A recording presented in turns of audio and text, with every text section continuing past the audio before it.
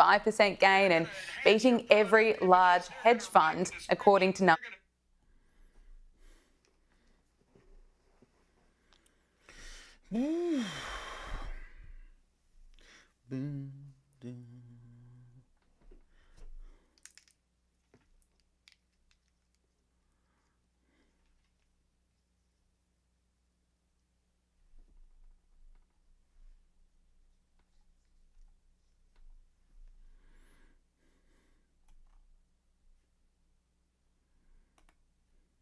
Cultural superstar is Pedro Pascal, as he has been chosen as the leading man in 4 major films per year with no signs of slowing down. And while most actors get roles for, well, incredible acting, Pedro seems to be securing roles for other reasons. The 50-year-old has been labeled as the perfect representation of modern masculinity, having a rugged, sexy exterior, but also a soft, gentle, and kind soul who appreciates women in a way that most other men seemingly can't. And they want to have you introduce yourself. Let's see your nails first. Oh yes, of course. They're very nice. Yeah, they're very beautiful. You're welcome. He has even been labeled the quote, "Daddy of the Internet," a title that he happily accepts. But daddy is a state of mind, you know what I'm saying? I'm your daddy. And as if he couldn't be any more of a heartthrob, he is being praised for bravely using his platform to speak on sensitive political issues. I want people to be safe and to be protected, and I want very much to live on the right side of history. Pedro Pascal has checked all the boxes to be considered a modern-day Hollywood superstar, but others are not exactly hyped on his dominance. Pascal fatigue is starting to kick in, and opposers are pointing out that he may just be the newest product of Disney's over-manufactured celebrity machine, less about talent and more about aligning with their social vision for the future. And just like every other celebrity that gets this much praise this fast, he feels like a ticking time bomb, and that same level of obsession that boosted him up might also be what eventually destroys him. Pedro Pascal was a failing actor for 20 years, surviving off the royalties from one television episode appearance in 1999. He said, "We're talking about being able to see a doctor, getting sick, having surgery, paying my rent. I had less than $7 in my bank account, and a residual from Buffy the Vampire Slayer showed up and saved the day, and literally is the reason I was able to stay in Hollywood and not give up." For 2 decades, he was just another background face, never the star, and definitely not a known name in Hollywood. At 36 years old, Pedro Pascal was living paycheck to paycheck, seriously considering if it was time to give it all up and explore something else. And then he got a role that would drastically change his life. Game of Thrones absolutely dominated TV for almost a decade, and season 4 is where it seriously peaked. You couldn't go to school, your job, or a local bar without someone saying the phrase, "Winter is coming." So when Pedro got the role of Oberyn the Viper Martell, he knew millions around the world were going to tune in.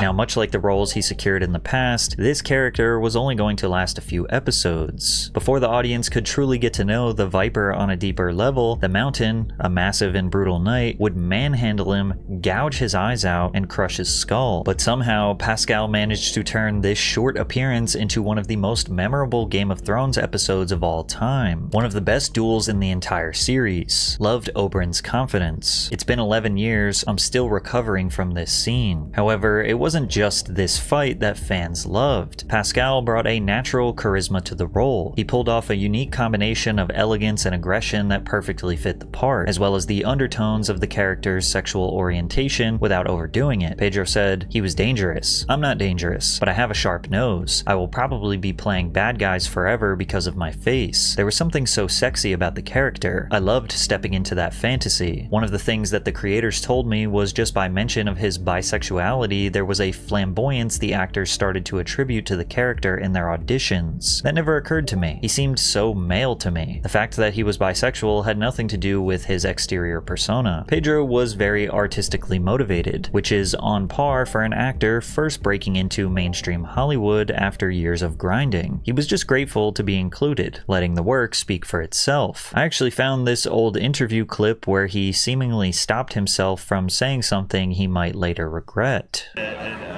I would have, if I had to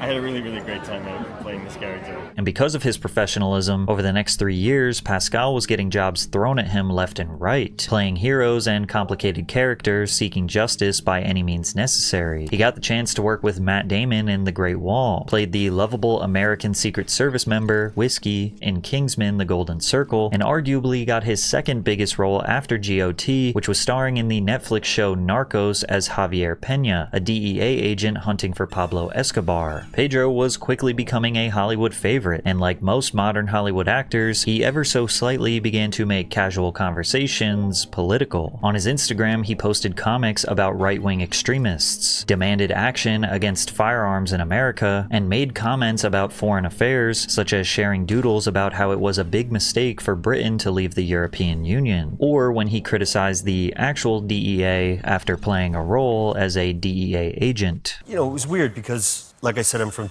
Chile, and I am a child of socialist political refugees. We are very, very liberal. And I can't seem to shake the feeling amongst the DEA because, I mean, I don't want to accuse them of being conservative, but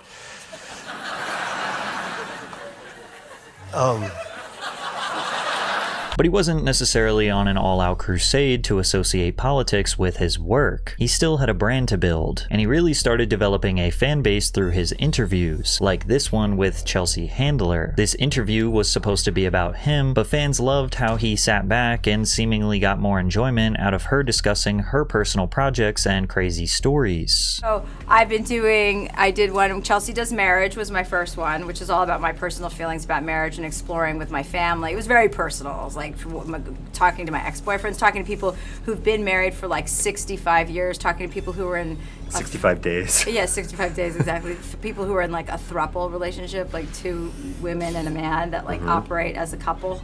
It's called a throuple, that's a thing now. Pascal's body language and soft responses fed into the idea that he was this sensual, calm, and attractive person, and the fans loved it. He has a really hot voice. When he says, "Yeah, geez, my ovaries, this is what a real man looks like." And this is where the roots of Pascal mania really started to emerge in the press. The media ran with the narrative that he was a new sexual icon, and that he was an example of positive masculinity in a world full of toxic masculinity. He was boasted as what women craved and what men should aspire to be, and his newfound popularity commanded another wave of huge film opportunities, like landing the title role in Disney's The Mandalorian in 2019. That show didn't just pull in Star Wars fans, it brought in over 100 million Disney Plus subscribers and won 14 Emmys across its first 2 seasons. Pedro's quiet, masked performance was suddenly being called iconic. Then came Wonder Woman 1984, the unbearable weight of massive talent alongside Nicolas Cage, and massive buzz around HBO's The Last of Us series, which premiered in early 2023. That show pulled in over 30 million viewers across platforms in its first few weeks, becoming one of HBO's most successful series debuts since Game of Thrones. It seemed like no matter what type of project Hollywood greenlit, they found a way to slot Pedro in. Big budget superhero movies, moody post-apocalyptic dramas, indie short films, romantic comedies, he was everywhere all at once. The media dubbed it the year of Pedro Pascal. By the start of 2023, Variety, GQ, Vanity Fair all ran features praising his rise from struggling actor to A-list star. He was being nominated for Golden Globes, Critics' Choice Awards, and there was even some Oscar talk surrounding his name. But I would be seriously lying to you if I said that much of fans' conversation surrounding Pedro was about his phenomenal acting. It was more about his image, what he represented, because Pascal had a few specific qualities that made him the perfect modern male superstar in Hollywood. Actors used to be slightly mysterious. They had odd personalities that gave them an interesting aura. Now they post themselves doing TikTok dances because, well, they're just like you, and they love TikTok, just like you. The modern Hollywood star is constantly trying to seem relatable and down to earth because social media has slowly dismantled the value of a celebrity. Social media has opened the door for actual normal people to have influence, to have fans, to make money by entertaining others. And it turns out, you don't have to have this overly glamorous life to have millions of followers. You can just be a normal person with a camera and a good idea. It seems like Hollywood has taken note of this and wants all of the benefits that come with the appeal of a regular person with influence and hope that you you ignore their multi-million-dollar homes, exclusive parties, supercars, high fashion, PDF file allegations, and all other lavish...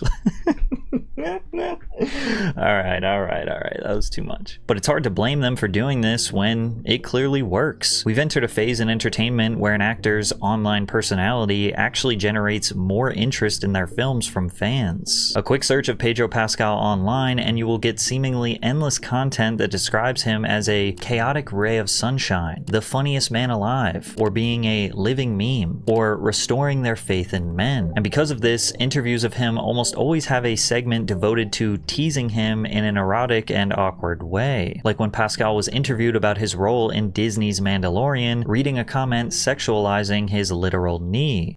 Tell us about your slutty little knee? What are you talking about?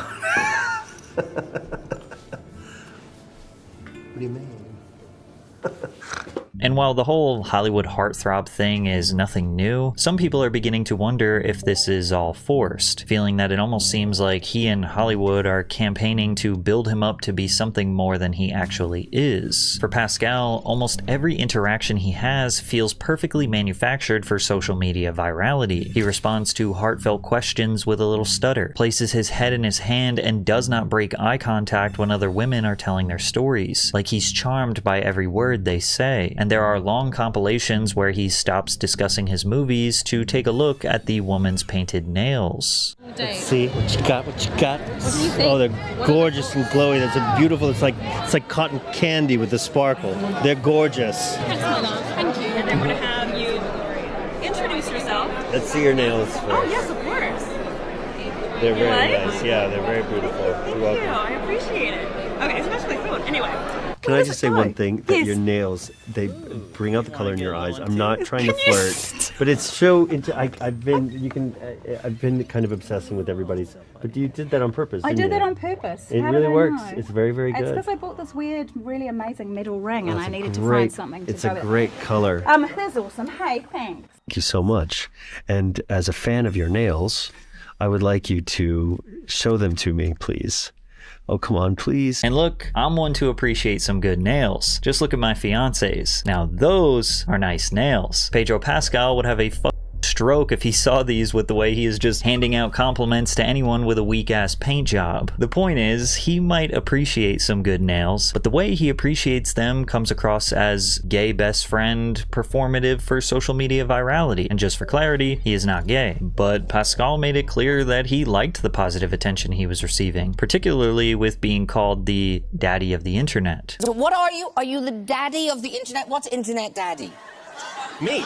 Yeah, you are. It got to a point where seemingly every interview he did, they brought up this daddy of the internet thing, and he was embracing it. You know you're the daddy of the internet, right? I call Pedro Pascal a DILF and think he's my cool, slutty father. Yep. I am your cool, slutty daddy. When he took this lie detector test with Vanity Fair, he tried to tell them that he didn't see himself as a Hollywood heartthrob, only to be caught in a lie immediately after. Do you think you're a heartthrob? I don't think He's lying. Really? That's right. Yes, I am. Yes, I'm a heartthrob. Am I lying? That's the truth. I'm a heartthrob. Is it a lot of pressure being a heartthrob? No. Do you ever look at Instagram accounts devoted to you being a heartthrob when you're feeling down? Yes, I do.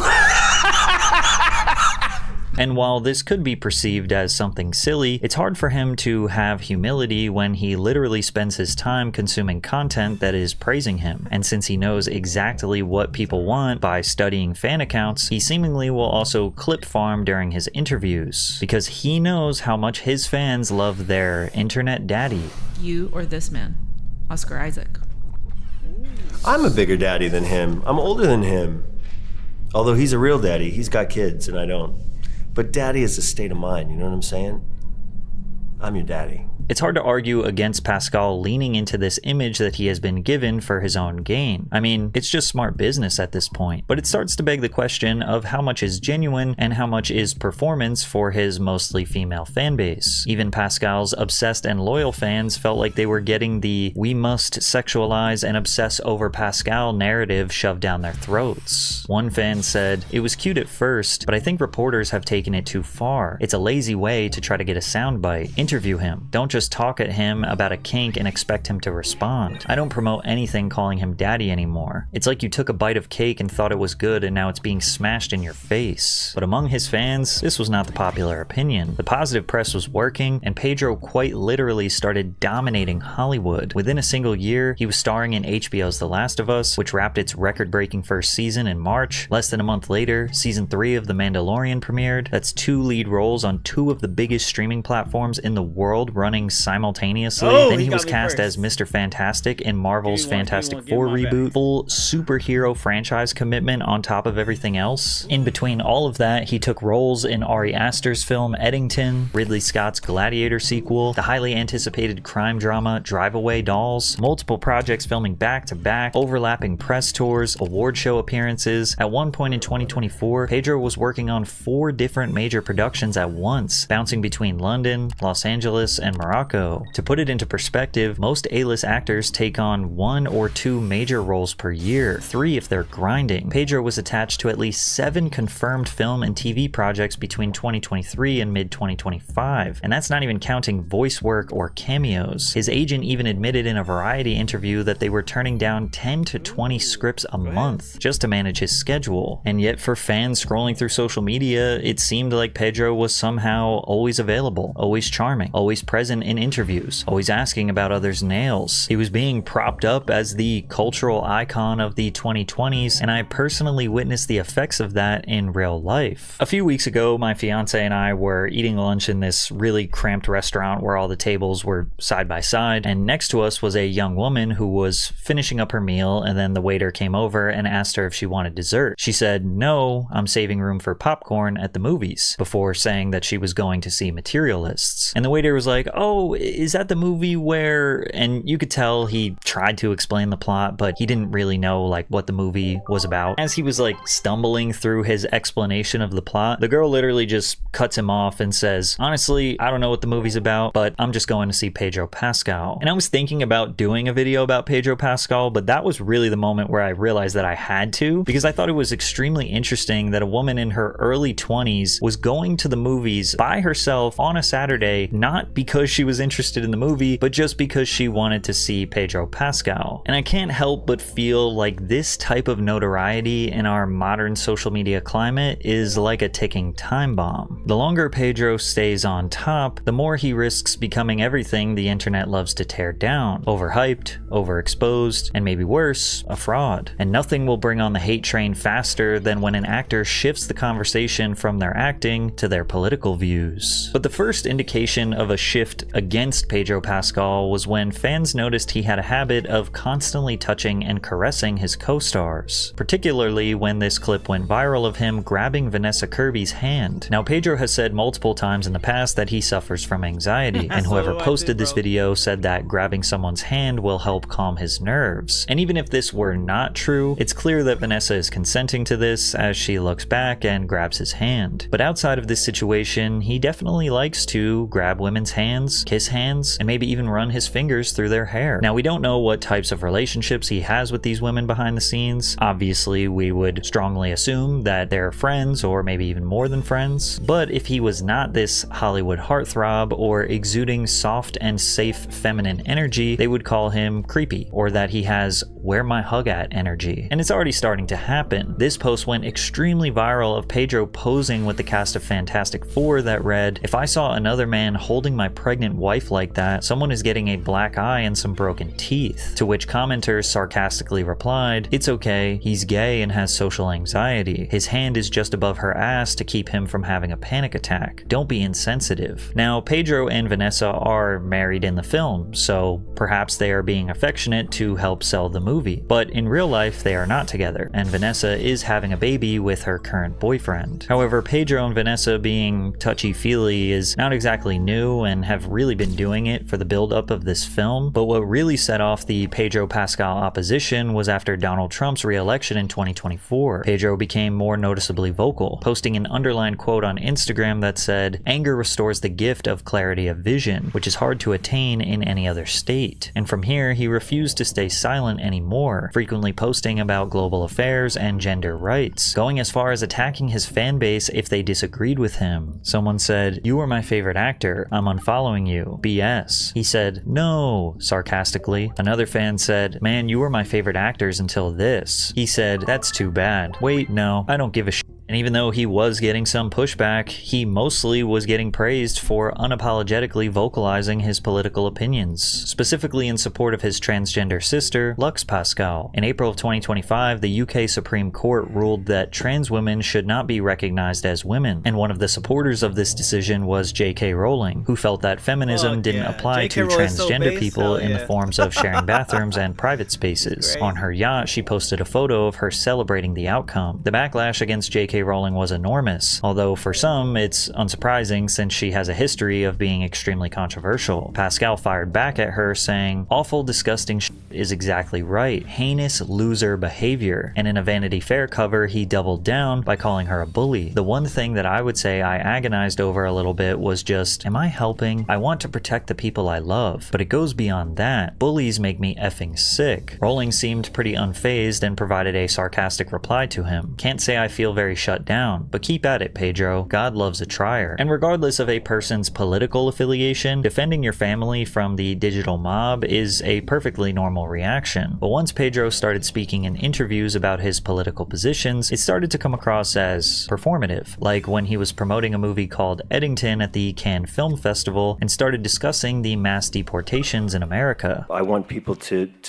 be safe and to be protected, and I want very much to live on the right side of history. And I'm an immigrant. My parents are refugees from Chile. I myself was a refugee. We fled a dictatorship, and I was privileged enough to grow up in the U.S. and after asylum in Denmark. And if it weren't for that, I don't know what would have happened to us. And so I stand by those protections. Always. I'm too afraid of your question. I hardly remember what it was. To have millions of dollars and be terrified to live in America. Oh, the humanity. It's ironic because the man sitting next to him, Joaquin Phoenix, came from being raised dirt poor in a cult and forced to be a performer on the streets of South America by his irresponsible parents. Pedro comes from an extremely wealthy Chilean family, and this comment isn't totally inaccurate. Pedro's mother was related to the nephew of former Chilean president Salvador Allende. Pedro's parents were supporters of Allende's socialist government, but after the 1973 military coup, they felt they could have a target on their back and moved to America. Pedro wasn't even 1 year old at the time, so he doesn't remember being a refugee. Pedro's mother Veronica was a child psychologist, and his father was a fertility doctor. They lived very comfortable in America. Pedro Pascal does this little like, ooh, he's so baby girl, ooh, he's so socially anxious, ooh, he's so darling sort of body language thing, and he carries it with him everywhere he goes. Ladies and gentlemen, I'm not buying it. I think Pedro Pascal has risen quite a bit as far as his heartthrob status to like playing into this like baby girl, meek, socially anxious sort of lean, and I don't think it's real. And with the negative press slowly beginning to rise, previous fans are now laying out their complaints about this 10-year push for Pascal, refusing the idea that he is a sign of positive masculinity or even a good general example for how someone should behave at 50 years old. Recently, there was a video of him simulating an act at a Last of Us rap party, I think it was, and that was caught on camera. Now, my problem with that is that Pedro Pascal is the leading man for a Disney family property, Fantastic Four. We also hear that he is going to be the leading man of Doomsday. Robert Downey Jr., it's really his movie, but the heroic leading man is going to be Pedro Pascal. And I don't think that that is appropriate to do publicly when you are supposed to be the face of this family brand all of a sudden. Even ideologically aligned news outlets like The Telegraph have started to change their tune, from overwhelming support to posting headlines like, "The star who could have Hollywood at his feet if Disney can get him to shut up." There's even been a phrase developed for this situation. It's called Pascal fatigue. Now, it is evident that the people who are sort of loudly rejecting Pedro Pascal's dominance are mostly right-wing or the anti-woke Hollywood crowd, but even neutral parties can recognize that he is just kind of a status quo Hollywood product. He is the safe option. A little bit of everything. A little bit of color, a little bit of talent, a little bit of class, a little bit feminine, a little bit masculine. You get the idea. He is the soft beige wallpaper that offends no one but is considered dull by everyone. But even though Pedro Pascal is the safe option right now, I can't help but wonder if that ticking time bomb is about to detonate, because as we have seen time and time again, actors who constantly make their politics the central focus always end up pushing it too far. One wrong post, one bad interview, one poor choice of words, and all that same fan base that have been praising him for years will turn on him in an instant. As one person said perfectly, he has the aura of incoming allegations. And hopefully that's not true. Hopefully he is just another actor who's passionate about their impact on the world. But I think there is one thing that we can all agree on, is that we don't need Pedro Pascal to be a leading man in 9 films a year.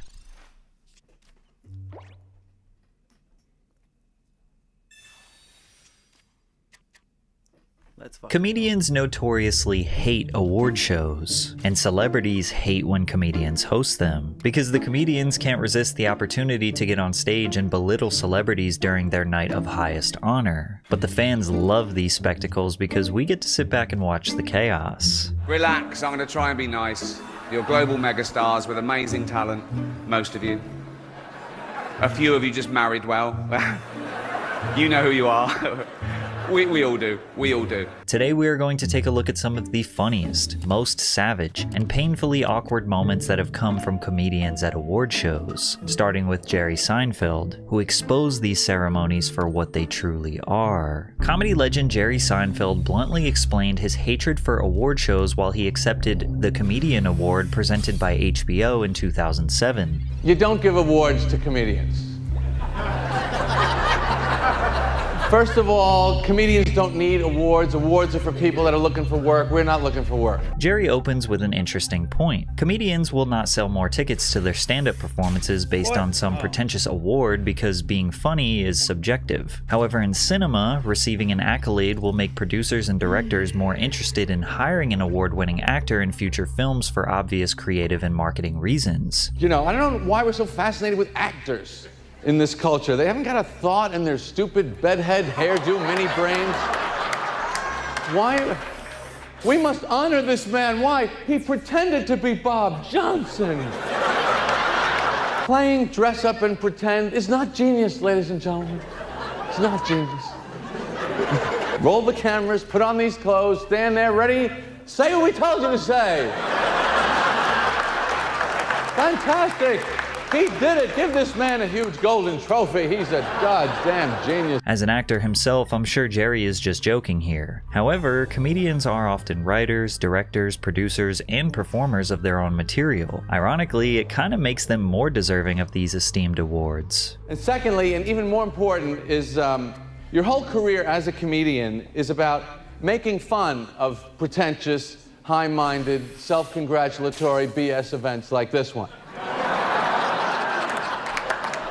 The whole feeling in this room of reverence and honoring is the exact opposite of everything I have wanted my life to be about. Now, him clearly expressing disdain for these ceremonies might come as a surprise to you, but comedians before and after him have felt the exact same hatred, like Don Rickles, who paved the way for comedians after him to unapologetically say what's on their mind. I am so excited to get this Cockamamie Award. While you may think it's disrespectful to just make fun of an award you're being honored for, it's hard to take it seriously when there are so many award shows that you can't even keep track of them. You have the Golden Globes, the Emmys, the Grammys, Directors Guild of America Awards, the BAFTA Awards, Screen Actors Guild Awards, Producers Guild of America Awards, Writers Guild of America Awards, the Oscars, MTV Video Music Awards, BET Awards, American Music Awards, and that's not even all of them. These people spend more time celebrating than they do creating. I get this wonderful TV Land Award, and whoever designed it is a moron. Now, I'm sure you all know the typical structure of these events. One person will be the host of the entire night, but different celebrities will take the stage to present each award. Usually, these celebs read their lines off teleprompters, and often they are reading bad jokes that someone else wrote with terrible delivery. We're here to present the VMA to the best group, and we love everything that has to do with groups.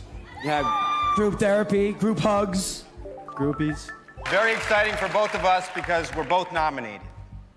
Actually, James, I'm not nominated tonight. Oh, come on, Ann, don't be so modest. No, I'm not modest. I'm just not nominated. It used to be, you get naked, you get nominated. Not anymore. Not anymore. Which made Don's subtle jab about reading from the teleprompter that much funnier. Let's read these funny lines they wrote for us. Okay. Don then goes on to sarcastically laugh at the jokes. First, it's a thrill to be matched up at the Emmy Awards with Mr. Warmth himself, Don Rickles. The world hasn't seen a pairing like this since John McCain and Sarah Palin. Very good. It's the deep layers of irony that make Don's delivery so good. These celebrities know award shows are pompous. They also know Don isn't afraid to call them out on their bullshit. Yet even before he can get the jokes out, they already laugh and applaud the comic legend. But don't you dare try to interrupt one of his punchlines. Oh, Julia Roberts, you live next to me at the beach, you know that. Thanks for all the visits. Anyway, I'm living about 2 blocks from you. The broad never shows up. Come by and say hello. Closer than 2 You blocks. have no lines, Julia, just nod.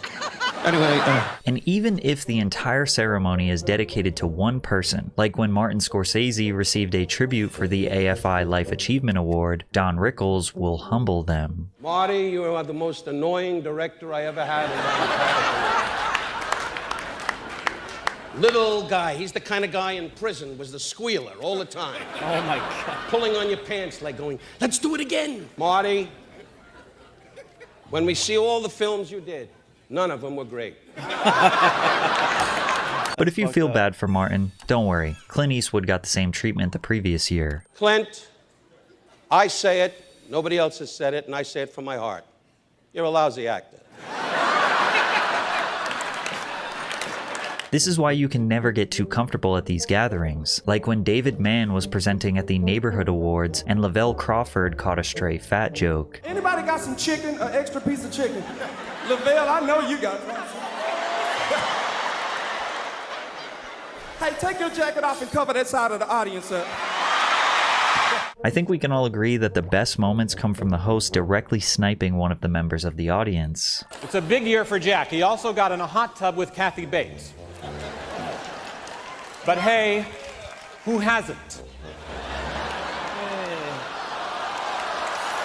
One of the most savage roasts came from Amy Poehler at the 2013 Golden Globes. She introduced director Kathryn Bigelow, who was previously married to famous director James Cameron. Kathryn was nominated for Best Director for the film Zero Dark 30, which received a ton of criticism for glorifying CIA torture in the film. Haven't really been following the controversy over Zero Dark 30, but when it comes to torture, I trust the lady who spent 3 years married to James Cameron.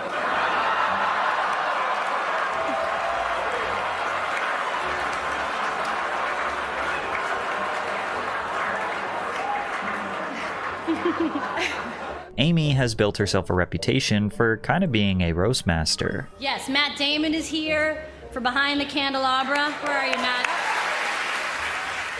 Matt, on any other night in any other room, you would be a big deal, but tonight, and don't take this the wrong way, you're basically a garbage person. Oh, and Tina Fey is damn good too. Gravity is nominated for Best Film. It's It's the story of how George Clooney would rather float away into space and die than spend one more minute with a woman his own age. But sometimes making jokes about celebrities doesn't always go over well, like the time Sarah Silverman made fun of Britney Spears' children at the 2007 VMAs. But have you seen Britney's kids? Oh my God, they are the most adorable mistakes you will ever see. They are so cute. They're as cute as the hairless vagina they came out of.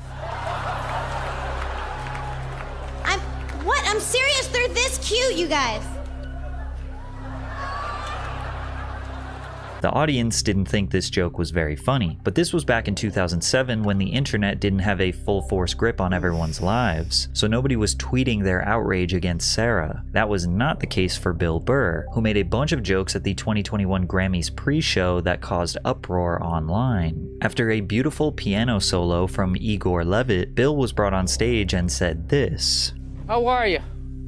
Was I the only one who wanted to kill himself during that piano solo? Critics exploded online, scolding Bill for making such a distasteful joke during a night of honor and praise. Little did critics know, it was only going to get worse. Bill immediately followed up by making fun of the Grammys pre-show as he thought he was going to be hosting the actual Grammys, only for him to show up to an empty Hollywood set presenting awards to a handful of producers and a few thousand people watching on the internet. I bought a suit for this. I thought I was going to be on TV. I'm such a moron. I am losing so much money right now. For some reason, they had Bill, a white man from Boston with absolutely no musical talent or knowledge, present all of the Latin Music Awards and nominees. All right. Hey, how many feminists are like going nuts? So why is this cis white male doing all this Latino stuff? And he unsurprisingly butchered just about every name. I can't say this name. Natalie what? All right. And the winner, the Grammy goes to Natalia Lafourcade. And the Grammy goes to Gustavo Dudamel, conducting the Los Angeles Philharmonic. I will be accepting the Grammy on behalf of Gustavo Dudamel. Congratulations. Crush that one. And the Grammy goes to Frederick Ballantyne, Angel Blue, Dead Sea Graves. Because of people's outrage, some comedians don't think it's worth it to host anymore. Like Kevin Hart, who decided to drop out of hosting the Academy Awards after he was attacked on Twitter for his unsavory humor. Kevin Hart was announced to be the host of the 2019 Oscars, and immediately Twitter erupted, where detractors posted a series of old homophobic tweets. Nearly all of them were just really bad jokes that seem relatively menial. However, one stood out more than most. Kevin Hart tweeted, "Yo, if my son comes home and tries to play with my daughter's dollhouse, I'm going to break it over his head and say in my voice, 'Stop, that's gay.'" Critics also resurfaced an old joke from his iconic 2010 comedy special, Seriously Funny. I'm gonna tell you guys one of my biggest fears. One of my biggest fears is my son growing up and being gay. Hey, stop! That's gay! It's quick. Kevin had apologized for these previous words in 2012. In 2015, he also addressed using gay jokes in his film Get Hard. Did you think this is mildly mean-spirited or at the very least a little bit dated? I said to myself, this is funny. Okay. And at the end of the day, funny is funny, regardless of what area it's coming from. Within 48 hours of the host announcement, Kevin claims he was given an ultimatum. I was given an ultimatum. Kevin, apologize, or we're gonna have to find another host. So he ultimately decided to step down. Kevin did not host the Oscars and said recently in 2024 that he would never consider it ever again. Those gigs aren't good gigs for comics. It's no shot to the Oscars, no shot to the Globes or anything else. Those just aren't comedy-friendly environments anymore. Many people like Kevin believe that comedy is under a microscope these days, but it isn't even just everyday people online that get offended. Sometimes it's the A-list stars who, even though they are in the entertainment industry themselves, get offended. Like I've noticed that Tom Hanks always has a sour look on his face. Anyone in the audience not laughing is terrified of being next. One A-lister who did not like being the butt of the joke was Jada Pinkett Smith, and her husband's reaction stamped one of the craziest award show moments of all time. During the 2022 Oscars, Chris Rock was presenting the award for Best Documentary Feature. Naturally, he opened with some jokes. You know who's got the hardest job tonight? Javier Bardem and his wife are both nominated. Now, if she loses, he can't win. He is praying that Will best friends. Like, please. Everything was going great until he transitioned to a joke about Jada Pinkett. Now, Chris had a joke during the 2016 Oscars about Jada that the crowd loved. Jada's gonna boycott the Oscars. Jada boycotting the Oscars is like me boycotting Rihanna's panties. I wasn't invited. Ironically, this joke was way harsher than the one he was about to deliver. Chris made a joke about Jada, who has spoken openly about having alopecia, a hair loss condition. Chris compared Jada to Lieutenant Jordan O'Neill, the star of G.I. Jane, notorious for her short, buzz-cut hairstyle. Based on Jada's expression, she did not like the joke. Will, on the other hand, was laughing. It's unclear if he was trying to mask his anger by laughing, or if he genuinely thought the joke was funny. But then the camera cuts back to Chris and we can see Will storming the stage until he ultimately smacks Chris in the face. He sits back in his seat and yells at Chris, "Keep my wife's name out of your mouth." The deafening silence in the room permeated when the audience realized this was not scripted, and Chris tried to make sense of what just happened. This encounter made comedians hate award shows even more because Will faced zero repercussions for his actions. He was not kicked out, he was not spoken to by the show organizers. In fact, he won his first Oscar for Best Actor later on in the evening. He gave a 5-minute speech rambling and crying about how God is calling him to love people and to protect people. He received a standing ovation with Hollywood actors crying in support of him. The standing ovation made me realize how detached Hollywood is from reality. The slap incident is likely why we got the extremely safe and not edgy Jimmy Kimmel to host the awards for the next 2 years, and they were about as funny as you could imagine. Christopher is joined by his longtime collaborator, Cillian Murphy, who is just wonderful. Cillian is... Interesting fact about his name, it's pronounced Killian when he does drama. When he does comedy, it's Cillian.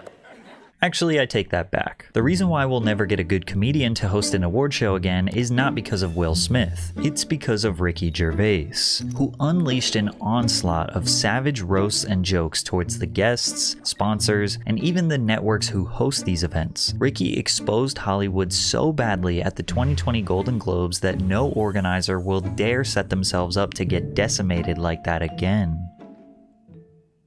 Ricky Gervais is a British comedian who is known to push the boundaries with extremely edgy material. Politics, social issues, race, religion, there is absolutely nothing Ricky won't joke about. If people thought that Kevin Hart's material pushed the boundaries, Ricky makes Kevin look like a comedian for children. So how he was able to host the Golden Globes 5 times is pretty insane. The first time he hosted was in 2010, and yes, he was still a savage back then. As soon as he stepped on stage, he started attacking Steve Carell. You probably know me as the creator of The Office. No, you don't, do you? You think Steve Carell did it all? Oh, he's brilliant, isn't he, Steve Carell? He's amazing as the bumbling office manager. Where does he get his ideas from?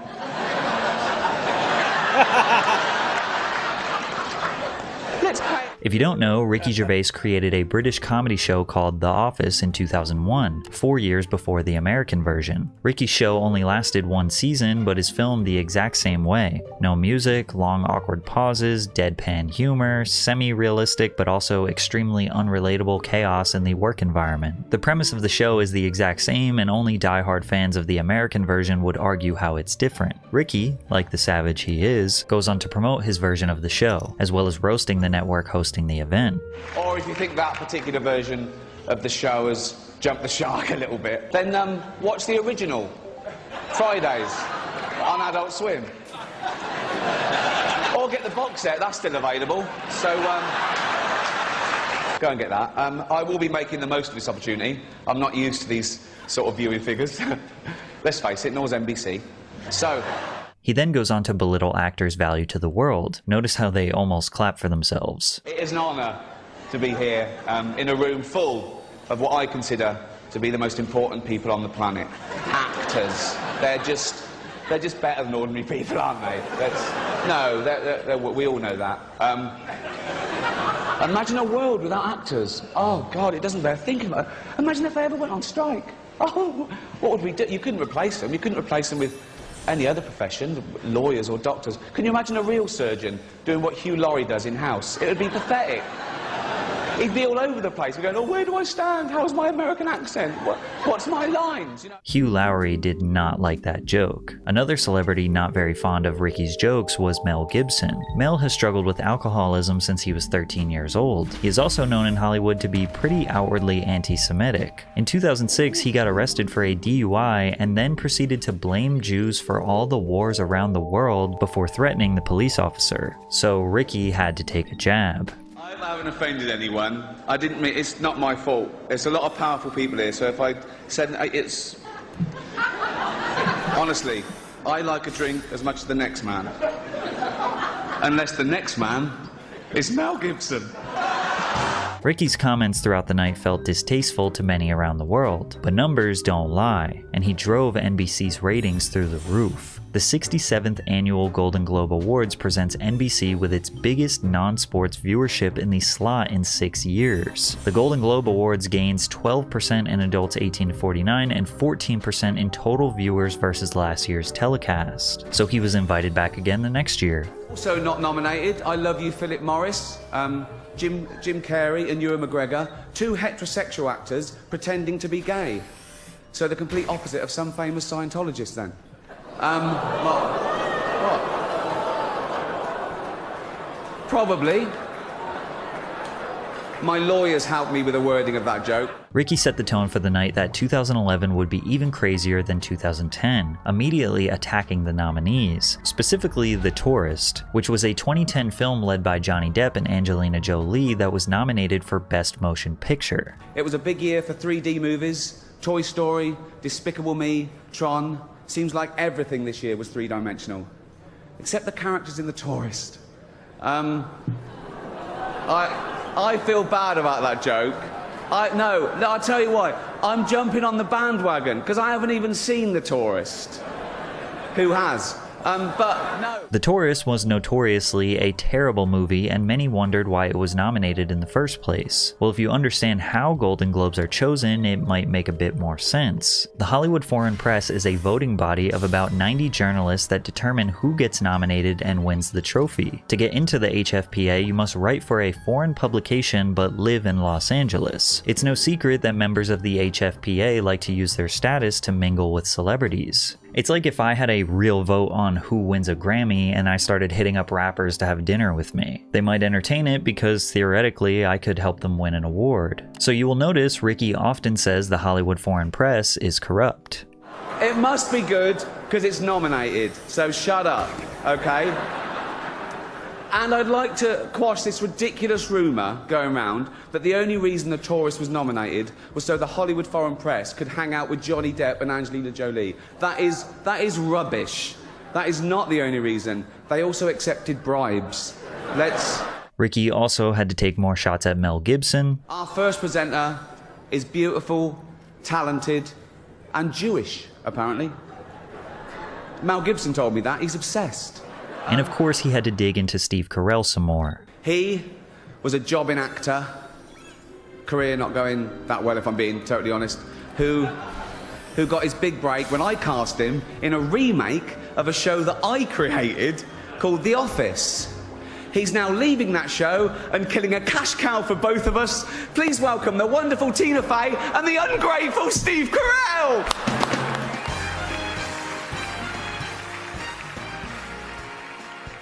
It's important to know that Ricky doesn't actually have hard feelings for Steve. They are both in on the joke and love to play up the bit. It's funny, he always makes fun of me, always. And he's also, you know, in a personal way, been very, very sweet to me. Like, before one of these award shows, he pulled me aside and said, hey, I've got a few things that I wanted to go after you with. Is that okay? And I'm like, of course. So there is a gentler side to him that people don't necessarily see. He's such a lovely man. Come on. But he thinks you're sweet because, just to clarify, you go up to him before an award ceremony and say, I'm going to call you a prick in a minute, just to warn you. But if I told him what I was going to say, you know, if I had access to them, I'd warn everyone. Some people just don't like the idea of a person being the butt of someone's joke, so they definitely wouldn't like this stray that Sandra Bullock caught at the end of the night. The next presenter is a national treasure, Miss Congeniality herself. This down-to-earth girl next door first stole our hearts as a bus driver and then as a railway fare collector. Now, of course, she wouldn't be seen dead on public transport, because as she just said to me backstage, poor people are gross and they smell bad. Please welcome Sandra Bullock.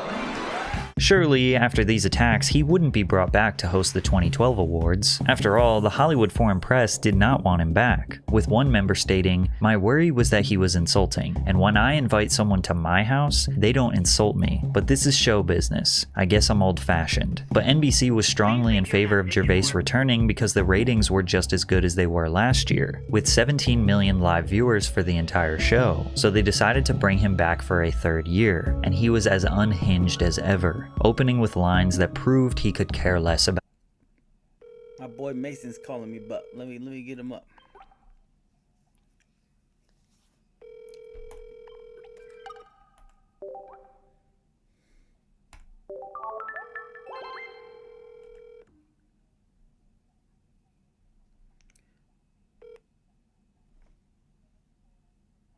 Please leave your message.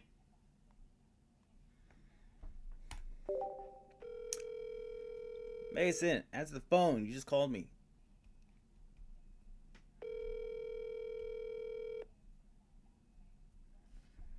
Fucking loser.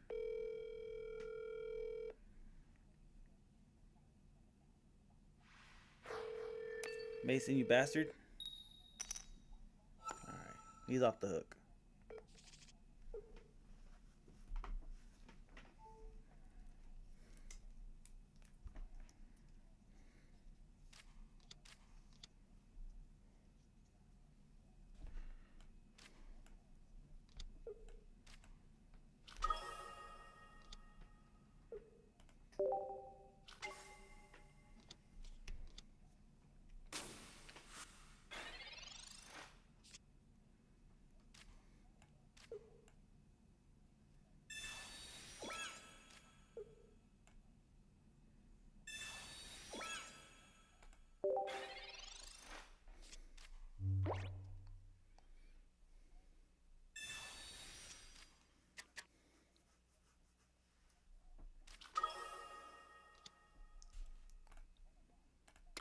Special evening. Tonight, you get Britain's biggest comedian hosting the world's second biggest award show on America's third biggest network.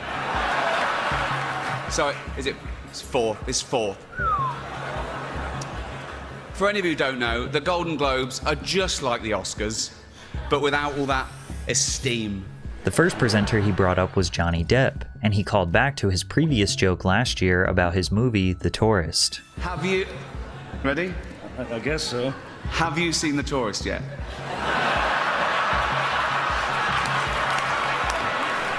Have you? No.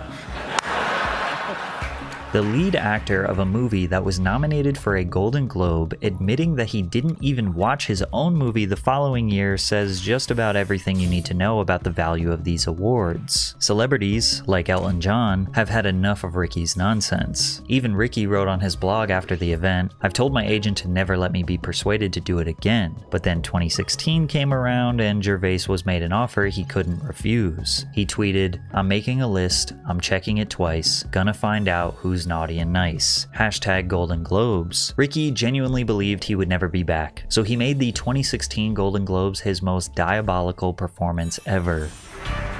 Shush. Shut up. You disgusting, pill-popping, sexual deviant scum. I want to do this monologue and then go into hiding. Ricky kept reassuring everyone in the crowd he would be nice this evening. He was lying. I am going to be nice tonight, and I'll tell you why. The president of the Hollywood Foreign Press just told me that if I say anything offensive or crass or resort to innuendo, he is going to come out here and personally pull me off. So that's an offer I couldn't refuse. Yes, that is the level. An old man pulling me off. And then again insinuated that this award show is corrupt. One Hollywood publication said that me hosting would mean that some film stars would stay away for fear of being made fun of. As if film stars would stay away from the chance of winning a Golden Globe, particularly if their film company has already paid for it. Everyone is clapping and laughing because they know it's true. Ricky continued to just minimize and bash the award show every which way he could. All female remakes are the big thing. There's a female remake of Ghostbusters. There's going to be a female remake of Ocean's 11. And this is brilliant for the studios because they get guaranteed box office results and they don't have to spend too much money on the cast. So... shut up, I don't care. If you do win tonight, remember that no one cares about that award as much as you do, okay? Don't get emotional, it's embarrassing, okay? That award is, no offense, worthless. It's a bit of metal that some nice old confused journalists wanted to give you in person so they could meet you and have a selfie with you. Honestly, there is nothing more I can say to add to this. Eva Longoria and America Ferrera aren't just beautiful, talented actresses. They're also two people who your future president, Donald Trump, can't wait to deport. But I'm sure you can tell the energy of this show feels different than previous years. The first 3 shows he hosted, he was more playful, often chuckling to himself devilishly. But this show, he seems more fed up and actually just trying to be blunt. Oh, this show is way too long, isn't it? It's way too... This could be half an hour. Okay, let's get through it. Right. So gay, dude. Unbelievable. Some people still think this award means something. The winners, just listen to me. Listen, it doesn't just... Right. When Brad and Angelina see our next 2 adorable little presenters, they're going to want to adopt them. Please welcome Kevin Hart and Ken Jeong. And for some reason, the producers decided it would be a good idea for Ricky to introduce Mel Gibson, who he had previously attacked multiple times, and this time would be no different. Listen, I'm sure it's embarrassing for both of us, okay? And I blame NBC for this terrible situation. Mel blames... We know who Mel blames.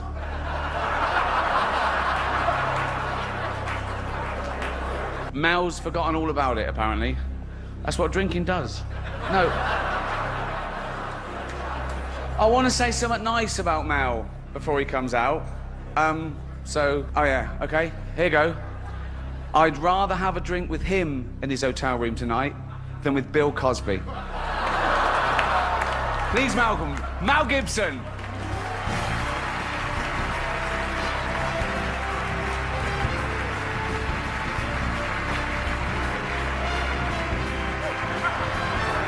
The night concludes, celebrities are angry, the Hollywood foreign press is angry, Mel Gibson is angry, Ricky Gervais is never coming back. Yeah, right. Until 2020, where they asked him to host for the 5th time. People were shocked. Ricky was shocked, and if we thought his 2016 show was direct and less playful, 2020 felt like he did not tell one joke, but rather just statements of how much he hates Hollywood.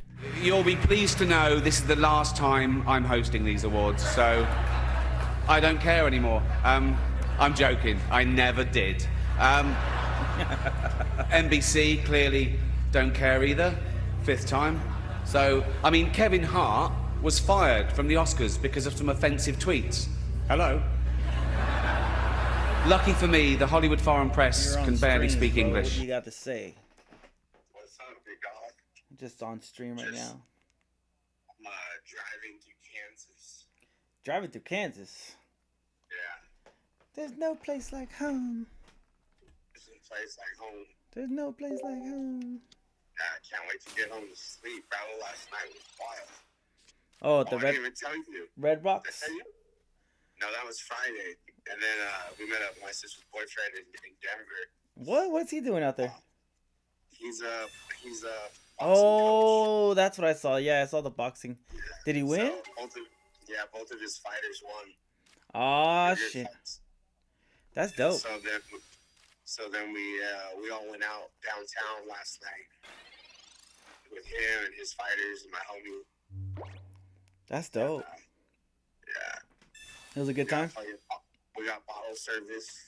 He don't drink, but he was like, "Yo, if you get bottle service, I'll have a drink with you." So I had a drink with him, his fighters. brought some like baddies. Ooh. And then we went to another bar. And Yeah. Those chicks, they stayed with us.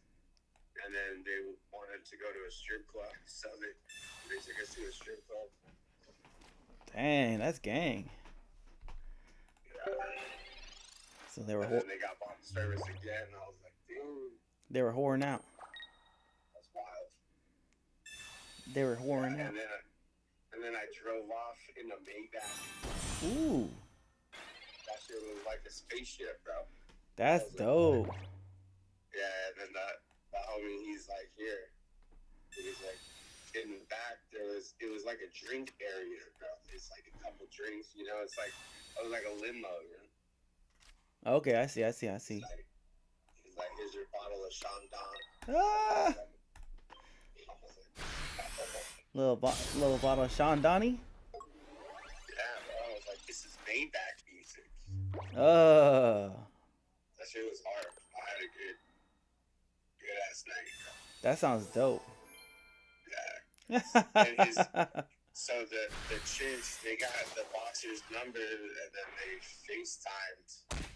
So I just got off the phone with my sister and her man. His fighters were like, damn, how does that guy do it? I was like, I had to stop. How do I do it? Me and the homie that I'm with, Izzy, right? Yeah. Bro, he's like, well, I met him at, fighting the bottle. Oh, that's right. That's right. He's one of us. Oh, hell yeah. There's always one for the book. One for the books. Hell yeah. That a boy. Yeah, bro. So you had a good time? Oh, I had a great time. Baby mama's hella mad that I'm having a great time. Bro, she got mad because I went to Red Rocks with the homie. He bought his tickets. He got me and his 2 girls tickets. Damn. And she was like, "Who you at Red Rocks with?" She was hating on the nigga. She was livid, bro. She was like, you fucked up. I was like, fuck what up? She was like, I'm never coming to Colorado. I'll never be with you. I was like, I'm not sure fucking man, yo. Like, That's hilarious. That's fucking funny, dude. yeah. Oh man. I'll never be with you. I'll never be with him. You're whack as hell. Shut your bitch ass up, ho. I was like, what, you got Shut your bitch ass up, ho. Yeah, pretty much. Like, you know what?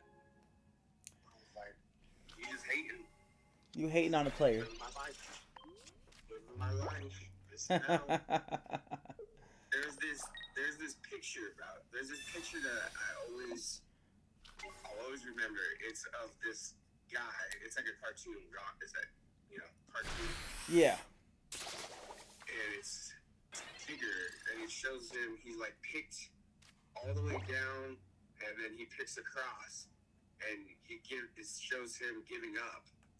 But on the, right on the other side of the wall, he had one more pick. Yeah. And then there was a whole bunch of diamonds. So it was kind of like, don't give up, just keep going. Keep on kicking. That next stride or that next stroke could get you to your gold mine. Damn. So that's how I live my life. Just can't give up. You gotta keep going. You just gotta keep doing it, bro. Just gotta keep going because that grand prize is right on the other side. Mm-hmm. Yup.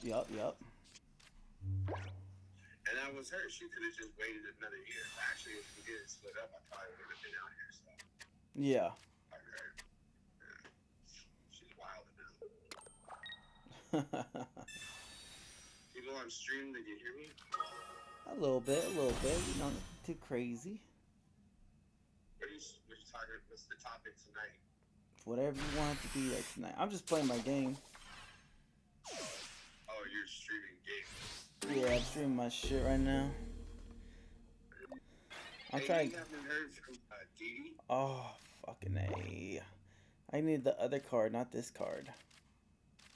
So gay. No, I haven't heard from Didi. No, I haven't heard from Didi. What's going on?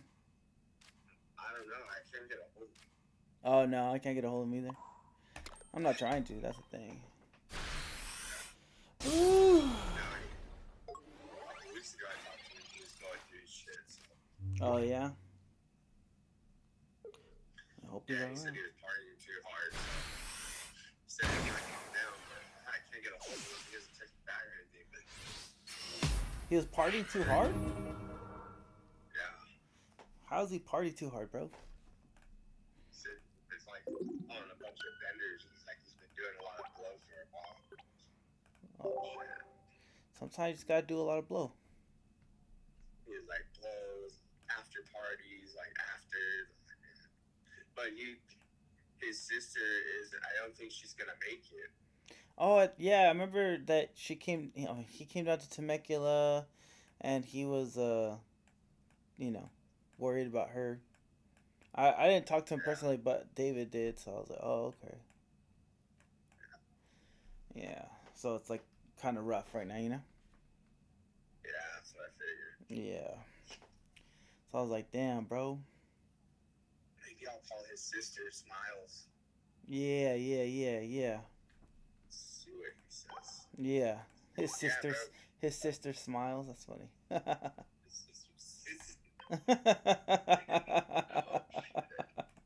That's pretty good. All I do is I don't even fucking talk to. I just talk to him just fucking straight smack, just straight smack. As you should. Teach me how to. David, teach me how to fucking DJ like you, bro. With no. That's just funny. Teach me how to DJ with no filters. There you go. No filters. No effects. Oh man. Well, yeah. No, I was just calling you to give me good luck because I was doing my Pokemon Masters match and I was like, oh shit, I gotta call Mason up and have him pump me up. And then I lost because you didn't answer, so I lost the match. So I was kind of mad at you. Oh shit. Yeah, I was asleep because we were driving out here. It's like a 9-hour drive. Yeah. Yeah, well, we were taking turns.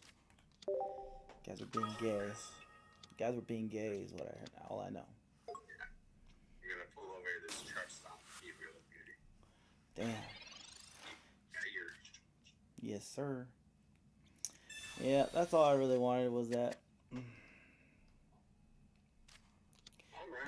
But you failed. You failed me. It's all right. I'm used to you failing me. It's all Gucci. All right then, baby. Catch you tomorrow. Yes, sir. Catch me tomorrow. Alright, thanks. Peace. All right, peace. He immediately set the stage that he would go out with a bang, and timbers were shivered. People from every background, but they all have one thing in common. They're all terrified of Ronan Farrow. He's coming for you. He's coming for you. Look, talking of all you perverts, it was a big year. It was a big year for paedophile movies. Surviving R. Kelly, Leaving Neverland, Two Popes. Shut up. I don't care. Ronan Farrow is the son of Woody Allen, who became a journalist and led the charge in exposing Harvey Weinstein for his decades of sex crimes inside the film industry. Spoiler alert, season 2 is on the way, so in the end, he obviously didn't kill himself. Just like Jeffrey Epstein. Shut up! I know he's your friend, but I don't care. You had to make your own way here in your own plane, didn't you?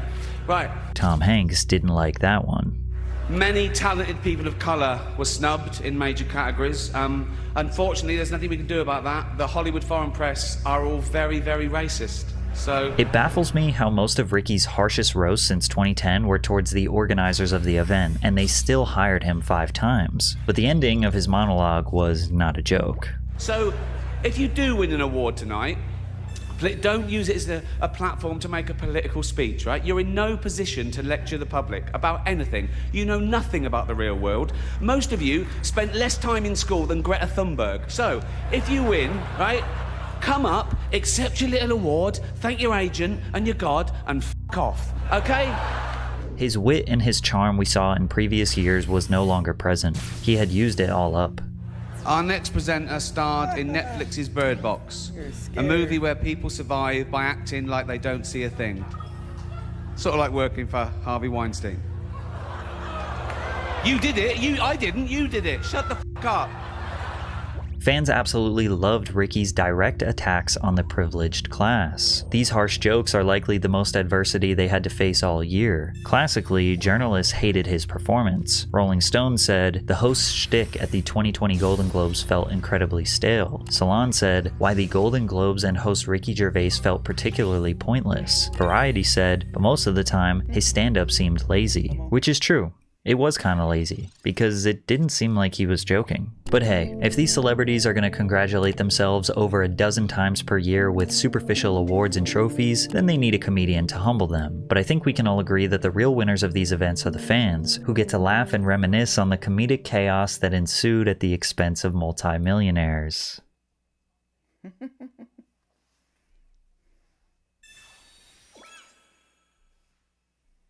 What the fuck? They say it's not about what you know, it's about who you know. And if you happen to befriend Adam Sandler between 1984 and 1994, you would likely have a multi-billion-dollar box office resume. In this 10-year stretch, Adam basically met everyone he would end up working closely with on films for the rest of his 30-year career. This group helped Sandler dominate Hollywood, whether they were writing, producing, directing, or sharing the screen with him. You could argue that Adam Sandler does not like making new friends. The only people added to the Sandlerverse in the 2000s were Nick Swardson and Kevin James. And yeah, Adam is definitely a good guy, helping his buddy stay employed all these years, but he also needs them more than you realize. Comedy and cinema fans have been debating on whether or not Adam Sandler is funny since the 80s. However, even he knew he wasn't that funny, which is why he carefully crafted an army of yes men who were great at making Adam Sandler films, but wouldn't find much success without him. The real reason why Adam exploded into superstardom is actually more mysterious than you'd think. Today we are going to take a closer look into the Sandler squad who helped him build a Hollywood mediocre movie machine. That machine would lead to one of the most debated legacies of all time. What keeps you in the game? It seems almost... Oh man, I was so crazy when I was young. I just thought, like, yeah, I'm gonna be huge. I'm some psychotic. Delusion. The dream of becoming a Hollywood star is often shut down by the people around you. They will call you crazy. You're never gonna make it, they'd say. Adam was delusional, but that's exactly what you need to be to succeed. From the moment he decided to be a comedian at age 17, he convinced as many people as he could to believe in his delusional dream. Adam arrived at New York University's Tisch School of the Arts in 1984, where he would be surrounded by thousands of other students pursuing artistic careers. His roommate, Tim Herlihy, would be the very first member of the Sandler Dream Team. Tim would go on to write Billy Madison, Happy Gilmore, The Wedding Singer, The Waterboy, Mr. Deeds, Bedtime Stories, Pixels, Hubie Halloween, as well as working on multiple other Adam Sandler productions. Tim has also made his fair share of on-screen cameos, like the fireman in Mr. Deeds, or the bouncing kangaroo in Big Daddy. Kangaroo, and I'm from far away. I like to hop all day. Every single creation that Tim has acted or produced in his entire career was for Sandler, which makes sense because he never intended on being in Hollywood. Tim Herlihy was actually an accountant, pursuing a law degree, and was never considered by his friends and family to be funny, but he was enamored by Adam's charisma. Tim said he was extremely outgoing, his mouth going a mile a minute, and funny and all over the place. It was kind of a sight to behold. As a fun hobby, Tim began writing jokes for Adam's stand-up comedy in their Brittany Hall dorm room. Adam would practice his one-liners to strangers in front of the coffee shop below his living quarters. As he got more confidence, he started hustling at comedy clubs, Pips, and Catch a Rising Star. But Adam and Tim were not funny enough to consistently get laughs from the comedy club crowd, so they decided to recruit another member to the Sandler squad to help write more material. Adam became intrigued by a young man called Frank Karachi who lived down the hall. Adam said at NYU he always frosted his hair. He had a mohawk. Girls loved him. He went to Danceteria a lot. He went to a lot of cool clubs. He was the lord of the 80s. Frank aspired to write and direct films. He made short films in college and often had Adam star in them. He was the first person to direct Adam Sandler on a video production. Frank would go on to direct The Wedding Singer, The Waterboy, Click, Zookeeper, Here Comes the Boom, Blended, and The Ridiculous Six. In fact, the only movies Frank Karachi directed for the first 20 years were Sandler's projects. Frank recently stopped working with Sandler and just released his most critically acclaimed film of his entire career. Perhaps instead of goofy comedies, biographical documentaries were always his calling, and maybe working with Sandler was holding him back. Then again, if Sandler didn't consistently hire Frank to be his director, he might not have had a career to begin with. Plus, Adam and the gang loved to portray wacky side characters, and where would we be without Frank's portrayal of Bobby Boucher's dad, Roberto? Bobby, it's me, your daddy, Roberto. Daddy? You know, I seen you on the ESPN when they was talking about you being drafted by the NFL. Adam's routine in 1985 would be going to a comedy club on Monday, absolutely bomb, come back to the dorms and revise his material with Tim and Frank, and by Friday have figured out a way to make it better. His comedic persona was the everyman who makes relatable jokes enhanced with silly voices. I can talk about wet dreams. You know, I'm young. Wet dreams kind of ruined my whole life, you know? There's only so many times you can tell your mother you lost your underwear. Every NYC comic in the 80s knew to get recognized you had to perform at the comic strip. Comedy legends such as Larry David, Jerry Seinfeld, and Robin Williams were a few of the many that laid their comedic foundations here. Adam was able to land himself an audition and immediately impress the booking agent, Lucien Hold. He was only 19 years old and I signed him up immediately. He had all clean stuff, very quirky, very cute. I thought, this guy is really good. It's interesting that Lucien described Sandler with quirky and cute instead of funny. It's evident that Adam had star power, or it factor, and sometimes it factor is unexplainable. You either have it or you don't. You will notice this becomes a trend in Adam's career. All of his friends talk about how they had a gut feeling about Adam. It wasn't necessarily that he was the funniest, they just knew he could be a star. But Adam thought he sucked. I don't think I'm not as sharp as some of the other guys that we grew up with. And I wasn't as prepared when things went off. In other words, you didn't memorize your stuff? I tried to, but I would choke. I would choke memorizing my jokes, and I would panic, and I would see stars and stuff, and I was gulping up. Sandler admits he wasn't the best at stand-up, but he knew it was necessary for him to learn if he wanted to have a career in comedy, film, and television. Luckily, he would meet a new funny friend, one who actually had interest in pursuing a comedy career. Alan Covert sat next to him in a history of comedy class at NYU where they bonded over their love for the film Caddyshack. Adam invited Alan back to the Brittany Hall dorms and locked him in. Clear from the very beginning that Alan was always going to play the support role for Adam, whether it was on stage or on the screen. He created some extremely memorable characters like 10-Second Tom from 50 First Dates, as well as the frowsy caddy in Happy Gilmore. All right, give me a club. I'll get it.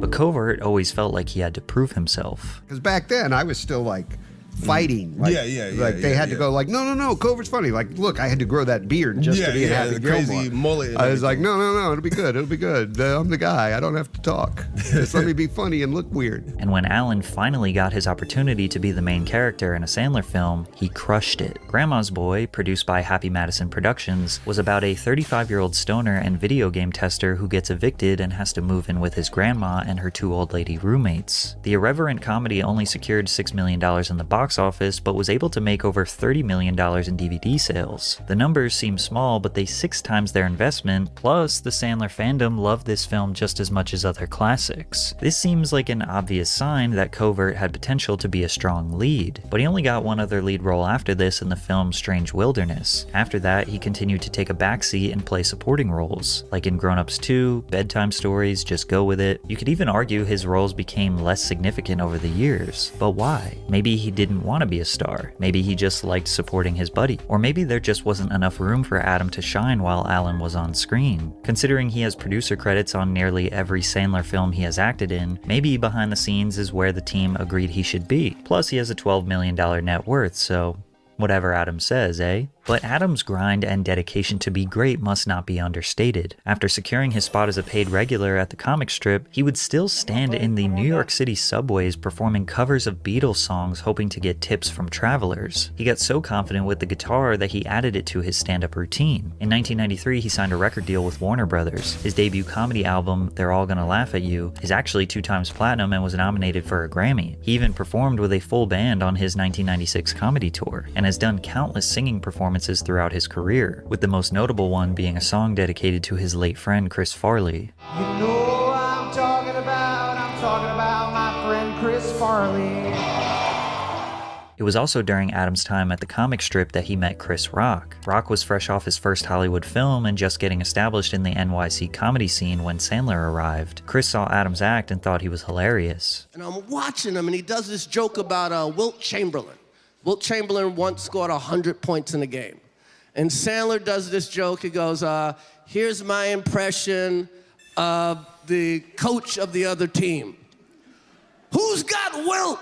But Chris didn't become a part of Adam's team because he was a star in his own right, with way too much potential to help someone else. As they developed their acts together at the comic strip, they gained support from the club's owner, Richie Tienken. Richie introduced Adam to a talent manager named Barry Moss, who in 1987 was casting for The Cosby Show. Keep in mind, The Cosby Show was the highest viewed sitcom on television for 5 years straight, averaging around 38 million views per episode. Adam auditioned and landed a small role as Smitty in just 4 episodes. From there, he secured a consistent spot telling jokes on Remote Control, which was MTV's very first original non-musical program. You know, I went to New York last week and I had a great time, real good time. I had one of these tour guides who really thought he knew everything, but he didn't know how to fly when I threw him off the Empire State Building. Ah! Remote Control also hosted college tours around the country where Adam was invited to perform stand-up. He was becoming somewhat of a micro-celebrity, occasionally being recognized on the streets of New York City. Adam's resume was getting strong. He had a little bit of money saved up and got a taste of Hollywood, so he decided to move to Los Angeles to get that much closer to making it on the big screen. And on the West Coast, there was another small crew of comedians who were about to join the Sandler hype train. Rob Schneider was a few years older than Adam and had already been making noise in the comedy world. He just recently did a performance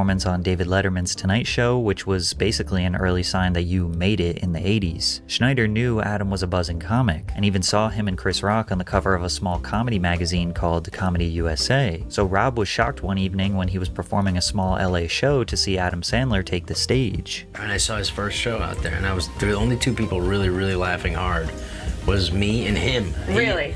He was laughing at himself and I was laughing, and I took him out for a beer afterwards and I said, oh man, you're gonna be huge. Yet again, Adam was not dominating the crowd, but for some reason, another comic was immediately convinced he would be a star. Rob took him out for a beer after his set, and from there he became a part of the Sandler network. Rob helping Adam would not be a waste, as he would create some of the most memorable side characters in the Sandlerverse, such as Ula in 50 First Dates, the Minister in I Now Pronounce You Chuck and Larry, and of course, the Townie in The Waterboy. You can do it! Cut his head off! However, critics didn't think Schneider was all that special. Schneider received a nomination at the Golden Raspberry Awards for the Worst Supporting Actor for his role as the delivery guy in Adam's most successful 90s movie, Big Daddy. In your experience, was Sonny a good father to Julian? Oh, yes. They make a terrific pair. They went together like lamb and tuna fish. Lamb and tuna fish? Maybe you like spaghetti and meatball? Sandler was the winner of the Worst Actor Raspberry Award for this film, and would go on to win 9 more Golden Raspberries throughout his career. He basically gets nominated for Worst Actor every time he releases a movie. When the critics started hating me, I just felt bad for my family. I felt bad for the people who worked hard on the movies, you know, because I mean, I had so many great actors in the movies, and when we would get done shooting it, they would say to me, I think the critics are going to like this one, and I'd be like, oh no.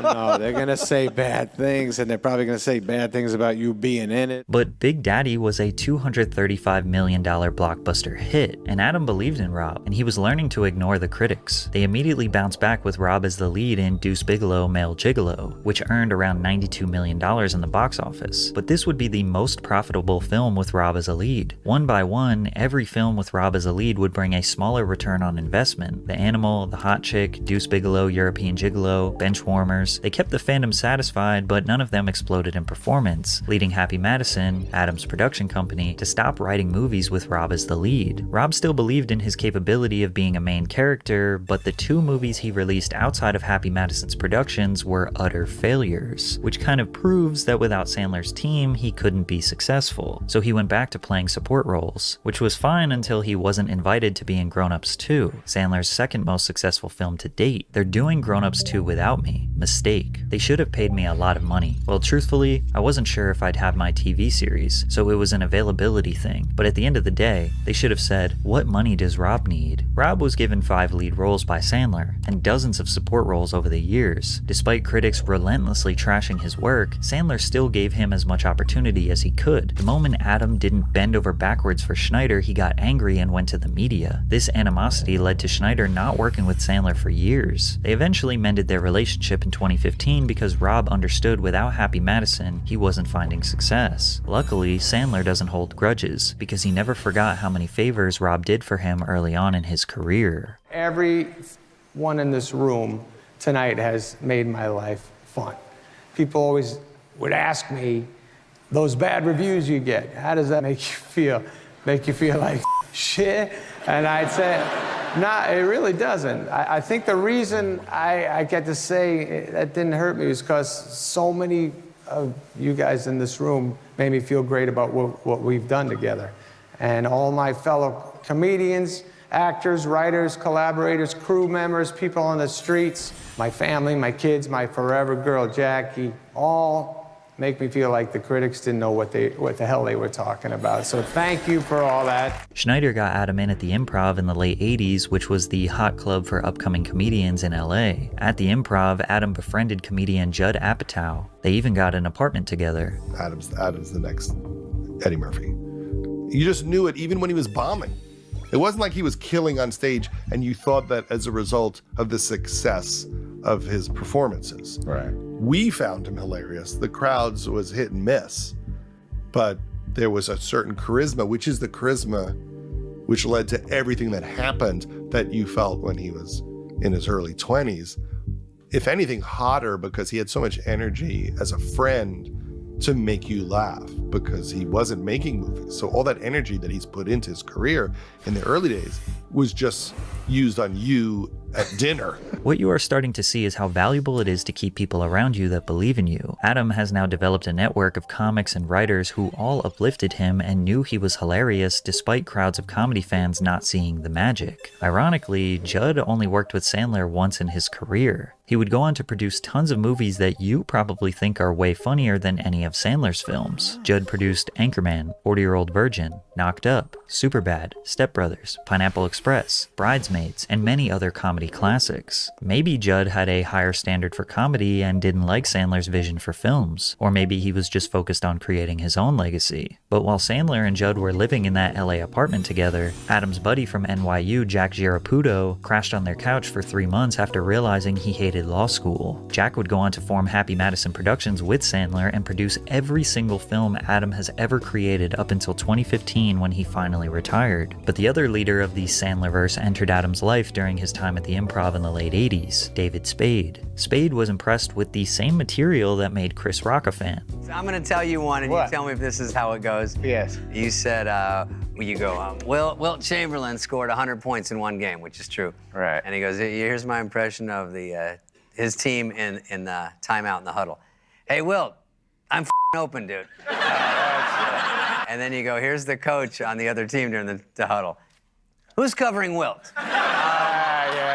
Stay on him, I believe he's hot. That's right. Yeah. I believe he's hot. I know, I used to get so excited to say that joke because it was one of the few that worked. It's interesting how a simple joke made some of the most promising comedians fully invested in Sandler. Aside from SNL, Dave's breakout role was alongside Chris Farley in the comedy classic Tommy Boy, which is actually rated higher than any of Sandler's comedy films. They released another buddy comedy, Black Sheep, the following year. Spade bounced around from movies to TVs to animated films in the late 90s and didn't end up formally working with Adam until 2001. 2001, where he was casted as the lead role in Joe Dirt, another Sandlerverse cult classic. Throughout his career, Spade didn't want to ride the coattails of Adam. Around 2006, he started working with him more closely, taking support roles in Grandma's Boy, The Benchwarmers, and of course, Grown Ups, where the whole squad came together. But he has a wide resume of sitcom roles, the most notable being on Just Shoot Me and Rules of Engagement, both highly rated series. He also voiced various animated characters over the years, but the most popular was Kuzco in Emperor's New Groove. He also voiced the video game character Sparks, who was Spyro's dragonfly friend. He even did various commercials and hosted award shows. Clearly, David Spade is the one man we all agree definitely would have been successful even if he wasn't Adam Sandler's friend. In fact, it's actually Adam who was lucky to be David Spade and Rob Schneider's friend, because they're the reason he got on Saturday Night Live in 1990. Comedian Dennis Miller was the anchor of SNL's Weekend Update segment. Weekend Update was their highest viewed program, and at the time, hosting it was an extremely coveted position in the comedy world. Miller scouted Spade and Schneider at the Improv and invited them to audition for SNL. They secured their spot as writers at the end of season 15 in 1990. Then Chris Rock and Chris Farley were added to the SNL team in season 16. With 3 of Sandler's comedy buddies advancing their careers in New York, Adam got a different opportunity to be the star in his very first film, Going Overboard. Going Overboard was about a bartender on a cruise ship who dreams of becoming a comedian. The movie never hit theaters and is considered by many to be the least funny film ever made. Luckily, his career would be saved when Schneider, Spade, and Rock convinced the SNL casting director to give Sandler a shot. He moved back to New York City and was added to the writing team in December of 1990. Sandler shared a tiny office with Chris Rock, Chris Farley, and David Spade. The crew felt like they finally made it, but Schneider was the one standing out. He was the first giant on our show. It was been a good time. Yeah. Dennis Miller used to walk around going, "The Schneidman hit,"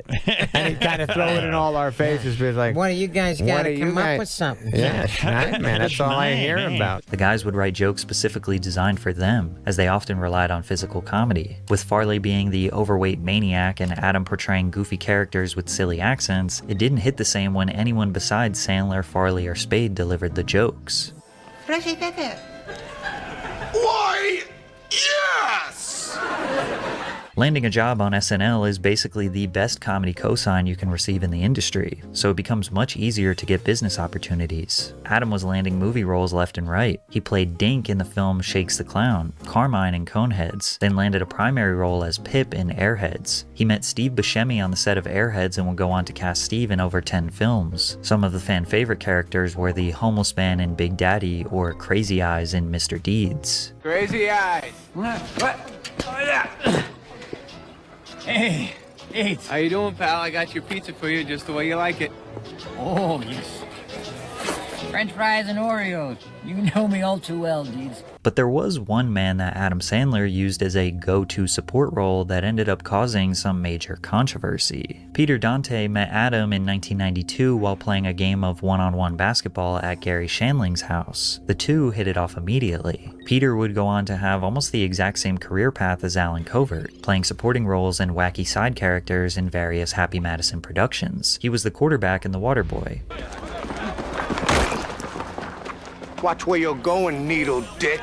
The burnt-out friend in Mr. Deeds. He even got to co-star with Alan in Grandma's Boy. It seemed like Dante was a go-to side character for Sandler all the way up until Grown Ups 2. During the filming of Grown Ups 2, Adam made Peter live within a mile of him so they could play basketball every day, which was often 3 times per day. But one major mistake would end their friendship forever. In 2013, just after Grown Ups 2 released, Dante was checking into the JW Marriott Hotel in Santa Monica. According to the police report, the actor grew upset because he wanted a new room key and was not happy that staffers didn't recognize him as an actor. He then proceeded to call the black staff member the N-word as well as the F-slur, as well as lashing out at a Mexican valet worker saying, "Do you know where you are? We don't need you." Someone from TMZ saw Dante strolling the streets days later and asked him about his belligerent antics. At least according to this guy. My He's gonna list all of his black friends for us. I just know what you've done as T.I.'s one of my ask my black ass Marcus Camby about me. After doubling down on his racist remarks, he never worked in another Adam Sandler film ever again. For the past 10 years, Dante has been living the high life, seemingly strung out on drugs and alcohol as the lead singer of a failing reggae band performing dive bars in Southern California. His real life today is the exact persona depicted in his most popular That's film, crazy. Grandma's Boy. But Adam's comedic persona that he created on SNL in the 90s laid the foundation for his film career. Hey, Canteen Boy, can I help you with something? Not right now, Mr. McGrath. Just get myself situated. Oh, well, you know, I wouldn't want to rush you, Canteen Boy, because you're one crazy, wild man. Whatever. Hello. Let me water your plants. Please, while you're gone, let me water your plants. Go as Smiley Boy. Hey, I'm Smiley Boy. Look at me. I got a big smile on my face. Now give me some candy. Turkey, turkey, dee. Turkey, turkey, dap. I eat the turkey and I take a nap. Adam met Tim Meadows in 1993, who would go on to feature in a handful of Happy Madison productions. By 93 and 94, Adam was now a permanent on-screen talent on SNL and even recruited his first Sandler Squad member, Tim Herlihy, to write for the show. But some people, like Bill Murray, hated Adam's SNL material. Bill Murray was an SNL veteran, returning in 1993 to host, and wasn't very happy with the material he was seeing. Which Bill Murray are you going to get? The nice Bill Murray? You're going to get the tough Bill Murray. Yeah. You know? He's super nice to fans. He wasn't very nice to us. Interesting. He hated us on Saturday Night Live when he hosted. He did? Wow. Absolutely hated us, seething. Saturday Night Live Season 20, which was the last season dominated by the Sandler crew, is up for debate as the worst season in the show's history. Because of the low ratings, NBC threatened to fire Lorne Michaels, who created and produced SNL since 1975. Sandler thought he was crushing it. I mean, him and his buddies thought the show was funny, but nobody else did, and it reflected in the viewership. SNL needed a fresh reset, so they fired Adam, Farley, Schneider, and Spade the following year. Yeah, I was fired. I was fired. NBC said that I was done. Then I made over $4 billion at the box office. So I guess you could say I won. Billy Madison released 2 months before Adam was fired from SNL. This was his first movie released through his own production company and secured a $16 million profit at the box office. Not only that, but the film became a cult classic, a part of American comedy culture. Getting fired from SNL was the best thing to ever happen to Adam Sandler. It was now 1995, he had momentum after a banger film, and had a network of more than a dozen comedians, writers, and actors who believed in his vision. Was there a pivot point in your career where you just knew, this is it? It's go time. That's a good one, Nicky. Billy Madison is when we started going, come on, just all my buddies, we all got together and we're like, let's do what we think is funny. Yeah. And then we didn't stop doing it together, and we made a bunch of movies together, yeah. From there, his process was very simple. Here's how I think of my scripts, Sandler jokes. I sit in my room, think up an idea, then I call up all my friends and they say, "That's awesome, you're the best." Although he was kidding here, this isn't really far from the truth. Adam is a true testament of how valuable being a leader is. He is also the product of someone who had friends who deeply cared about him and believed in him when he had nothing. Instead of leaving those people in the dust, he designed his whole career around them, making sure that they were able to stay employed by creating formulaic comedy films with bizarre plots, stupid side characters, screaming, dad jokes, silly songs, then rinse and repeat for 30 years. And yeah, sure, critics hated basically all of his films, but he doesn't have to listen to your criticism because he doesn't operate in your standards of quality. He clearly is a much better actor when pursuing serious roles, such as Punch Drunk Love and Uncut Gems, yet he still doesn't care that critics are finally starting to praise his acting. He probably is only pursuing this next dramatic role in Spaceman because he knows comedy films are dead these days. Some people think Adam just surrounded himself with yes men, hacky comics who had nothing going for them, so they latched onto their golden ticket in Hollywood. And I'm not gonna lie, his early stand-up and most of the stuff that was on SNL, I probably wouldn't have seen the Adam Sandler hype, but they clearly saw something in him that we didn't, and they were right. He made $4 billion making silly movies with his best friends and family while traveling around the world. It seems like he lived the perfect life.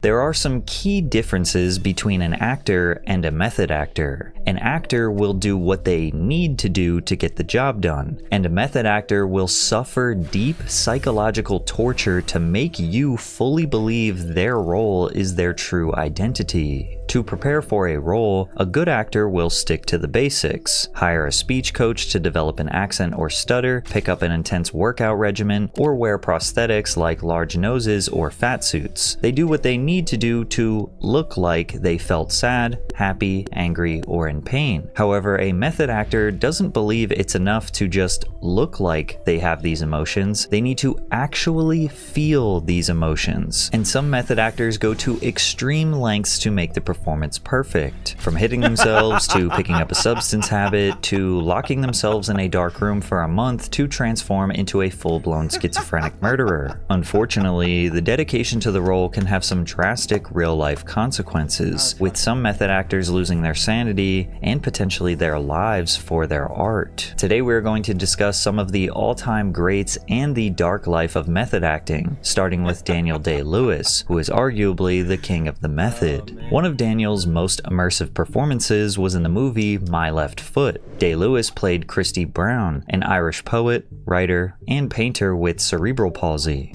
Yeah, I know what is that. That's 10-year-old, same age as me. Don't give him any more. Where's Steve Crumpton, Tony? Touch it, and I'll kick you. The only part of your... To prepare for this role, Day-Lewis spent most of his free time with kids suffering from cerebral palsy. I hate when they do that shit. Temple destroys Andrew Schultz? What? What are they doing together? Twitch is totally actually so cooked. Do you understand what's happening here? I'm covering the news, guys, for real. Anyway, let me tell you more today about how Israel deserves to be destroyed as a country and all Jewish people are evil, horrible, horned creatures, and it's so gross how this stupid platform is. Dan KKK Clancy running the Once again, I wonder if he'll ever cover like the Destiny or Ethan Klein drama. He's so desperate. And if he hasn't, I wonder why. It's APAC, by the way. I don't know. Maybe he will. Who knows? He said he won't because of legal matters. Huh, interesting. It's just odd. Or maybe because he's a who's too afraid of Destiny coming after him. And right now he's still a reliable vehicle for both Destiny and Ethan Klein at different times to attack someone like myself. By the way, Asmongold's audience hates me. They do enjoy it when I attack Hassan. Oh my God. Hassan loved me and Ethan fighting so much. I think we're chill now. I think me and Ethan, these communities are chill now. Which would probably trigger the fight out of Hassan because he's probably hoping we would fight for like weeks at least. How's that for being Mr. Brave? Damn, dude. He's got to be feeling all the pressure. He's like super outnumbered now. He's probably never felt this way before. Because right now, let's be real, a lot of political content creators kind of avoid talking about Asmongold because they're afraid of his audience. They're afraid of the wrath of his audience, right? Like, no. I think a lot of content creators just don't talk about Asmongold because nobody on Twitch really does politics besides Asmongold and Hassan that are huge streamers. Like, there are other streamers, like some of the Lib guys and stuff, but they're all just kind of smaller, right? Hutch watched Asmongold and said it was really bad for a little bit, but... I'm not, but there are large enough communities that normally wouldn't care about such things. Those communities, of course, have their crosshairs on someone like myself, or maybe in this circumstance, one another. The reality is everybody knows who those communities are and what their communities behave like, and they simply don't want the smoke. So, like, what does Asmongold's community behave like? They say mean things about you on Twitter or whatever? Keep in mind, Hassan's community and the network that he's a part of, these are the worst people on the internet at this point in time, I believe. I don't know if there's anybody worse on the internet to feud with than Hassan's community types of people, the lefty network. Remember, as scared as everybody is, apparently, of DGG and everybody else, Ryan Beard had no problem making a huge video about me. He got bullied off of making a video about Hassan and Ethan's disagreements, and he was going to be even-handed on. He was even going to make a Hassan hit piece, and he got bullied out of doing that. So they will refuse to cover this kind of thing, and only cover it if it's someone like myself, because I take a principled position and don't actually actively demand that my community go after my enemies and dox them and constantly try to get them deplatformed. As he literally brings Bad Emin out on a stream over and over and over and over and over again. That's it. That's the reason. It's actually funny. It's actually so pathetic. I just fucking realized, holy sh**, it's so gross how this stupid platform is with Dan KKK Clancy running the Do you understand what's happening here? Asmongold is horrible and disgusting as I think his politics are. Asmongold is covering politics. And Hassan wants to pull him into drama slop. That's what's going on. Asmongold, my guess is every day you probably turn to him, he's talking about more culture work, talking about more fucking MAGA dick riding, because that's all he fucking does on that stream, is dick riding the out of Trump and MAGA and everything else. And meanwhile, Hassan was like, what about the drama? Go cover drama between Ethan and Destiny. Cover drama. Go talk about the drama. Oh, Zachary, sorry. Hassan is actually mad that he's not doing more drama slop. Wait, is he banned right now? God. Oh, he's playing video games right now, I guess. Does he play video games often? I have no idea how often he plays video games on his stream. I don't know what to do. Oh, the PoE 2 expansion came out yesterday. That's why he's playing. With my build. Do you think he's talking about Jews in Palestine again? So this isn't Major League Soccer. He's doing this all day. No. Yeah.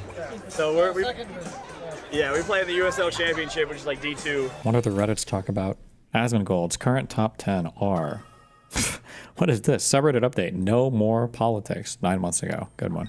Let's see. Culture wars. On women. Why don't men approach us anymore? Well, you can't imagine approaching women besides catcalling them? Really? Okay.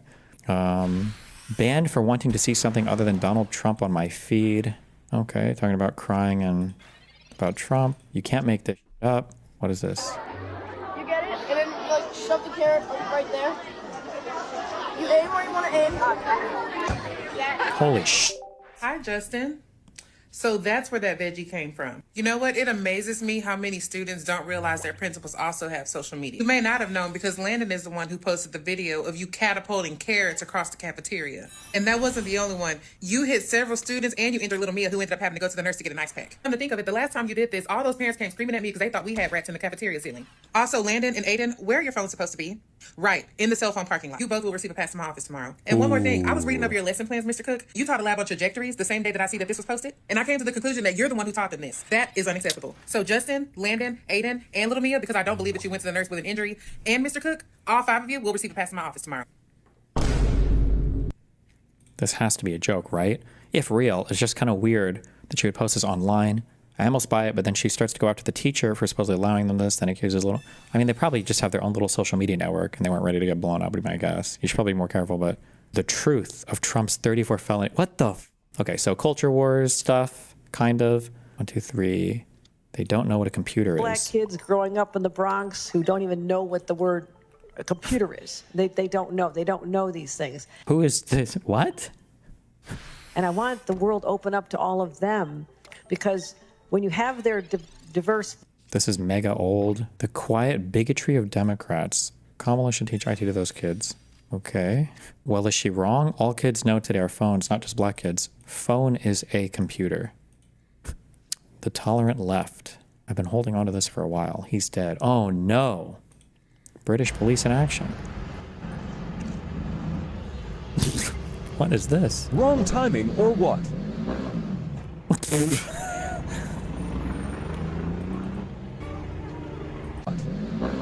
At that speed, could he not just punch him? Go run and get him. Wrong timing or what?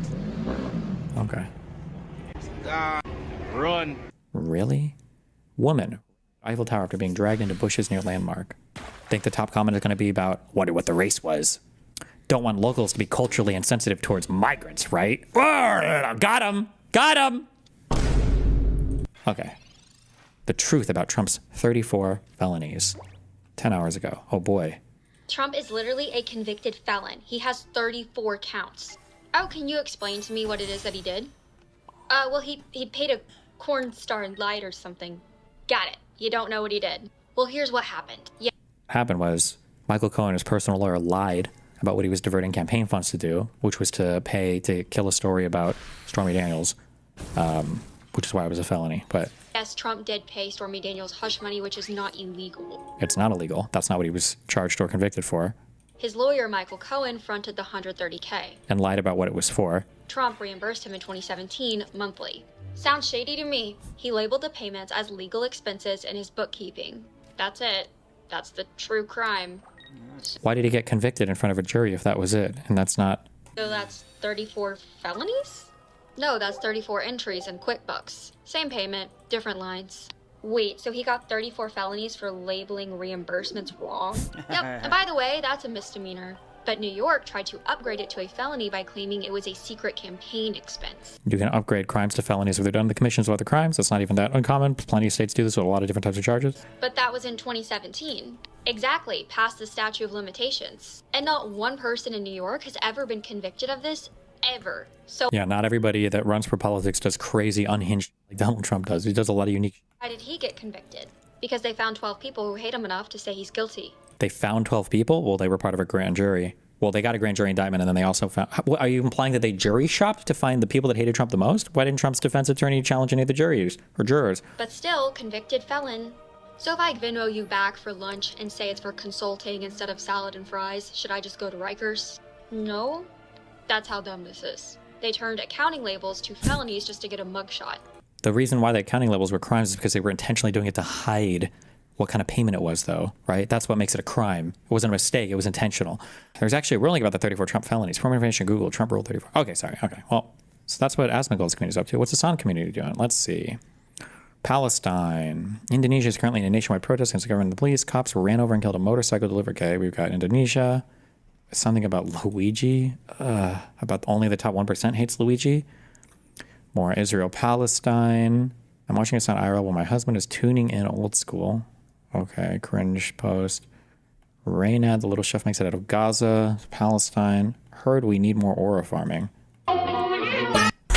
More cringe parasocial. After this man just renewed his immigration documents in court, he's kidnapped and his wife and kid. Okay, that's local. U.S. domestic policy. That's good. Not well. This is not good, but we got a relevant post. The Democrats and the Jewish community are being torn apart over their support for genocide. Palestine. The ending of Hassan's speech in People's Conference for Palestine in Detroit. Palestine and parasocial weird. Okay. Major news out of Gaza, Palestine. Okay. Turkey closes airspace to Israel. Bans Israel. Okay. Israel, Palestine. Corporate law. Okay. Nice. Why is active member so low? The subreddit is just not very active. I wonder what we're doing over on Our Destiny. Seems rubbing off on her and I like it. Good one. Okay. Parasocial / kind of domestic if we count Z, I guess. Discrepancies with reporting that Trump is alive today. Oh, schizo theory. Good job. Could have conversation that were truly about Palestine or other policies. Not about Palestine, but about being about Palestine. Okay. On lefties. Based. Newsom worship. Hell yeah. Breaking from Wire. Jeff Bezos is paying content creators millions. Oh, satire on the Taylor Lorenz article. Hassan Taylor Lorenz is one of the best, if not the best journalists out there. Jesus, no shot did he say that. You've yeed your last. Hell yeah. Biden memes. Based. We put all Palestine stuff in a megathread now? Yeah, I know. Good. Meaning that I want to put more contemplation in everything. Probably chat with Hassan, get his take, see what's real and what's not, and evaluate what my goals as a creator/person are, and if prepping him for a debate against Kirk, considering all facts do or do not align with it. What? Mental health break from the internet. Oh, Tectone. Okay, based. Damn, Asmongold's community is the most politically, domestically propagandized right now. Jesus. And what their communities behave like, and they simply don't want the smoke. So they will refuse to cover this kind of thing and only cover it if it's someone like myself because it's unbelievable that Hassan is crying about Asmongold's community not getting into drama. That's just so wild. I take a principled position and don't actually actively demand that my community go after my enemies and dox them and constantly try to get them deplatformed. That's it. That's the reason. Who is a better human if you have to pick between Asmongold or Hassan? Probably Asmongold. Hassan is just a horrible, evil person. I'm sorry. Yeah, I saw this. Wait, so I'm sorry, is Tectone banned from Twitch for a year? Yeah, guys, I'm gonna be real. I'm gonna leave for a while. Not sure when I'll be back, to be honest, but my mind is clouded. I'm just angry every day. I'm crashing out over nothing, and I don't want my resentment guiding me. I see where I'm headed, and I don't like it at all. I'm saying things I don't mean. I'm tilting out over the smallest things. The worst thing is, I still can't even explain to you guys why I'm so angry, and that's what's frustrating me the most because I value transparency over everything. I'm going to go on break. I hope not for too long, but no streams for a while. This date that I have to keep waiting for is getting closer, but every day the wait is harder. Oh, for his trial stuff. I plan on making some YouTube videos, just talking and tweeting every now and then, but nothing too much. I need to start getting my head straight again. Appreciate you all. Bye for now. What is this court thing about? Something about that one girl? Could you argue that Asmongold is smarter and therefore should be more responsible? I don't know who would be smarter between Asmongold or Hassan. I'm not actually sure there. You see Tectone's neighbor cut his internet line accidentally for a second time today? Really? Streamer Band said no tweet about it, but if so, no bot if it's a temp or perma. I thought I saw some post thing where it said he was banned for 1 year or whatever. You saw a DGGer saying it's 1 year, so you got one guide. Okay. Company behind Take Us North deactivated their Twitter after Asmongold dropped a reaction video to their game about migrants and asylum seekers. Okay.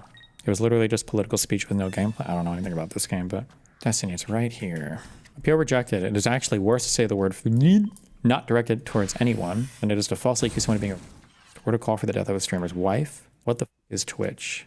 Oh, this is what I saw. Oh yeah, so is it a year ban? Do you think that's really true? Does this mean that he can appeal again in 3 months? I wonder if he has a partner manager or account manager. Jeez. Why is this hunt so pressed at the moment? He lost all of his allies on Twitch. He doesn't have any mainstream appeal. Democrat Party probably doesn't want to work with him. He's got a bunch of connections with journalists in his PR agency, but it's probably not making as much of a splash as he wants. And he's just politically toxic, and he's cut off his ability to grow. So I imagine he probably is feeling a lot of pressure. This just popped up on my... Oh, this is the reason why Dean sent me a text message. Like, Hassan in the past would be able to flex on these people so hard and bring over, like, Dean and everybody else. Remember, this guy had to jump on a TikTok live at night to try to pull him into his orbit. He just has so little influence now. Like, all of the Twitch streamers have kind of, like, moved outside of, like, any kind of political stuff. That's why you saw, like, a month ago, Hassan was saying, I can't believe nobody's talking about Palestine. You guys are all cowards. It's because he wants people to come back into the more polysphere area where you can have more influence. The reason why Dean sent me a text message this morning, Dean Withers hints that he will likely not be doing Charlie Kirk debate prep with Hassan anymore. Thanks for sending me the resource on Hassan. I appreciate it. I probably won't end up making it out there for a handful of reasons, including the resource shared by y'all. Oh, no. No, I don't think that that's what's going to happen, but I don't think that this is going. Ludwig said he wouldn't cover like political stuff on Twitch anymore. OTK is not like, there's no centralized thing. Yeah, he just has like no influence. And then Asmongold is just lapping the fuck out of him so hard. Asmongold technically got quote unquote exposed for having like what, 15-20,000 view bots, and he still is like 1.5 or 2x Hassan's viewership. Going to be Oh, and then Hassan can't make any ends on the WL crowd. He like desperately wants to get in on the WL crowd, and he can't because he's just too old. As much as he wants to be cool and have a good hairline and all that, he's like getting, his age is hard.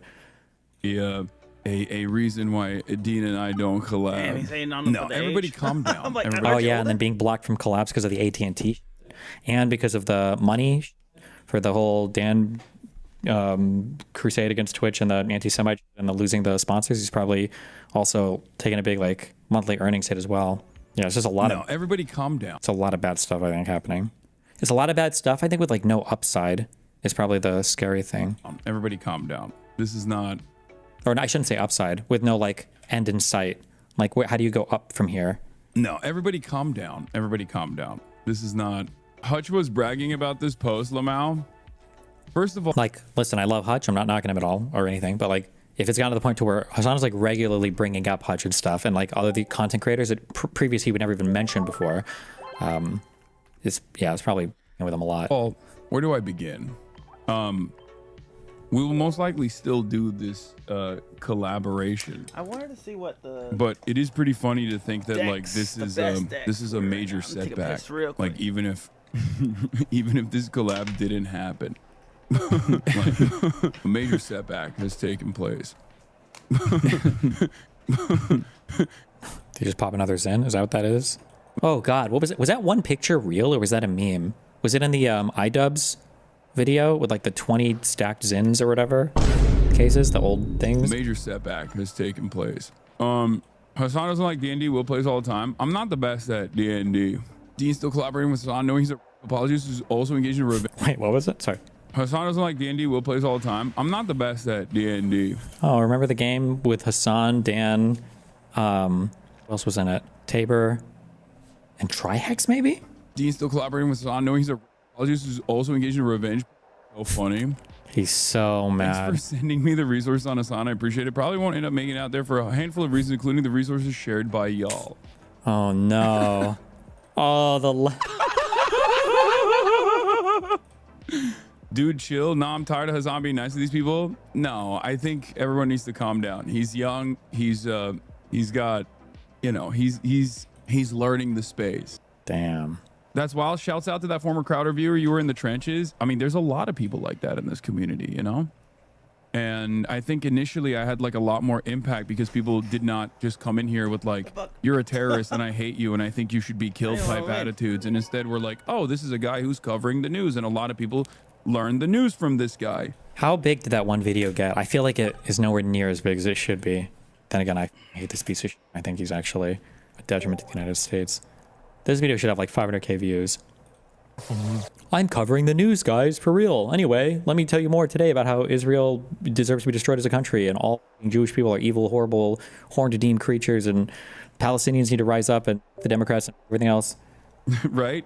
And I would say that it was much easier for me to do that kind of news coverage and commentary for a lot of people, and commentary pulled them away from the far right, from the precipice of the Dustin, you're such a hater. far I love right. it. The allure that the far right had for a lot of young men. Who are you pulling away from the fucking far right? Who's ever watching you from the far right ever, little bro? You're not pulling away anybody. The only audience you can feed off of are far left liberals, basically progressives or sock dems. Those are the only people you're radicalizing, little bro. Back then, because there wasn't an entire Lil liberal, Oh, damn. apolitical crop of content creators that were actively collaborating with like some of the worst far right scumbags to undermine what I try to do. The vibes were a little bit better.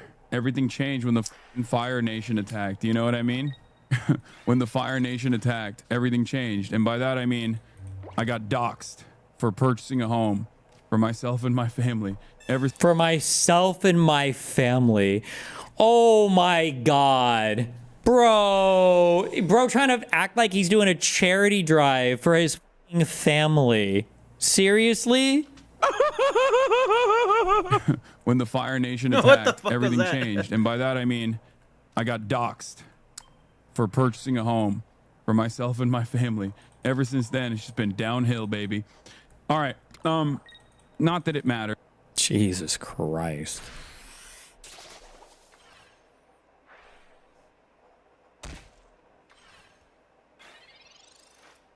From the Un-F America thing, but she is obsessed with me. However, she has more so than most accurately depicted what we've been able to do here, because she does describe us as a builder. Now, this is a former Bernie Sanders type, but to her credit, she has accurately diagnosed the problem. And she is a girl, for the record. I have no reason not to believe it. Jesse was kind of playing with words here.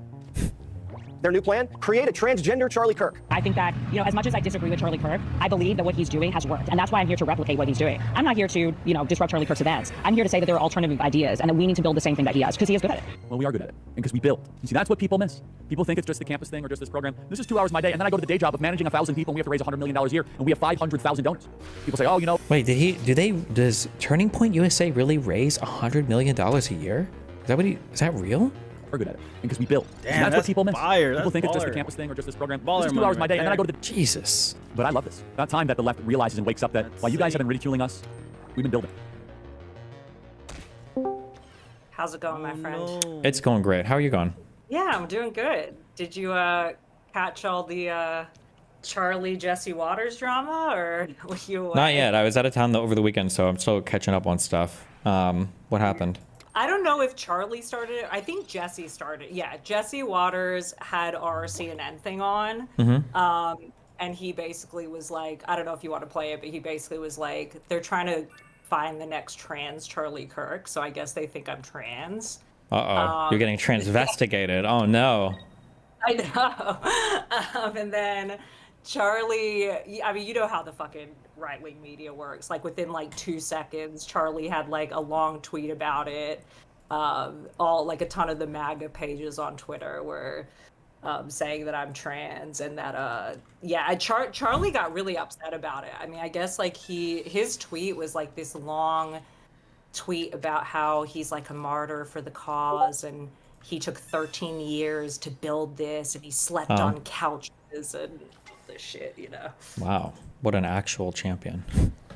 Yeah, a real champion for the people. He didn't talk about the fact that his first donor was Foster Freeze, who was a billionaire, but, he skipped that part. Well, how much more? I don't actually know anything about Charlie's background other than the TPUSA stuff. What was he doing before then?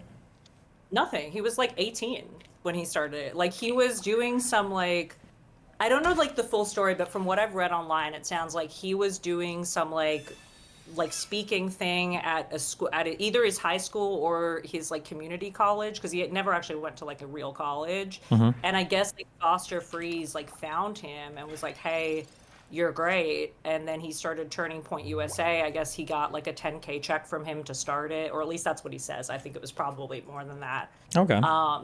Yeah, so he never actually had a job. Like he's been doing this since he was a kid. Okay. Can you give me 1 minute? I want to watch this clip just so my stream and everybody has context, okay? Yeah, watch it. I'm curious. Their new plan? I hate this Jesse Waters guy, but I hate everybody on Fox News. Democrats are leaderless. Their new plan, create a transgender Charlie Kirk.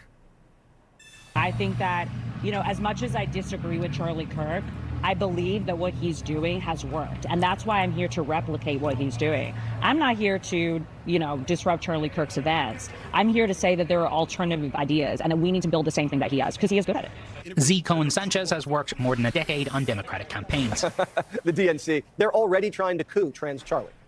Is the DNC supporting this? No, not currently. Why not? If Ken Martin's watching this, text me back. But really, I mean, I think it's disappointing that we haven't been able to see the DNC really get off the ground since the election, because I think a lot of things have happened internally that have been distractions to the actual ground game that we need right now. Democrats' map's only getting smaller. Aid on Democratic campaigns. Z. Cohen Sanchez. I didn't know you could have Cohen as a middle name. I thought it was supposed to be a last name. No, it is the last name. Because I'm married, so I have a hyphenated last name. Oh my God. I didn't know that. Okay. Sorry. And Okay. I'm too... Wait, okay, I gotta ask, okay? Okay, hold on. I have two questions. I have two very important questions, okay? Okay. Hyphenated last name. How do you decide which one goes first? Do you and your husband have the same, I'm assuming husband, your partner, I'm sorry. Do you and your partner have the same, like, last name? Or like one of you Cohen Sanchez and one of you Sanchez Cohen? No, he's Sanchez. I'm Cohen. So then when we got married, we just hyphenated. But we just put whatever's first, like, that sounded good. You know, like Sanchez Cohen sounds fucking weird, you know, so we... Okay. First one. Second question is... Came down with the fucking straight up pressure and the shit out of him. I'm getting red pilled on the Trump had a stroke theory? What is going on? Really thorough Twitter thread about evidence that Trump has been having strokes for a while. I thought Vosh might want to see. No, I'll take a look. The reason that I haven't been looking at threads like this is because 99% of the time they turn into deranged schizoid ramblings. Like, it overwhelmingly, when you read a thread that starts with 1 out of 31, I think somebody's hiding something, you start getting, like, AI post speculation. This has happened to me twice this morning, by the way, because I was in bed, like, just waking up, looking at more. I woke up and I saw the video of Trump today. Or no, I saw photos of Trump today and the video yesterday where he has the similar, like, slouch. And I was like, oh my God, you know. And I saw a bunch of posts about it. And both times I looked, they devolved into, like, why don't they show up in the mirror? Everything is fake. It's an illusion. Aliens made this. You know, it's maybe this one's better. Let's see. It's from an investor, professor, policy consultant, author, independent investigative journalist, and father who's trying to make the world suck less. So I feel like we're off to a good start just in terms of credibility. I believe there's growing evidence that the White House is covering up the fact that Trump's been dealing with TIA strokes. I wish I got red. It's a TIA stroke. And that he's likely had a more significant ischemic stroke this week. TIA strokes are temporary blockages. Ischemic strokes leave a lasting impact, but can range dramatically in scope and severity. Okay, all right. Yeah, I'm learning. I'm here learning right with you. He's also a doctor. Well, in fairness, that you could get by Googling, but let's see the evidence. TIAs precede an ischemic stroke in about 30% of patients and often result in longer-lasting interventions. Let's take a look at what we think the evidence is. Ron Filipowski notes that Trump's been dragging his right leg for a while. This is true. This is definitely true. I have seen a ton of videos where Trump has been dragging his right leg. That's been going on for a long time. Yeah. It very clearly takes him some effort to move it. Oh, this is a good one. You can see it right here, like really clearly. How long a time? Before he was president again. There's definitely a limp there, or like an imbalance. Hand bruises from right after the election. That's definitely from this is still definitely from like constant intravenous fluids. They keep saying it's because he's been shaking too many hands. Pre-new medications, rosuvastatin, this is daily aspirin, blood thinners. This might be a little bit beyond my pay grade, just a little bit. Just that's when you gotta go in. Swollen ankles. Trump is dying. What? Oh, hold on. Bruising is seen on both hands.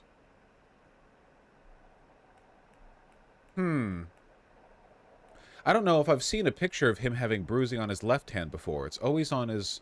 It's usually on his right hand, right? Aren't I used to seeing it on his right hand? Yeah, it's on his right hand. 2 IVs? I mean, it could be. That's kind of a weird spot for an IV placement, though. Right here? That's not really where I'd expect it. When IVs are put in hands, like on the back of a hand, usually they do it like right kind of here, right? Could be weird lighting. Maybe. Is it an image flip? Nah, because there's text here on the back of his hat. This seems a lot more speculative. This was very funny. You all saw this, right? When Putin arrived and conquered Alaska, Trump couldn't walk in a straight line down the red carpet. Oh. I know we live in a world right now where there are no consequences to anything. Like insane shit happens every day and none of it is treated seriously. But like all of these bits of evidence held in tandem, they are not circumstantial, right? Like it is weird that he walked like this, you know? Especially down a narrow red carpet. I mean, I think that even subconsciously, a person walking down a carpet like this would try to stay in the center. Like you're literally being given a guide on exactly the path that you want to walk. This would look weird without the carpet. With the carpet, it's insane. Like, this sounds weird. Try to imagine yourself with there's a million cameras on you, and you're walking down a carpet that looks just like this.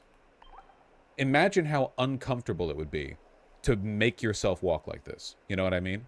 If they had a mild ischemic stroke, you'd expect the patient to be in bed rest, 2 to 3 days, be able to take small assisted steps, and the patient may have facial droop, flatter facial creases, or their mouth agape due to facial muscle weakness. I don't know, man. I feel like I might be getting bought in. I mean, this is all speculation, right? Yeah, but it's really weird. A whole week with no time in front of the press? Like they're shielding him from it and desperate, and now they're like, okay, we need to have some kind of appearance now that everyone's talking that he's dead. Let's like get him hobbled out to a golf course, but then not actually have him golf. We'll post fake photos from a week ago to pretend they were just taken today, and keep the press really far back. There is no explanation for this that isn't some kind of severe health problem. And I think it's a stroke and not a heart failure, because if it was a heart problem, but he was able to walk, he'd be able to talk. If he had some kind of like heart attack, that would leave him weak. But if he was well enough to walk around, he would probably be able to muster like a minute to wave at the press or whatever. For all we know, he might actually not be able to talk right now. Like, it could be that bad. It seems like it's bad, and it like this level of caution in engaging with the press. The heart failure speculation primarily comes from his bloated ankles. Oh, buddy, I'm sure he's got blood flow issues too, okay? I'm just talking like in this specific instance, I think it's a stroke. We also note he was dressed the same as the last time he went out golfing with Kai. Yeah, it's difficult to like always date Trump photos because he does tend to dress the same pretty much always. It's just a hat change usually. Look, at some point in the near future, we are going to see him talk to the press. They can't avoid it forever. Though every day they do will only contribute to this narrative moving forward. I wish the Dems talked about it more, at least in a petty way, like the GOP did with Biden. Yep, abstemiousness once more on the part of the Dems. They're always talking about it. I know that like Gavin Newsom's posted about it a little bit, but like Jesus, it's the president of the United States. Oh my God, Rampage just had another emotional breakdown. What?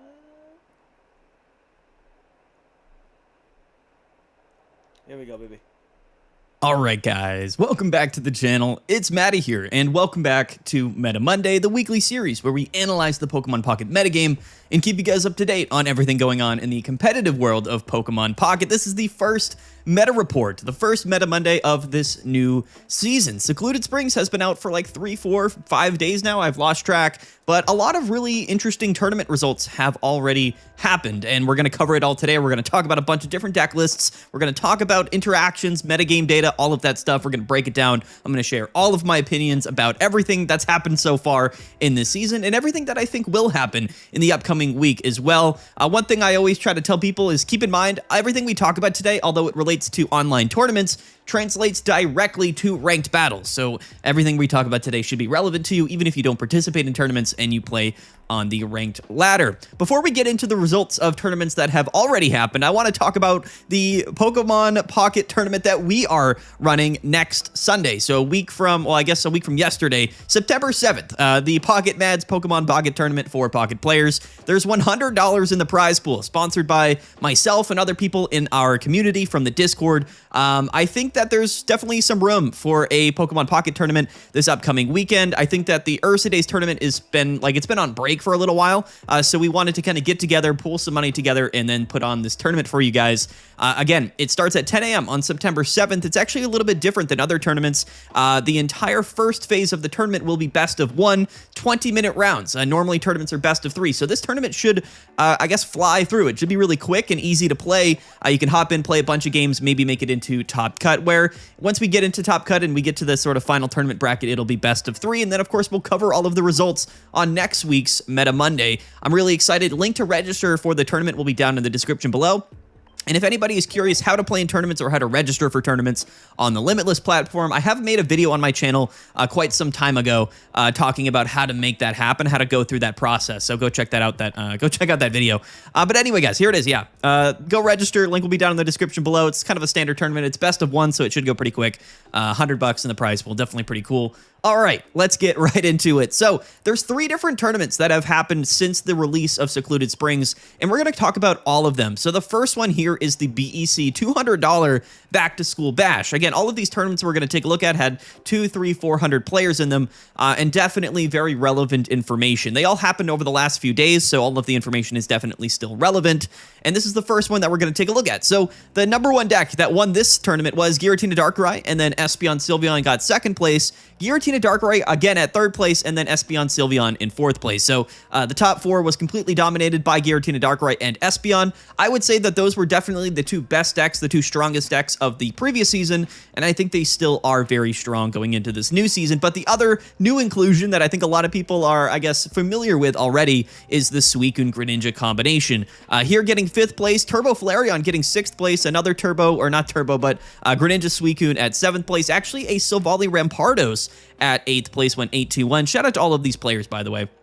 Silvally Rampardos is an interesting one. I think it's a deck that not many people play, but in general can always win games. I mean, Silvally's strong, Rampardos is strong. There's really nothing in the format that's completely stopping this deck from being that relevant. Greninja can be a little bit scary with the fossil Pokemon, but overall, Silvally Rampardos still a strong deck. A bunch more Suicune decks here. Suicune Greninja at, 9th, 10th place, and then Suicune Giratina. One thing I will note here is that on Limitless, it does categorize this deck differently. We're in dark mode, by the way. Is this better if we have dark mode? I switched Limitless to dark mode, so maybe it's easier to see. I'll zoom in a little bit there. But anyway, Limitless will categorize Suicune and Giratina differently from Suicune Greninja, just depending on if you are including 2 copies of Giratina EX in your deck list. But this deck list is also playing Giratina. We'll break it all down. More Espeon, more Turbo Flareon, Silvally Pichu, so Turbo Silvally, and then we have a Guzzlord down here, and then some Oricorio decks as we go farther down. So let's take a look at these deck lists, and then we'll compare and contrast between the 2 tournaments, or the 3 tournaments that we're going to take a look at the results from. So Giratina Darkrai, shout out to Yoji14 from the Philippines, 11-2. I think Giratina Darkrai is still as well positioned as ever. It's really interesting because a lot of the new decks over the last couple of seasons, when new decks come out, whether it was like Suicune Greninja or Espeon Sylveon, new decks come out that are really, really strong, but they aren't necessarily counterplay to Giratina Darkrai. In both of the decks, Suicune and Espeon have not great matchups into Giratina Darkrai. So one thing we can expect, and I did talk about this on Friday's video, is that I really would recommend still playing Giratina Darkrai as the number 1 deck if you don't want to play any of the new stuff. New stuff meaning stuff from last season or this new cards that came out in this new booster pack. Giratina Darkrai is still really strong. One thing that I would recommend if you're playing Giratina Darkrai right now would maybe try to slot in like a second Sabrina or a Repel somewhere in here. The early Repels, or I guess the early Sabrina Repel, effect, like the gusting effect, is really strong to move Suicune out of the active spot. It forces your opponent to either discard an energy to retreat with into something else, or they just sort of miss out from drawing a card for a couple of turns, and that's obviously really, really valuable. So I always recommend right now in this new season with Suicune everywhere to be playing a lot of Sabrinas or Repels in your deck. Giratina Darkrai with only 4 Pokemon has a lot of slots for that, but there's nothing else to really say about it, right? We're playing basically one-ofs of everything. We slowly move through our deck, and we're you're probably going to draw into something that we need. The great thing about Giratina and Darkrai is that, and it's always been the case, is that you're setting up 2 Pokemon at the same time. And even though it might take 2, 3, 4 turns, it doesn't really matter that much because most decks in the game aren't setting up anything nearly as powerful as that board state in 3 or 4 turns, right? So I will say that a lot of people are playing Giratina with Suicune mainly because it does help in that matchup where if we do kind of get Greninja set up and then we have a Giratina set up, we can kind of pick and choose which Pokemon we want to KO. And most of the time, if we are able to kind of bring up our opponent's Giratina and KO it, then the Darkrai can't really KO Giratina back. So it's a pretty valuable strategy, but I also feel like if, Greninja comes out on turn 2 anyway, Suicune's probably going to win. But this deck list here, Giratina Darkrai, because we have so much room for trainers, can play a ton of hand disruption. We have Mars and we have Silver. This deck's not playing Red Card, but I do feel like Red Card is also a useful tool in stopping or slowing down Suicune and Giratina, which I think is definitely, or Suicune and Greninja, which I definitely think is an important aspect. So I don't think Giratina Darkrai really has to change much. I just think inherently it's actually quite strong into Suicune, but it's also strong into Espeon, which is the other most played deck. So we got to keep that in mind. It is still walled by Oricorio, so Oricorio would be the #1 counter for Giratina Darkrai right now. But again, people don't counterplay Giratina Darkrai. They just play it, and nobody really, wants to play anything that's inherently strong. I think that's the #1 reason why Giratina Darkrai remains so relevant, is because every set new cards come out, and people don't like counterplay Giratina Darkrai. By the time people are counterplaying Giratina Darkrai, there's just like a new set coming out, and everybody wants to play the new cards. So that's just how it goes. Second place, Sylveon Espeon. Again, it's basically the same deck. These are decks that haven't really changed much, which again is really good for players that maybe don't have all of the new cards. There are some other strong cards that came out in Secluded Springs, but I would say right now, for the most part, Suicune is the most dominant force. So if you don't have Suicune, then go ahead, play Giratina Darkrai, play Espeon. They're both really strong. In fact, I would say that Sylveon Espeon also kind of gets disrupted by like an early Sabrina or an early Repel, which can be really valuable in that matchup. Espeon Sylveon, we all know about it. It draws through its entire deck so quickly. It's doing a little bit of damage, a little bit of healing, turn after turn after turn. Super consistent, just a really, really strong tempo deck. One of my favorite decks, in my mind, the best deck of last season, but it's still sticking around. There's really nothing else to talk about here. I think that we have a really early kind of trifecta in this new season of, Suicune, Espeon, and Giratina Darkrai. Like, those are kind of the three, like the big 3 decks that are just kind of inherently stronger than everything else. And as we move into week 2, we'll see some pretty significant counterplay emerge, I think, around those 3 decks, because they really are kind of a cut above the rest. So if you're wanting to play just like an inherently strong deck, these are kind of your 3 best options.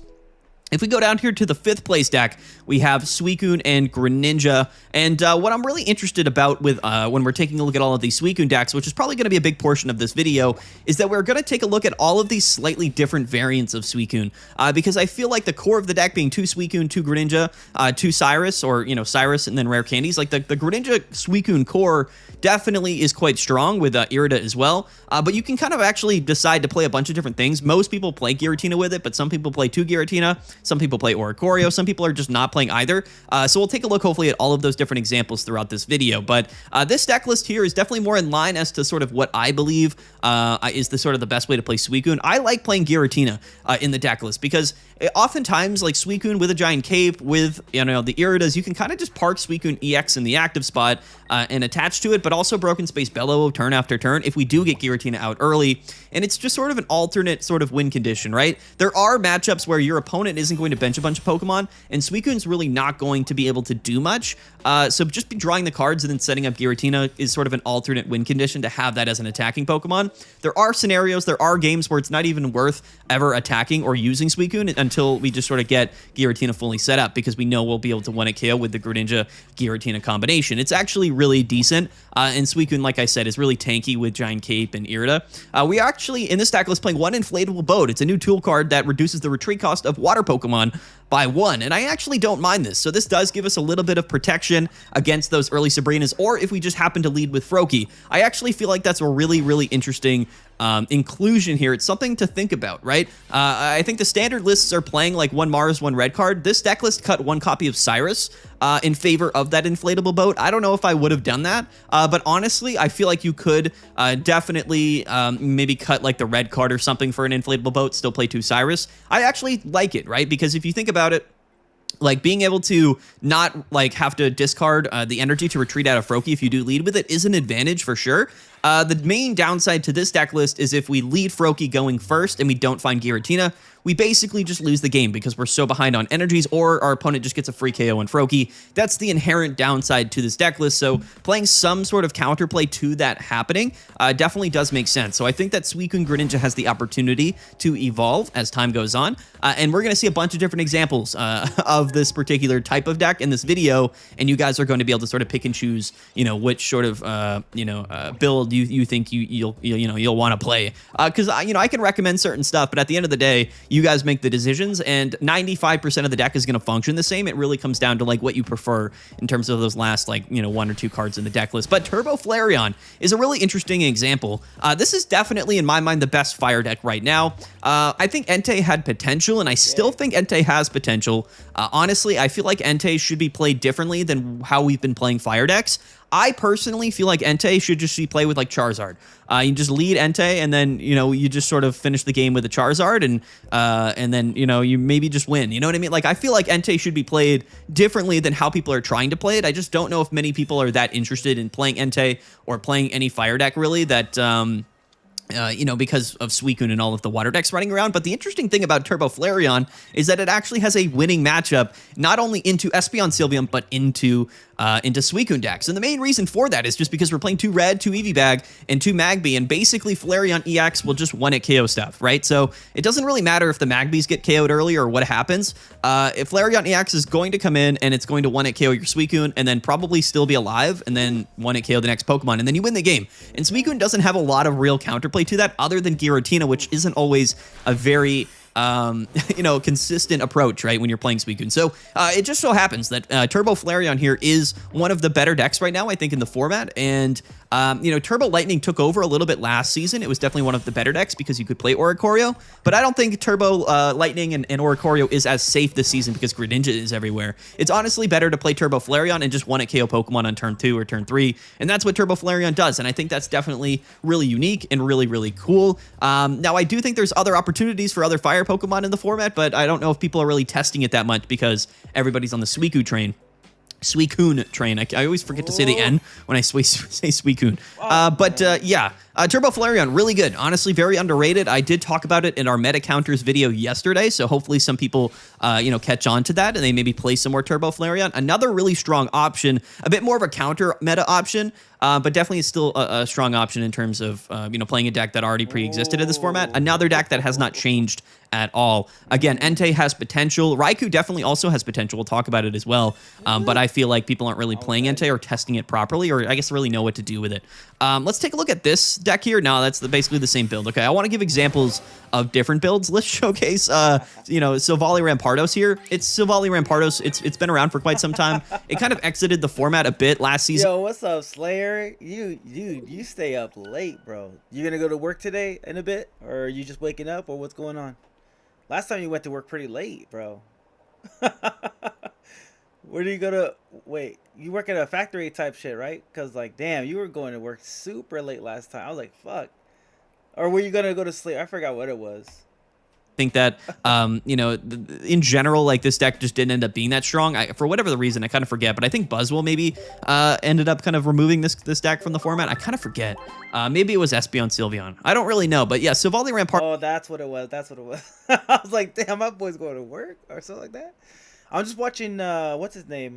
Pocket Mads. I'm not sure if you heard of him before, but he's more into the data stuff. I wouldn't say he's the best entertaining content creator, because he kind of rambles on a lot. He talks really fast too, so it's kind of you have to really just pay attention. But he's analytical, which I do like. Just not. They just did the tournaments, the Earthsea Day tournaments and stuff like that. So he's going over the winners right now of the new deck that came, the new pack that came out. I forgot what it was called. Hold on, what's it called again? Suicidal Tides? I'm just kidding. Secluded Springs. All right, yeah, that's what it's called. So yeah, he's just showing off the stuff. Something that many people have played over the last few weeks, but is definitely still it. Yo, Slayer. I fucking got to Masters today, bro. But it was a grind, my guy. It was a grind, bro. I was punching my fucking chair. I was like throwing my fucking head like the earbuds. I was like chucking them whenever I fucking lost. Dude, okay, so let me tell you what happened. I finally got to I finally got to ranked, right? Like, not to rank. I finally got to the Masters promotion. And then I lost 2 matches in a row. But crazy how I lost the matches, dude. Both of them, I had the Suicane, whatever the fuck you call it, the blue one, and some Greninja, I believe, and the Giratina. The very last time they killed my Suicane, and then I'm gonna go and kill them on the next round, and I do a Mars, right? I Mars them, so they got 1 card, bro, 1 card. And they fucking got, goddamn, they out of I want to say 16 cards, they fucking top deck Cyrus, bro. They top deck Cyrus. It happened 3 times today. I'm telling you, bro. It happened 3 times. The same play. I'm like, all right, I'm gonna Mars them. Boom, 1 card. I'm thinking I'm good, and then top deck fucking Cyrus again. I'm like, what the fuck is going on, bro? I wanted to kill the shit out of those Japanese players that were fighting against me, bro. I wanted to go through the fucking phone and like squeeze their fucking neck. How lucky they got. And then another one was I was fighting the lightning build, Raikou, right? I think that's what it's called, the EX one. And bro, they were getting every card, dude. I was getting reversed and like countered every turn. Like, I swear to God, dude, every turn I was doing something, I was setting something up, they would knock it down the very next top deck card. It was like the most infuriating thing in my fucking life, bro. I never spazzed out and geeked the fuck out so hard once that happened, bro. I legit was like, I almost punched my fucking new MacBook Pro. I was so fucking mad.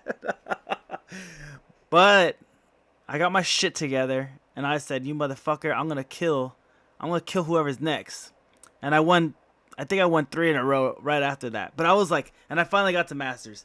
But I was like, dude, I was going back and forth on the promotion. Oh, god damn, bro. I wanted to kill somebody, man. Hey, where are you at in ranked right now? I was thinking about still climbing, but I'm also like, please, God, get me the fuck out of here. Like, I don't want to play this no more, so I just stopped playing. But where you at in Masters right now, bro? Fine deck list. I don't know if I would recommend it. Honestly, I haven't played against it much. I haven't tested. Oh, bro, you're way up there.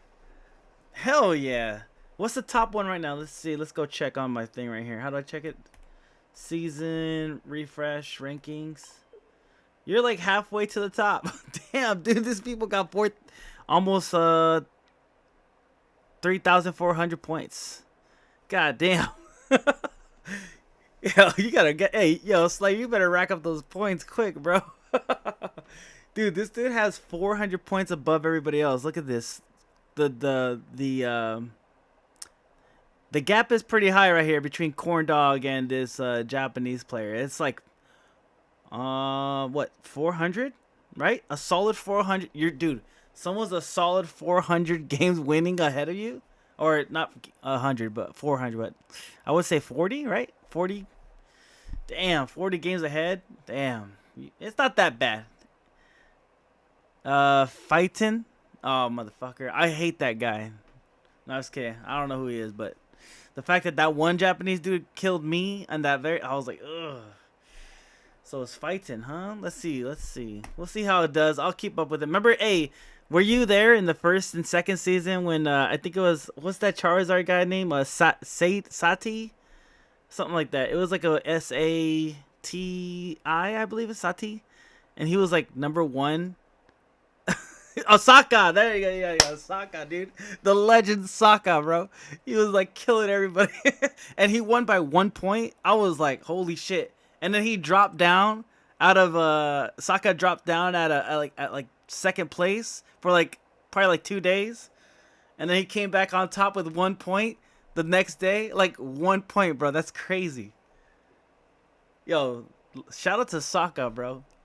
Whoever the fuck that is. Much. It's really hard to know exactly how well positioned this deck would be, but theoretically speaking, it's probably not bad, really. You know, it's they should. I will say this.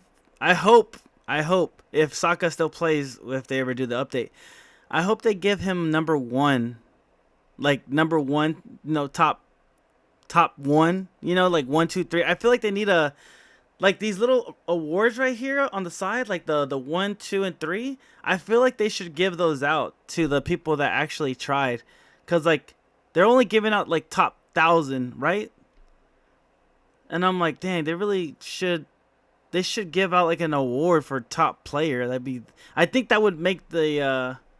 I think that would make the drive like way higher, right? Like to me, I'm like, if someone makes top 1,000, you kind of already did it, in my mind, cause you could only show off. You'd have to go back in the rankings to show that you actually did it, but you can't really just state it with like an icon, you know, or like a little medal on the side. I feel like if people could have the medals on the side, like where you could see it at all times, dude, this game would go up. This game would go crazy higher in gameplay. Like I would actually fucking go for it, you know, because I'm like, oh, I want that one number 1 spot. If I could show it off. See, I'm all about like cosmetics. If you could show it off, if I could flex my bands, if I could do the fans of like 100 bills, you know what I'm saying? If I could show off a little bit, I would go for it, bro. Totally fine. The only scary part, like I said, is the fossils and Greninjas popping around everywhere. Like that can be a little bit scary for sure. But I do like Silvally and Rampardos. I like Silvally in general. I think it's definitely not a bad card whatsoever. Let's take a look down here. That's also one Giratina. Okay, is everybody playing one Giratina? Okay, here's a different example. This player here was playing one Oricorio. So let's talk about the one Oricorio Suicune decks, right? Because it's a bit interesting. The Oricorio in this deck list, because we're not playing dual energies, we're just playing water energy. The whole point of Oricorio is to also just be a Pokemon that sits in the active spot and lets you kind of move through your deck list. Now, theoretically speaking, this does make sense, right? Because some decks aren't just built to get around Oricorio, and it is just another Pokemon we can put on the bench to deal more damage with Crystal Waltz with Suicune. I tried a funny tournament deck and got some wins. Can you send me a link of the deck or some way to show me the, like in chat? I want to see the deck you're talking about. I'm using my shitty energy control deck. It's not that good, but it's fun. So I like to play it off on the side of the stream. Love it, right? Because most of the time, I would rather just let my opponent KO us. Or if you just tell me what like the main cards are for the for your funny deck, I could probably guess like what's like around it. You know what I'm saying? Like the supports. EX, and then we can Mars them to 1, and then we'll have like a Giratina setup with Greninja or a Suicune setup with Greninja. So I don't really personally feel like this Oricorio really matters that much. It's obviously not going to like completely make the deck horrible. I just don't really know like if it makes that much sense personally. Like that's just my opinion on it. Theoretically speaking, right? We can play Oricorio, Greninja, and Giratina, and then we're kind of playing like Ori Ninja, right? And that's like its own deck list, but most of the time, I think we're only playing water energies with this deck, which kind of just makes Oricorio not as relevant. Maybe not. Maybe this player played Oh, yeah, the double Guzzlord. Yeah. With the Lusamine backup. Oh, I fucking hate that deck too, bro. Right now, I think I got a pretty good chance, like, to win this game. I think I'm gonna beat the guy right now. We'll see what happens. Let's see. I'm gonna do this first so I could kill this Pokemon real quick. Hold on.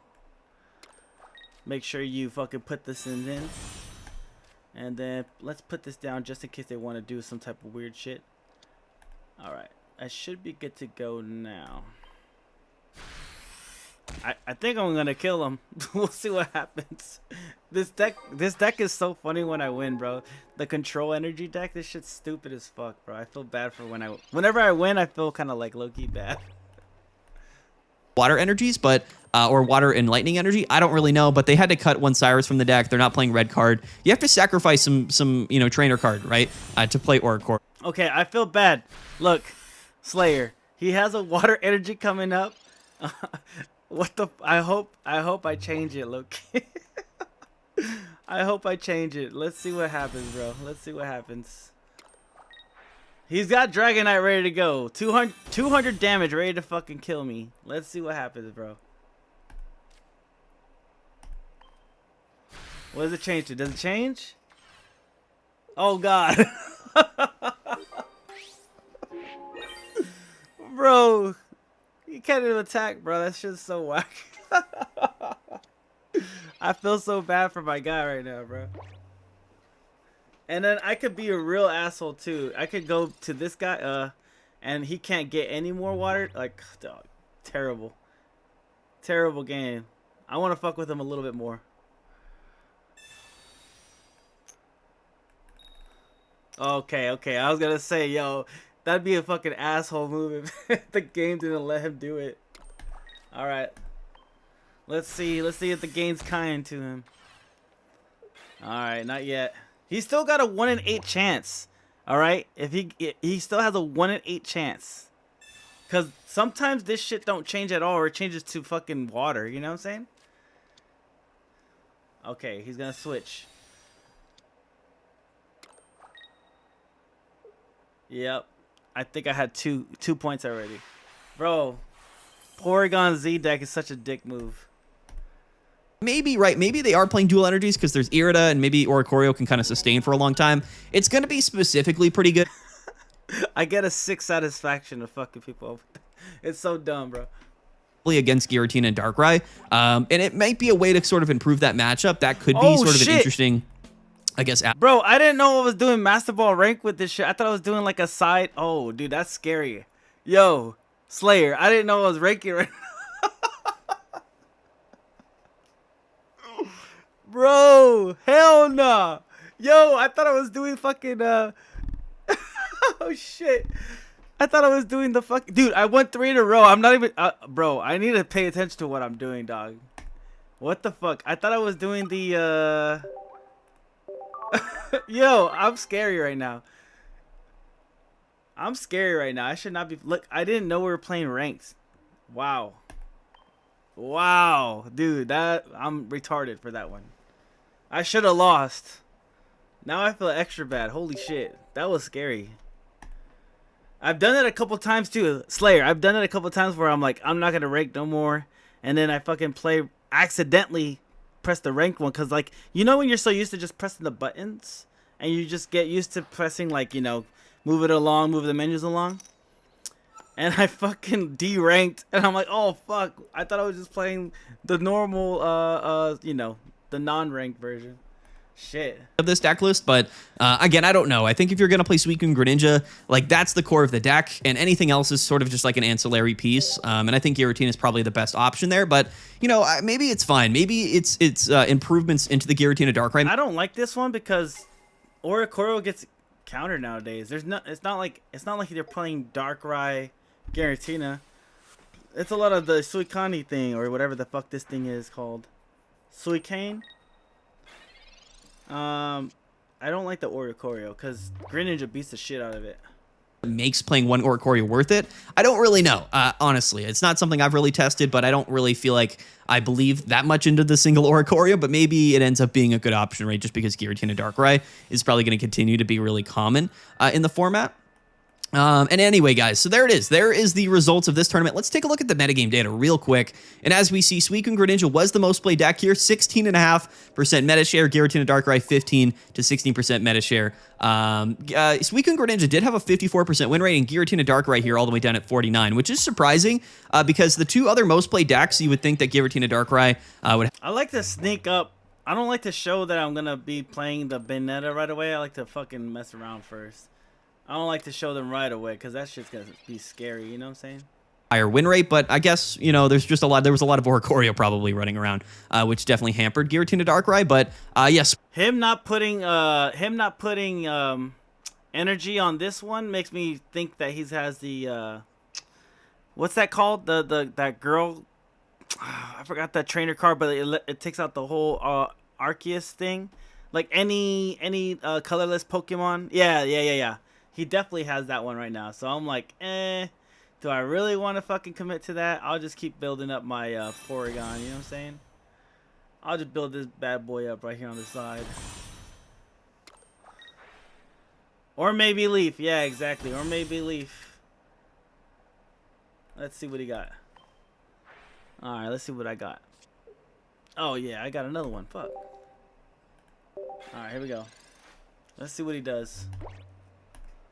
Greninja performing very well overall. Espeon, Sylveon still performing well. Suicune with 2 Giratina actually did not perform that. What's up with this guy's energies? This is weird. He's got fighting, he's got psychic, he's got water, he's got fire. Like, yo, this fucking... this guy's deck is crazy, bro. Alright, alright.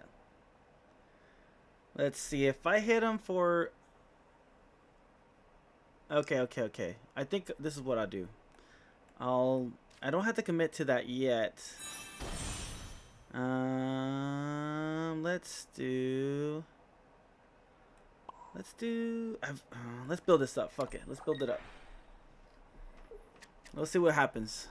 67 and 69. So as more recent in more tournament data comes through, it might be really interesting to kind of see, we're going to review the data eventually. That's typically how I make my decisions when I showcase decks. But 2 Giratina doing worse than 1 Giratina here is definitely an interesting thing to keep in mind. Greninja or Oricorio down here at 40%. That's really tough. So Greninja or Oricorio is really interesting because it's basically an auto win into Giratina Darkrai. But it gets absolutely smoked by just sort of standard Suicune Greninja, just because they're playing 2 copies of Greninja and they're moving through their deck more quickly than you, and they also play healing. So it ends up being a weird scenario where Greninja or Oricorio, even though it's very similar to Suicune and Greninja, gets absolutely destroyed in that matchup just because they're moving through their deck quicker. They also have 2 Greninjas, and they just sort of play 2 Irida. You end up just losing. It's kind of how it goes. The Turbo Lightning decks. He's gonna go to his Tortinator or whatever the fuck it is. This is going to be an interesting match. Oh, shit. Okay, he should get out, right? Oh, he didn't get out. Damn. What the fuck? That's weird. Well, I'm definitely not going to let him... Yo, I'm not going to let him slide on that. No, I can't. All right, here we go. I'm just going to commit with these 3 Pokemon. We'll see what happens. This is going to be a weird one. Really struggling in this tournament. Silvally 45%, and then Arceus only 26%, 6 and 17, which is really, really bad. And then Aggro Guzzlord down here at 22%. So these are deck lists that really just aren't doing that well. And I think a big reason for that is just because having that pace doesn't really matter oftentimes into Suicune and Greninja, because even if we do get early damage off, they're just going to draw cards, and it, like, honestly, half the time if you do KO an early Suicune, it just doesn't matter because they're going to commit their energies to, like, the second Suicune and then have Greninja set up, and then you're kind of just washed. You know what I mean? So it's a really interesting scenario. These are also decks that require you to bench a lot of Pokemon, and that's definitely, like, an inherent downside when you're playing these Oricorio/Lightning decks, is because they kind of rely on benching all their Pokemon to get their board state set up properly, and unfortunately, getting 1-hit KO'd by a Suicune and a Greninja just does not feel very good. Down here, we have Raikou Magnezone that went 6 and 9. I think this deck still has potential. I just think it's a little bit, like, awkward. It's a little bit more awkward than I would like. I don't think it's a bad deck whatsoever. I just don't really believe in it that much. And then, of course, Silvally Rampardos. But Raikou Arceus, which is something that we also showcased the other day. This is kind of the top way that I've been playing Raikou, and I think there's a lot of potential here. I like Raikou in Arceus, personally. I actually do like this list, and I think that probably deserves to see more play. Let's see if it catches on. Who knows? And then, of course, Solo Guzzlord. This is another sort of counter meta deck that we did talk about recently, where basically you're just playing very few Pokemon and you're playing healing and you're playing Guzzlords, and it actually ends up doing really well into Suicune and Greninja, which is a pretty funny thing to have happen. But it is always funny for them to just never be able to deal that much damage to you, and we're just sort of discarding energies. It ends up being a really strong counterplay, and actually theoretically it's pretty good into Giratina Darkrai as well. Also good into Espeon. So I actually think that sort of this control, like Solo, like... Okay, I was about to say, I think I won the deck, but he had his Arceus down again. All right, let's see what happens. Like 18 or probably 17 trainer Guzzlord is probably honestly one of the better options in the game right now. You will theoretically lose to Oricorio, but I think Oricorio is becoming less and less common in the format, and I think that that's pretty interesting. So there's the metadata for that first tournament. Let's go ahead and take a look at the second tournament, which is the GLC Monthly Cup number 7. And yet again, Giratina Darkrai getting first place and Espeon getting second place. What does this mean, right? So I think a lot of people are probably going to overreact to these results, which, you know, I guess I'm not helping by showcasing them in this video. But quite frankly, you have to keep in mind that tournament results, like when you take a look at the final standings, a lot of it comes down to like the final cut bracket, right? So in a format right now where the 3 top decks are Giratina Darkrai, Espeon, and Suicune, Giratina Darkrai having an above average matchup into those other 2 deck lists, once they get into a final cut bracket, it just sort of makes the most sense that it would probably end up winning the tournament, which again does matter. But when you take a look at the overall metadata, right, if we take a look at that last tournament, you would see that Giratina Darkrai actually did worse objectively than Suicune and Espeon, but in the standings, it got first place. So that's the difference there, is like analyzing the metagame and analyzing the metadata. I always try to tell people, like, the final standings aren't really the most important data if you're trying to translate that into, like, playing on the ranked ladder, right? If you're trying to win tournaments, it's different, right? Because all you have to do is play, like, a proper meta call and then make it into day 2 and hope that the pairings kind of go your way. In ranked battles, it's different. You're playing a wide variety of decks, and you'd rather have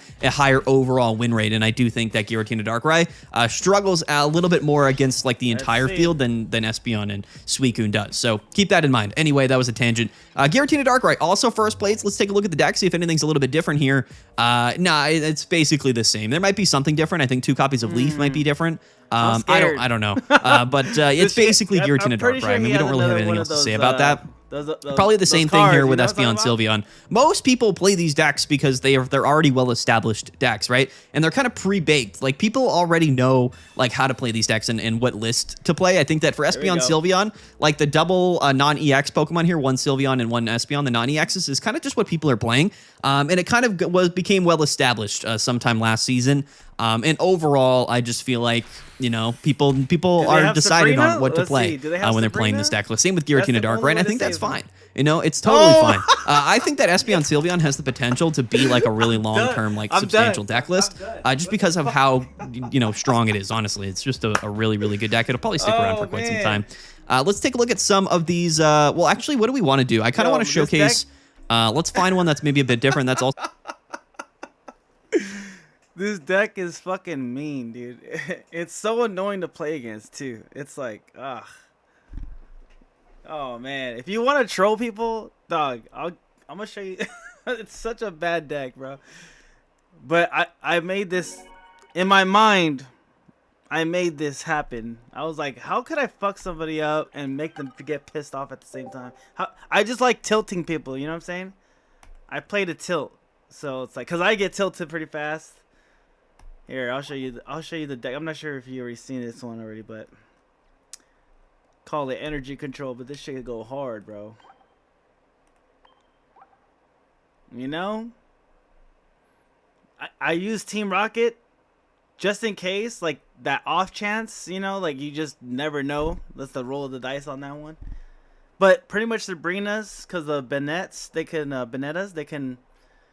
they can stall something pretty hardcore if you get it first turn. And then this builds into itself. I got 1 Giratina just for extra hits, and then red for the Giratina. I don't know. That's where I'm at right now with it. So that's the deck that I'm using right now.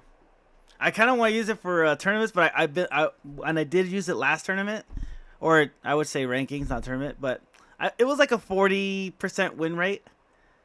It was like pretty low, you know, on the lower end. So I had to get rid of it. It was going towards like 35%. I was like, oh, fuck that. I'm done. I'm done playing this fucking deck. Giratina, 1 Oricorio, and that's 1 Giratina. Have we talked about the double Giratina deck? Let's showcase this for a minute, because I think that so this is the deck I used for ranking, but I had no Irida, I had double Mars and double Cyrus. I had no Cape. So I had double Cyrus, double Mars. Taking out the Cape and taking out the Irida. What was the last one that I had? Hold on. Let me double check. There is another thing that I had in there that was pretty important to me. Let's see. What was it? Oh, red. Dude, I had red in there, and that was saving my ass. So I had Leaf. Oh, I took out the double Mars. I took out 1 Mars for a Leaf. That's right. Because I needed it to switch the active. So I could get this guy. Alright. It's not double Mars. I was rocking double Mars for a bit. That was pretty toxic too. But Leaf, Mars, red, and double Cyrus. That's what I was rocking. No Cape. No Cape. What does Edna say in fucking Incredibles? No capes, bro. No, I was kidding. This was definitely something that some people saw early on because it won a tournament like on day 1 or day 2 of the season. So double Giratina is interesting, right? Because it kind of turns this deck list into being a lot less consistent in the early game. The main strategy with Suicune Greninja is leading Suicune so that we can draw a bunch of cards. Right. And then we want our Froakies and then our Giratina on the bench. But when we're playing 2 Giratina, it's a bit of a give and take, right? Because we're more consistently able to have a Giratina, which is a valuable win condition. We gotta play that now, bro. We gotta play that now. Hold on. Oh man, no capes. That was a iconic scene in that movie. No capes. Oh, I keep clicking on the wrong goddamn keyboard. I got 2 keyboards in front of me. No capes. The Incredibles. Oh, he had a great look. Oh, the cape and the boots. No capes. Isn't that my decision? Do you remember Thunderhead? Tall, storm powers. Nice man. Good with kids. Listen. November 15th of 58. All was well, another day saved, when his cape snagged on a missile. Thunderhead was not the brightest bulb. Stratogale, April 23rd, 57. Cape caught in a jet turbine. You can't generalize about this. Meta Man, Express Elevator, Dynaguy, snag on takeoff, splashdown, sucked into a vortex. No kicks. Yo, that's fucking me saying no capes, brother. No capes, all right? Capes are useless. No, I was kidding. They're not useless, but you know what I'm saying. It's rare. You know what it is? It's rare when you get a 20% hit rate damage difference. And it's like, I could just like use red and kill them, you know, like, or I don't know. There's more to me that is useful in a dire situation with red than cape. Most of the times, I feel like red saves my ass, you know. And it's one of those things like no one really plays red that much, from what I've seen. Like, it's unexpected, so they'll most likely go into Suicane, whatever the fuck that dog's name is, and they're thinking the 120 hit is all they're gonna do. Max Greninja, right? 140, but then you hit him with the red, and you're hitting 160 like out of nowhere. No one, yeah, that's what I'm saying. It's kind of comes in like clutch, you know. That's all I'm stating. In some cases, but we're also less consistently having a Pokemon in the active spot that we want, meaning Suicune, right? And now we have to play 1 copy of Leaf. Hey, did you do anything? For Labor Day? Any barbecues today or anything like that, bro? Not playing red card, we're not playing 2 Cyrus, so it overall makes the deck a little bit more clunky, but it's, I guess, its high-end potential is higher, it's just less consistent. So I think most people have settled on 1 Giratina, because you don't really need the Giratina most games, right? If we're going second and Suicune's in the active, like... All good. Honestly, we just ordered some Mexican food, and we fucking got down, so got us all the fries. And then yesterday, we had a big old family event, like a baby shower for one of our family members. So I haven't seen family in like 2 years. Not like all together, you know what I'm saying? I see them like individually, but like all together as like a cohesive unit. It was like, it's been like 2 years. So I was like, oh shit, it's nice to see everybody again. So that was nice. That's what I did for my weekend. You just worked, or what'd you do for the weekend?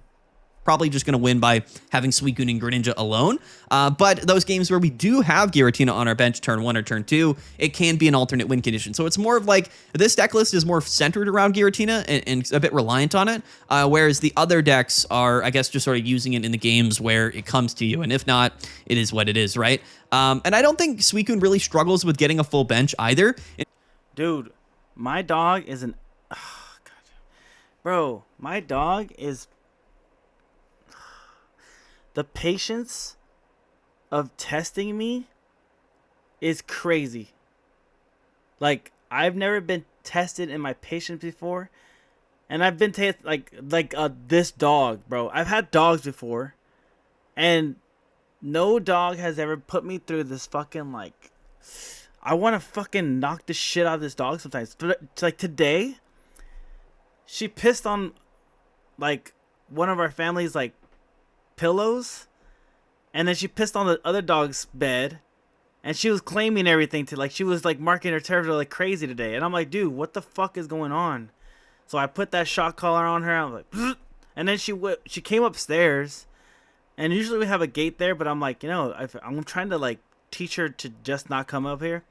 I had a shocker for that too, and then she went outside and got super wet and was trying to come inside, and like, you know, got everything super dirty. And I was like, dude, all in one day? Like, I was like, oh, dog, god damn, dude. I wanted to kill that dog today. So I put her in the cage. She's fine. She's eating. Yeah, bro. I don't know if I could keep this dog, dude. I've never been tested so much by this, like a dog before. It's crazy. Oh, man. I'm telling you, dude, this dog is she's very nice, and she'll play, but she has like super sharp claws and dew claws, which we do shave it down. But dude, I'm like at my wit's end sometimes, and I'm like, it's already like life's already lifing, and then add a dog on top of that, that's an asshole. Ugh. In the mirror matchup, it's oftentimes the case where you don't want to bench a lot of Pokemon, especially if you're not getting like the first or second attack off. You know, it doesn't really matter if we're playing a bunch more Pokemon. Like, this plays 6 basics in the stack, but like, you know, most of the time, Suicune yourself, especially in the mirror match, you don't want to have a full bench, right? Because then you're going to end up getting KO'd. So it's an interesting dilemma, and I think that playing Suicune, especially in the mirror matchup, definitely is RNG dependent. You know, Pokemon Pocket's always RNG dependent, especially mirror matches, but there's actually a lot of skill and like math involved when you're playing Suicune with the Crystal Waltz attack, and I think it actually does create some engaging gameplay. I've actually won a bunch of games in the mirror matches where people, like players that I'm playing against, don't like do the math ahead of time, and they bench too many Pokemon, or they don't bench enough Pokemon, or you know what I mean? So they don't kind of account for things like that, and it actually creates some pretty dynamic gameplay, as long as, of course, you know, you don't just completely break and your opponent goes like Suicune going second lead, turn 2 Greninja. Like, a lot of times it is out of your hands, but in the games where things are a bit more even. Why is he explaining my fucking typical ranking match when I'm trying to get to Masters? This part right here. This is what pisses me off. Long as, of course, you know, you don't just completely break and your opponent goes like Suicune going second lead, turn 2 Greninja. Like, a lot of times. That. One more time for the people in the fucking back, bro. And it actually creates some pretty dynamic gameplay, as long as, of course, you know, you don't just completely break and your opponent goes like Suicune going second lead, turn 2 Greninja. Like,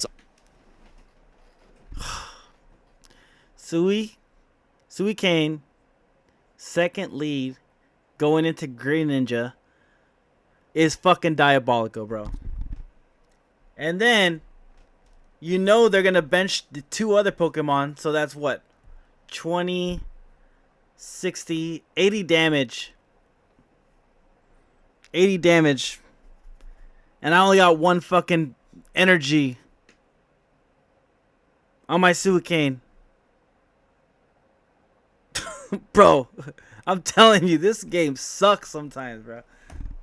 Of times it is out of your hands, but in the games where things are a bit more even, I think that the matchup is actually pretty skill intensive, and I think that's pretty fun. But anyway, to Giratina. Going second is ridiculous. It's so sad. Like, it's so sad how strong it is, bro. It's crazy. Even with the babies, right? The baby Pokemon, you get like a slight lead, but it's like that's like a super low chance of even getting the right cards in hand to get the baby to work right. It's, oh man. Don't know how I feel about it. Again, 95% of the deck is going to function the same. For me, I would rather be more consistent in my leadoffs, and I think that's definitely more important right now. Like, the free retreat stuff is interesting, especially for you know, like protecting your Slayer. Me and you could just only have the baby and not have it at all. Dude, that's happened to me too. Like, where I even only put 1 baby in my deck just so I don't get fucked over, and I still get fucked over somehow, bro. It's so annoying. You know, the baby Pokemon are fucking... Oh, I don't like them, bro. It's so inconsistent. I don't like that shit. I'm like, I'll just take the hit on the second turn. Fuck it. I'll just take... Yeah, no, we're good. We're good on that. The one saving grace on my energy control deck that I just showed you is that Benetta. If you have Benetta in hand, it kind of works as a surprise attack. Like, okay, you know, you got first turn to evolve, boom, and then you hit them with the second, and then they're stuck on one. Like, I kind of like that on that deck. Against those early Sabrinas and those early Gustings, as well as being more consistent in the Pokemon we're leading off with, especially going first. Like, I actually do like Inflatable Boat. That's something I kind of want to think about, and maybe I'll test a little bit more as time goes on. But anyway, that's the 2 Giratina stuff. That's the 2 Giratina and Suicune. Again, more Turbo Flareon here. Bunch of Suicune Greninja. I mean, to be fair, it is the most played deck right now, so we'll take a look at the metadata soon. But if we go down here, we see some grass stuff at 5 and 2. There was a Leafeon, Alolan Exeggutor, and a Buzzwole and Pheromosa. So this deck list is interesting, right? So this is sort of the Will Alolan Exeggutor deck. This was kind of the #1 like meme, like fringe meta deck last season. This in like Magcargo. I don't think it's like gotten like a tremendous amount better, honestly, like this season. I don't think there's anything like going out of my way to play this deck for any reason, but I still think it can win games. You know what I mean? Like, it's one of those decks. If you wanted to play something that was like, you know, spicy and whatnot, then yeah, you can play Alolan Exeggutor. You're gonna win games with it. It's really not a bad deck, but I don't think it's like, you know, I'm not showcasing it today because I think it's going to like, you know, enter into the metagame as like a real deck. I think anything with Will is going to be also a bit of a meme, right? It's just inherently inconsistent. So there you go. And then there's Buzzwole. So let's talk about Buzzwole real quick, because where is it? You know, are people playing Buzzwole? Like, what's going on? I think it's interesting. It's an interesting dilemma. The issue... I fuck with Buzzwole. I'm not gonna lie. I fuck with Buzzwole in this fucking patch. Buzzwole normally, right, is that it benches a bunch of Pokemon. So if you're going first into Suicune, like, you're going to struggle inherently. But the Pheromosa Cyrus stuff does allow you to kind of target Cyruses, which is pretty cool. And we are playing Ericas and we're playing Leaf Cape. Like, inherently speaking, I think that Buzzwole actually has probably a decent matchup into Suicune. But again, for whatever the reason, there's just been so many new decks coming out between, you know, Espeon last season and then Suicune this season. Buzzwole's just a deck that people don't really feel that, you know, fondly of, I guess. I don't know. So I think Buzzwole probably deserves more credit. It deserves more attention. Theoretically, it does struggle, though, into Espeon, but it does well into Giratina Darkrai. So Buzzwole's the other, like, inherently really strong deck that probably deserves some play. Maybe it'll do well in a couple of tournaments this season. Definitely something that deserves to stick around. Like, if this is like a quintessential A-tier deck. And 2 Buzzwoles only? Yeah, that's true. That's true. Yeah. Only 2 Buzzwoles is diabolical for sure. Yeah, I played it with not the Pheromosa version, but the Kartana version. That's the one I like to play with 2 Sabrina. I'll play right now in a bit, but I'm not gonna play it on rank for sure. Fuck that. I don't think it'll maybe break S tier just like it didn't last season, but it's still a very, very quality deck list. So if anybody really loves Buzzwole, I feel like right now is totally a fine way to play it. Yeah, I don't have anything bad really to say about Buzzwole. It's also a deck that hasn't really changed much. What's interesting about Secluded Springs is that it didn't really change much from last season, other than Suicune, yet. Again, we haven't seen a lot of Lightning decks in the standings, but I do want to showcase some of them because I actually think Raikou has a lot of potential in Lightning decks. And like I said, Entei also has potential. It's just that people aren't really playing Entei or testing with it right now. Let's take a look at the metagame report. As we see, Suicune Greninja, also the #1 most played deck at 18% Metashare, 57.5% win rate. Very impressive. Giratina Darkrai, 14 or 15% Metashare here, 53% win rate. So honestly, not a bad outing this tournament for Giratina Darkrai. And Espeon here was sub 50%, Oricorio Greninja sub 50%, and actually Suicune with 2 Giratina did also do well in this tournament at 57%. So again, small sample sizes, things will vary. And as we see, Turbo Arceus unfortunately struggling right now in this season. And yeah, Buzzwole went 14 and 12, and then Turbo Flareon again went 60%, 13 and 9. So these are decks that I think are actually like pretty fine, honestly. Like these are all small sample sizes, so it's not really worth covering much. Yeah, honestly, if you're not playing sort of those big 3 decks, Suicune, Espeon, and Giratina Darkrai, I like Buzzwole, I like Flareon, and I like Guzzlord. Guzzlord is another one that I think probably has the potential to pop up, honestly. But if we go to the standings, nothing really kind of stood out to me. There's definitely a large variety of decks rather that are 4 and 2. There's literally like a Sweets deck here, which is pretty funny. How do I feel about Sweets Relay? I mean, I don't. You know, again, it's just like, you never know. Don't tell me I win with the fucking birds, bro. Come on now. Skamori EX is like one of the worst cards ever. And this guy, like, he's got to come back, right? He's got to come back, right? Like, you can't lose to this fucking cards. are, especially smaller tournaments, like you always have the opportunity to just win some games. You know what I mean? It's Skarmory is like one of the worst fucking cards of last deck. It was so bad, bro.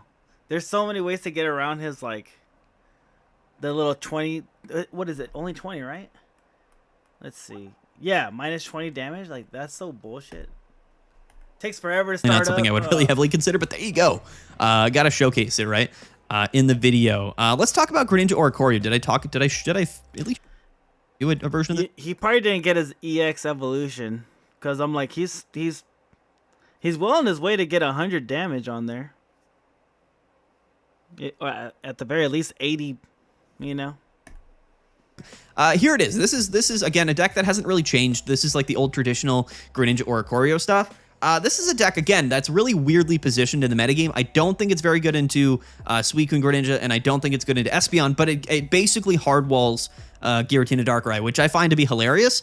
So in that sense, it has a position in the metagame, has the potential to win tournaments, but if I'm playing a deck, especially with so much other things on the ranked ladder, like it's not something I would really choose, quite frankly. So I expect this to really decline in play. It's a hard meta call in the early season against Giratina Darkrai, and I think it ended up probably being a little bit more successful in that like first couple of days because of that one matchup, but I think all of the other decks that are seeing a lot of play kind of move through this deck pretty easily. It's very similar to Suicune, except like Suicune just draws way more cards and has the potential to attack in the active a lot more consistently and for more damage than Oricorio. So just kind of makes sense. Like again, the Oricorio stuff really good against Giratina Darkrai with Irida, but it's just not something I would I would really consider right now if I'm looking to like, you know, compete or climb the ranked ladder personally. Right. Where are we at here? So let's take a look at the last tournament, which is going to be the Chronicles tournament here, the $50 50 US dollars, something TCG, I don't know. Anyway, this is the tournament, yeah, where Double Giratina went 12-0, right? So this was, I guess, the placement that I referenced in my video where I actually made a video about Suicune and Giratina, because this was kind of that first example where I felt like Giratina really popped onto the metagame. So this tournament, I think, happened like 2 or 3 days ago, and really was kind of the first big tournament where like the metagame and everything's sort of kicked off, right? So yeah, Double Giratina ended up winning this tournament. Again, I think most people have changed to just one Giratina, just because this deck went 12-0. I don't think it's, you know, I don't think it's makes sense to read into this too much. It's just Suicune Greninja, like it. 12-0.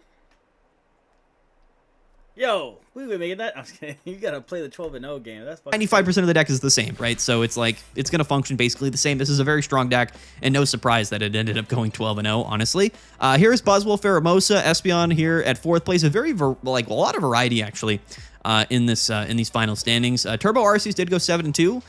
Made 5th place. Giratina Darkrai's down here, and then there was this Altaria Silvally deck. So we did add this to Friday's video. We talked about it, I think, as like the wild card for the week. Definitely a really fun deck. It did really well at this tournament, but it was piloted by a really good player, and they did comment on Friday's video saying that they would give this deck like a 7 out of 10. They thought it was fine, but maybe not like the best deck in the world. I think Altaria is really, really interesting. Actually, is this a different player? I think this is actually a different deck because they're not playing Lugia, so I got a little bit mixed up there. It's a similar deck. It's basically like 2 different baby Pokemon.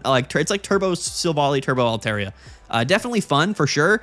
With these 2 baby Pokemon, you can play Lightning Energy in your zone and basically guarantee to kind of have that turn to Altaria or Silvally going, which is pretty cool. I like Altaria is a good deck and it's a good card. Yeah, for sure. Yeah, the tournaments are very, very. Everybody knows everybody's hand at that point. Yeah, it's pretty cool. It's just super RNG.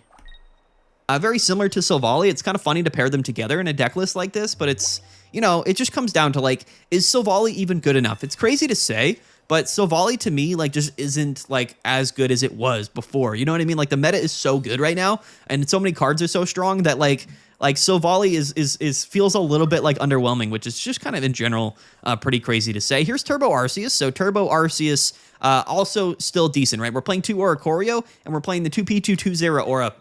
This version of the deck doesn't play Raikou, but it just relies on that like explosive opportunity to attack. Excuse me. I almost threw up for some reason. It gives you the opportunity to attack on turn 2 with Arceus, right? Which is like, you know, absolutely crazy. So this is a deck that I think like can always win, right? Because what are you gonna do when Arceus hits you for 130 on turn 2, right? It just it's a weird. What the fuck is going on with the Steel Birds, bro? They're fucking winning. Weird. Weird. Interesting deck. It actually had a lot of potential last season, just because there was less sort of counterplay to Oricorio, but I think this deck list is worse overall right now, just because Greninja is... Skarmory is a new fucking secret tech, bro. I was kidding. Let's lose a match. Come on. Everywhere, and it kind of like Oricorio and Pichu were kind of liabilities against Greninja, quite honestly. Let's wrap this up by taking a look at a couple of Raikou decks, because again, I actually still feel like there's a lot of potential with Raikou.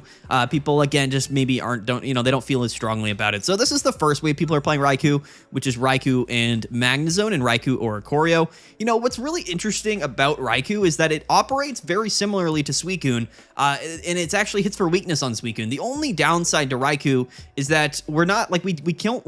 It's so weird because we don't have like a really great like bench sitting combination to kind of pair with it, right? So like this deck list is built almost identically to Suicune, but the difference here is that instead of like playing Greninja, we're playing Magnezone because that's our option, and then Oricorio instead of like Giratina. You know what I mean? So it's kind of weird in that sense. I think that again, like the ability to draw a bunch of cards with Raikou is still strong. We're damaging the bench so we can kind of use Cyrus later in that game as well. Gives this deck a lot more potential on that front. I don't feel strongly about Oricorio. Magnezone in general is just like a little bit slow, and also like Greninja's just going to snipe up your Pokemon if you don't evolve. And Magnezone can't utilize Rare Candy, which means that it really, like even if this deck is consistent and you're drawing through your Pokemon, like Magnezone isn't providing you any value until it's in the active spot by turn 3 or turn 4. And like it just inherently doesn't flow that well. This is definitely not a bad deck list, but I just feel like... What the fuck is going on with this? Yo, what is going on with this deck, dude? Okay, he came back. I was like, there's no way he lost already. Come on now. Missing something a little bit here with Raikou. If we had a really strong like EX stage 2 lightning Pokemon, then maybe we pair that with Raikou and that could be really strong. I don't feel like have a really great partner with Raikou. So we're either playing it in like a weird kind of like turbo deck list, like trying to really put a lot of early pressure on, or we're playing it for like this late game kind of, more powerful deck with Magnezone. But it's like, do we really want to go like a 2-prizer into a 1-prizer? Like that's like, it just typically isn't something that decks oftentimes really want to do. And then the other way that people are playing Raikou, other than like the Arceus build that we showed, is like more of a turbo build like this. And this is actually playing Pikachu instead of Arceus, but it's basically the same deck. We are playing Zeraoras and Energy Switches and Raikous and Electrical Cords. So the whole idea with this deck list is to use Zeraora and Raikou to deal really early damage, potentially KO Ferokis really early on in the game. And then once Raikou goes down, we use Electrical Cord to move those energies into Pikachu and then 1-hit KO for game. So like that's the strategy that I think the other way to play Raikou is, quite frankly. I don't know how I feel about it. I really don't. Like Raikou's a really weird one. I've been testing it for so long. I just feel like we don't have a good enough like partner Pokemon to pair with Raikou just yet. That's kind of my opinion about it. Like I said, like the Entei stuff is interesting to me. Like I want to test out Entei with like Incineroar or Entei with Charizard. I think that definitely could be pretty fun. I want to try that for sure. But in the same vein, I just don't know if we're going to be able to compete with Suicune and Greninja. And that's kind of how I feel. So that's the metagame right now. Just the first couple of days, like the first 3-4 days of the season, this is kind of what we're looking at. And quite frankly, let's take a look at the metagame again. All kind of more standard stuff as we see. Masquerada saw some play this tournament, but yeah, definitely struggled a little bit, I would say. Yeah, okay. So that's gonna be it. We're gonna wrap it up, guys. So what else? What do we have to say about this season? So far, I think that Suicune is really important. It's interjected itself into the metagame. It's basically a resurgence of like the Sylveon Giratina Greninja deck from a couple seasons ago, which honestly was kind of one of the best decks in the game. But now it's kind of just a little bit better, and I think Suicune kind of filled that. What's this card do, bro? What the fuck is that, dude? Zoroark? I was trying to read it real fast, but... Alright, what's this say? If your opponent Pokemon is knocked out by damage from this Pokemon's attacks, during your opponent's next turn, prevent all damage from and effects of attacks done to this Pokemon. For 70 damage. Damn. That shit sucks. Really correctly, and we're in for it. Trust me. The counter meta will emerge. I definitely think there's a lot of opportunities for counter metas to emerge, and even if like a real you definitely need some Geotech, like Giovanni or something like that, to make that one work. If you could get Giovanni in that one for 80, or red for 90, but there's no red EX cards that are like that low usually. I would say if you get a Giovanni, you can definitely eke out that 80. Like if he had 80 damage, he would have got that one. You know. I think it just needs Giovanni Tech and you're good to go. But that's like, you need first the evolution, the regular card, then the evolution, and then the Geotech on top of it. That's like that's a lot. That's a lot of work, just for one turn of prevented damage. Yeah. And then after that, you're pretty much fucked. Sunny Houston Himalaya by Joe Rogan. What is this? If you average out the view hosts, among the dumbest people on television. Sonny's dumb. Hold on. Before we go there, I want to check out more Pokemon stuff because I have been so... Entei is powerful, allied to Charizard. Alright, let's see what this guy has to say. Yesterday we covered Suicune. Today we move on to Entei. All three legendary beasts share the same ability and retreat cost. Barring Raikou's slightly lower HP stat, their attacks are where they mostly differ. Suicune's damage output is dependent on the state of the board, yet offers great scaling potential, while Raikou is able to chip away some extra damage towards the bench, leading to very strong synergy with... Alright, for sure. We'll finish this video up, and then, yeah, we'll both head out, because I was going to stay on extra for you, too. I was usually headed out by this time, but we got this. Let's do one more video, and then we'll meet up tomorrow or the next day. Entei got the short end of the stick here. Blazing Beatdown deals 60 damage for 2 energy. Unless Entei has a total of 4 energy attached, which doubles the damage output all the way up to 120. The reason why Entei is the worst of the trio is because the condition behind his attack's enhancement contradicts the card's nature. I'll follow this up with some proper English. It is unlikely for a Pokemon with 140 HP that wants to be in the front line early to build up 4 energy naturally. Entei is indeed a fire type. You can ramp energy onto him through several means, yet the most efficient ways to do so within the typing all stem from another Pokemon's attack, meaning Entei would have to sit by in the bench to receive said extra energy, which means you don't really get to draw with him. The reality is Entei will very rarely be able to attack for 120 damage, because he wants to be put in the front to fulfill his role as a draw engine. This doesn't mean Entei is a bad card. Far from it, actually. It quite simply means he's the worst out of 3 really good cards. Amongst other things, I believe Entei is a strong candidate for Sylveon replacement as Stoke Charizard's best teammate. Today's deck replaces Sylveon for Entei in the newest version of Stoke Charizard. Why replace Sylveon though? There's 2 big for Entei in the new... Okay, let's see. We got Entei, Charizard, Charmeleon, sorry. Charizard and 2, 1. Oh, just in case for the Charizard or Charmander. Okay, got it. Leaf, just in case for the Charmander again, or for NT. Sabrina, Red, Lily, and Pokemon Center Lady. Why not just got no good Aura Killer? Yeah, exactly. Version of yeah, that's a good point too. You're relying on combustion from Charmeleon. Yeah. This deck is pretty hard. It's pretty weak, you know? Charizard. Why replace Sylveon though? There's 2 big reasons. Sylveon requires 2 pieces, while Entei provides you with the draw in just 1. This frees up 2 deck slots, which is super valuable in a game like Pokemon Pocket. Legendary Pulse also offers more total card draw over the span of a game. Entei is also a fire type, meaning we can actually attack with them when needed. It's not all benefits though. While Sylveon has a retreat cost of 1, Entei's retreat costs 2. This is a pretty big deal, as it makes it harder to pivot quickly into Charizard to enable that clutch. Really, Kenneth? Let's see. I'm gonna go check what that is. I don't know what that is. It's a basic 2 colorless energy. Okay. I'm gonna check that out real quick before I move on with this thing. Let's see, Relicanny. Oh, I guess I don't have it. Relicanny. I don't have that one. Fuck, I suck. Game Stoke setup. Despite this, I believe Entei's pros outweigh this one con, making him the ideal teammate to set up a Steam Artillery sweep. You'll notice I play Gut. Oh, pack points. That's right. Let's go check it out. You right. Let's see. Pack points. And then let's see. It's a colorless, you said? Let's check it out.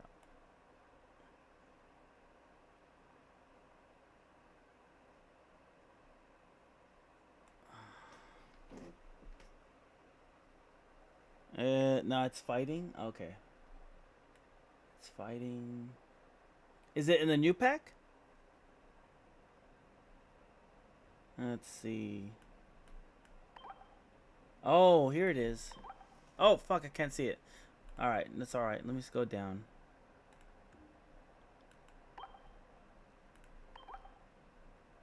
Okay. Let's see. This Pokemon also does 10 damage to itself. Takedown. 50. What's the HP at? It's 90? Yeah, you could use it. Or is weak to... Oh, that's right. My bad, you're right. So one shot. One shot without the cape. You're right. Damn, why are you so smart, Slayer? Shit. For a good portion of today's gameplay, I ultimately decided to replace it for red, as there are quite a few relevant EX threats that can withstand Charizard's attack without a giant cape. Stoke Bro, I hate this card. This is I don't even have one of them. The Jump Pluff EX, this one, bro, so fucking annoying to fight against. Relevant EX threats that can withstand Charizard's attack without a giant cape. Stoke Charizard has some strong counters in the meta, yet this Pokemon remains an absolute threat against the majority of decks. Entei provides Lizardon with stronger overall card draw and decent offensive support as well. What Pokemon should we take on next? You decide. Leave a comment down below and we'll see what we can do. Don't forget to like and subscribe. It's free. Free. For real, it's already 170 and it's like one, and you could retreat. It's like crazy good. I think honestly it's one of the best cards in the game. If you could get the rare candy for it, it's crazy good. Good. Have a solid day. Enjoy the games. And I'll see you guys tomorrow. All right, here we go. Fire on fire, and we got the Entei lead. Easy. And whoa. I'm just gonna watch the video. I'm done playing for the game. I'm done playing the game for today, but let's see if I can make this bigger. Let's see. There it is. Okay, now what that's not what I was anticipating.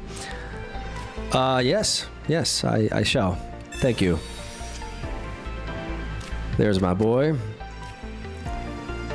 And there's my draw. What if I just Sabrina them? Yeah. Yeah, Sabrina. This is so annoying. This is super annoying for them.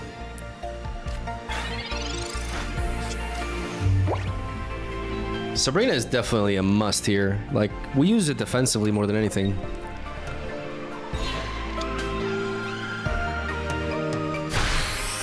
We basically deny their ability to attack with the new Ninetales. It requires 3 energy to attack.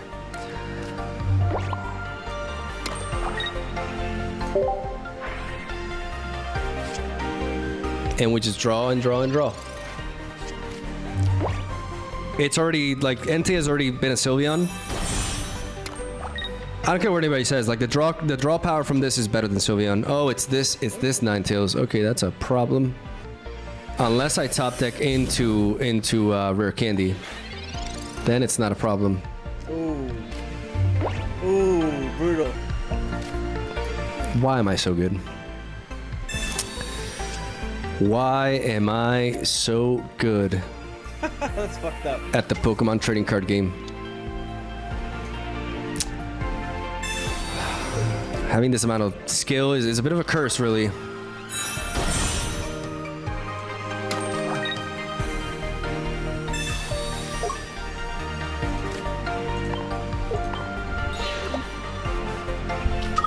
Oh yeah.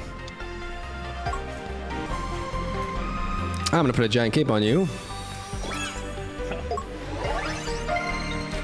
I'm a stoke away. That is what I say. Gamer of our generation. Now today, Watch you. Bit of a Shady Have Penguin Cyrus, reference there. have Cyrus, bro. Okay. We're safe. Damn right, Ricky. Tell him. Is that a Pokemon communication? Yes. I thought they would be playing the new Ninetales. Maybe they run a mix of the two. But oh baby, we can tank that, no problem. We got Lily. We're not gonna draw this turn. We're gonna Lily. Get that healing out of there. Damn. And we unleash our artillery, and it's pretty much over. Just Charizard things. Bullying the lesser fire types. Oh yeah. Bro, one time I got the Charizard with like the 200 damage one, and it killed the 150 Charizard, bro. I knew they were mad because they had cape on that bitch too.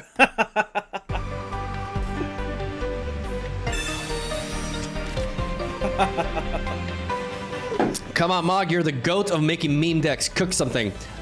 The cooking will happen.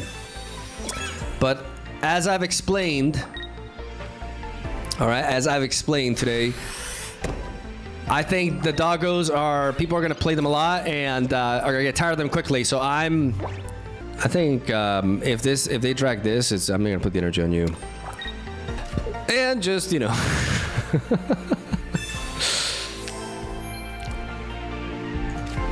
Stay nice and healthy.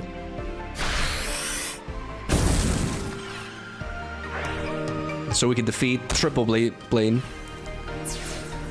easily. Actually, Triple Blaine would theoretically kills us, so it's not a good analogy, but not even an analogy. That's easy. The double retreat, really important. 1x speed, 1 leaf. We need to be able to consistently pivot the Entei's around. And yeah, I gotta get the dog videos first before, you know, they're not edgy anymore. Bro. I might have to try this deck out, dude. 1x speed, 1 leaf. That's the way.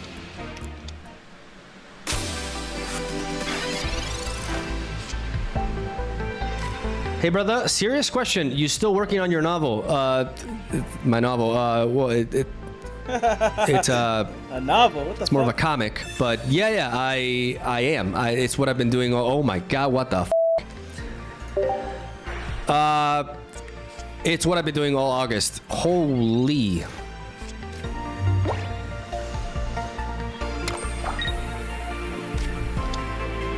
Aerodactyl. Okay, so I mean we have the rare candy. We're just missing Pokemon, and they don't have a way to attack our hand, which is I'm very grateful for. Yeah, just don't red card me, please.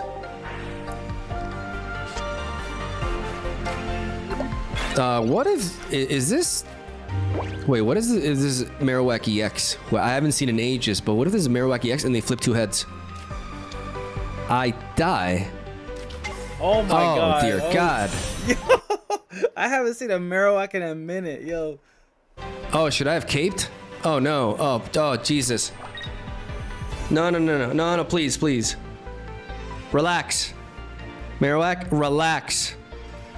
Do it, brother. Marowak, chill. Kill him. Kill him. Marowak, Yeah, let's go. Oh my god, I'm dead. Fuck you, bro. Actually, Cape would have done it. Oh my. Cape would have done shit.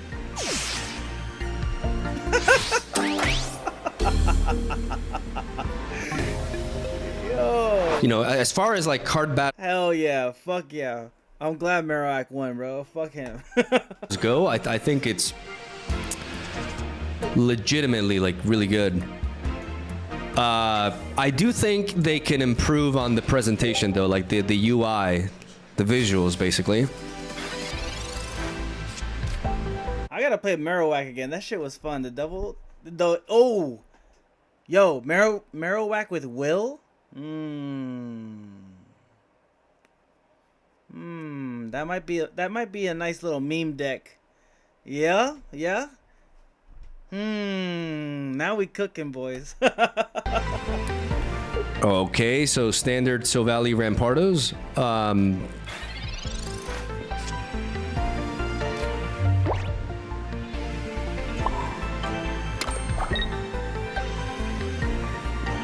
Going for the Ember here is... Because I'll be able to one-shot that anyways. So I'm just going to say like, oh, God. I'm wide open.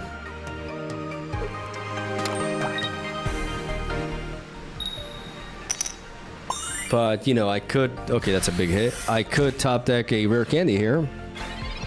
And, you know, not die. Oof. Or I could just literally die. Damn. This is sad.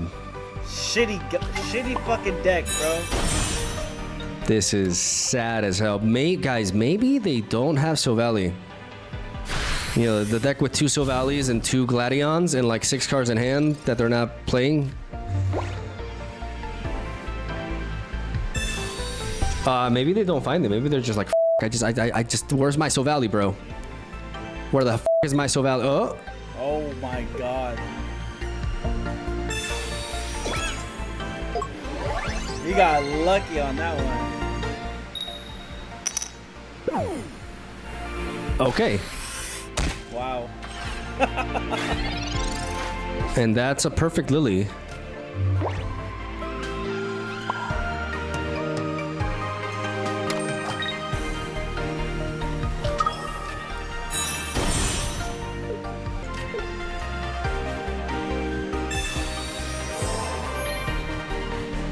But the problem is I've been overcharging this Charizard because I literally can't find anything else.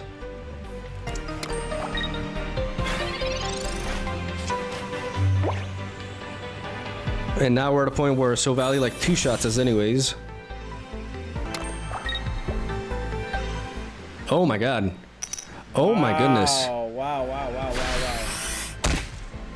I gotta kill that. Yeah, I gotta switch to Sabrina. Oh damn. Fuck it.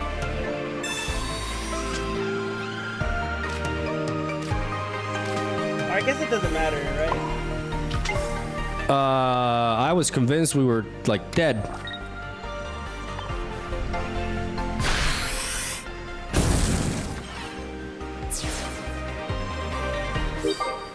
But now we can focus on building up Entei for the win.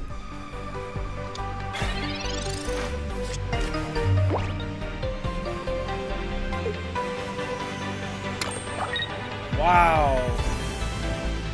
Oh. What the? Oh. Yeah. Oh man, that would've been great. Yeah, nice try. Well, hello, Guzma. Bro, my brother in Christ, what do you have in hand? Yeah, for real, what the fuck? What do you have? What is? That's a crazy. They break hand. more than I did. Damn. What the hell? They must have like a handful of supporters, and none of them are Gladion for some reason. That's crazy. They didn't even have Rampardos. Like what? What a shit fucking deck he had, dude. Could have been anything. Going second against Water once again, and there's my boy Entei. There's my boy Primarina. Ooh, it's kind of dangerous. That's kind of dangerous. Okay. Pokeball.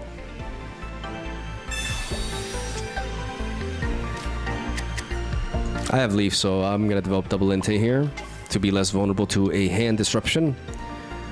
And I'm gonna start getting my free draws. Free draws are good. I love free draws. Entei is 100% the worst of the 3, by the way.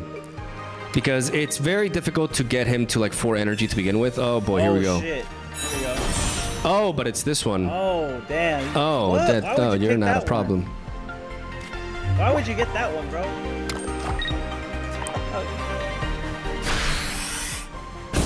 Shitty fucking Brina, dude. Just look at that card. Look at that engine. That's already a Sylveon.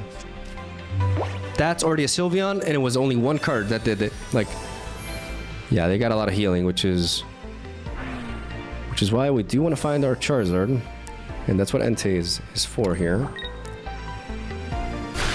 But you know, I said what I said, but at the same time, I can put myself out of range. I can't build you up. So maybe I'm gonna have to eat my words. I'm gonna go for the Pokemon Center Lady. And Cape. And just in case they have like a red, man, I've been too surprised by that. I'm gonna go with a giant cape just to guarantee that no matter what, my Entei lives. Yeah, there you go. I can Blazing Beat Down. And now they need a considerable amount of healing to not die here. This is my first time seeing an Entei fully charged up. I've never seen an Entei with 4 fucking fire on him.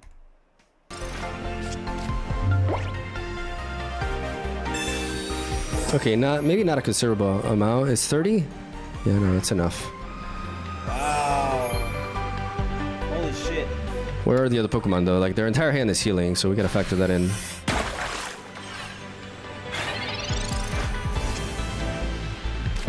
Jesus Christ, well, what is this card order? Okay, we did it. Ladies and gentlemen, we did it. I may just pivot here. Why not? I have Leaf. And I'm gonna two-shot this anyway, so I may just pivot into you.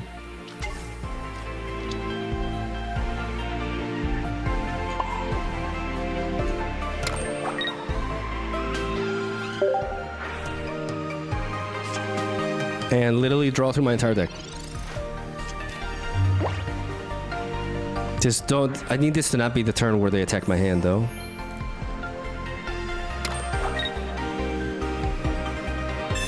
There's a Cyrus. Oh, shit. All right. To be expected, but now is when we bring you in.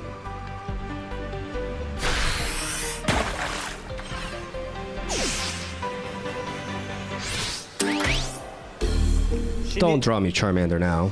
She needs a cape. She needs a cape. It's not like it really matters. I've already drawn through my entire deck anyways. Never mind.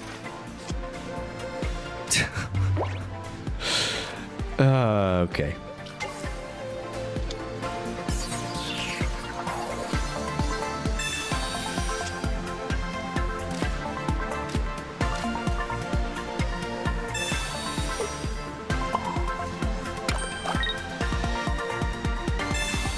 Let's go with a shouting, shall we? I haven't seen Entei And at let's all. stoke it up. Yeah. We got that. I was rocking an Entei and the Fire Monkey. I was rocking those two. I was actually getting like a pretty decent win rate, but then the Suicune decks started coming out, and I was like, I can't play this Entei no more. Plasma ready in case. I think that was first day I was playing Entei. Giant cape.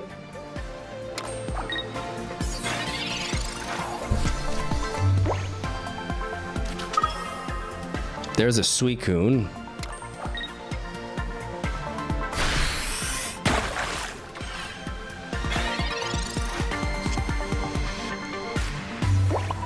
And here's my Lily.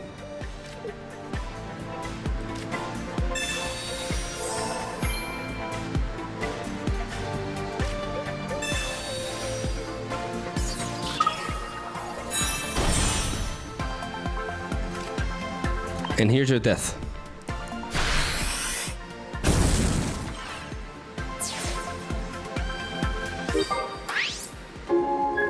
That Primarina beat the hell out of me. Right now, your power's at 40. You need to start filling out that bench. And you need to... Yeah, Suicune is like definitely... It's needed, bro. It's definitely needed. You can still run Darkrai, like the guy said, Darkrai Giratina, but I was shitting all over the Giratinas and Darkrai's with the, the Suicune did. But I don't know how to say the fucking name. Suicune? And then I'm going to take it away from you.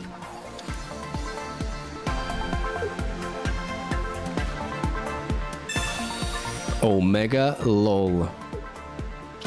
The madman actually did it. Pokemon Flute is crazy. Yo, he's adding up. Wait, do they have red too? No Okay, way. I'm starting to get scared. Okay. Okay, that was kind of scary because if they have another Pokemon and red, I actually die. That was fucking insane. What the hell? Let me have my final kill, man. For the intro, Jesus Christ. Crazy. Nice water type advantage. Yeah, they went for it. They went for the... Yo, Pokeball flew into net into... Dude, that was crazy close. Flute and the fishing net combo. Flute, fishing net, imagine if we had a Pokeball. Dude, that would have been insane. With red, crazy. Exodia hand right there.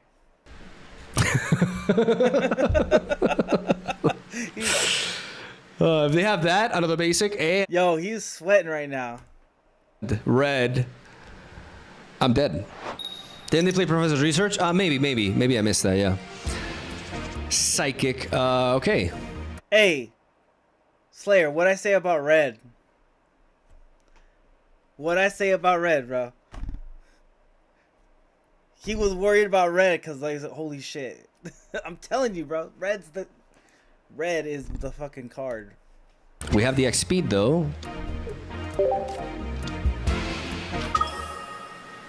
But if we find the rare candy quickly, then we don't even have to pivot. Double Pokeball before we draw. That is wonderful. Absolutely wonderful. Entei guaranteed. Gonna use the golden Pokeball to catch Entei, our prime legendary, and then we're gonna draw. And let's see if we get it. I mean, we have another Professor's Research. 3 more draws to find the rare candy. You know, like, it's just kind of crazy.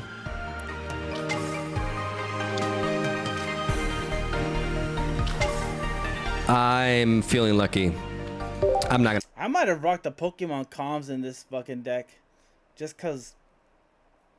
I don't know. Sometimes I feel like the comms is just so clutch sometimes.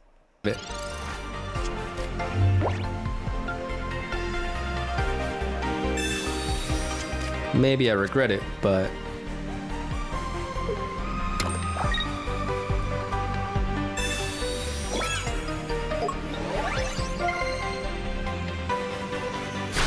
They're gonna bite us, and here we go. I have so many draws, like, it's quite likely I find rare candy here.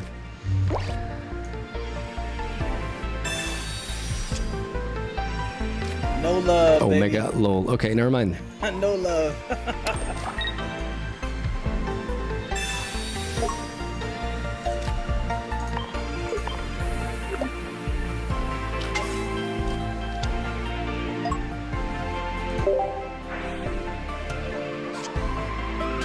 Yeah, no, these candies are sitting Man.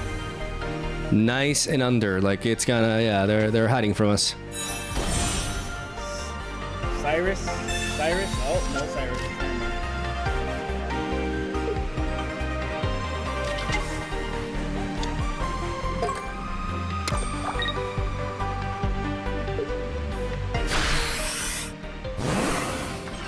I like the sound. Okay. I like the sound of the Espeon hit. I like that sound that the Psychic hits. I like that sound. That's like a nice sound. Okay. There it is.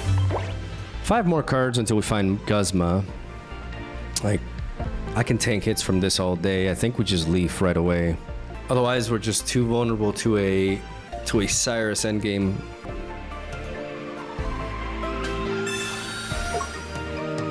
If we give them a kill that easily, so I'm gonna pivot right into you.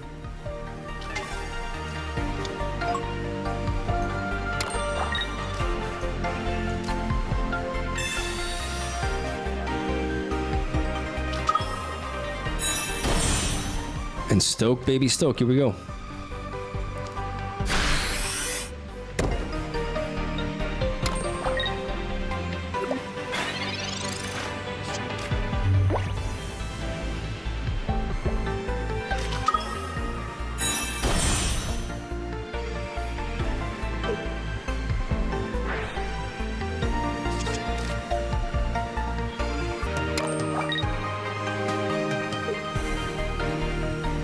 Let's see what they do. Super Sidebolt. Yeah, nothing. Double EV back does it, so we got to watch out for that. We have another Stoke there, so... Lily Lily. This is 90 HP, 190, 110. We should be fine now. With Lily, Pokemon Center Lady, we're fine.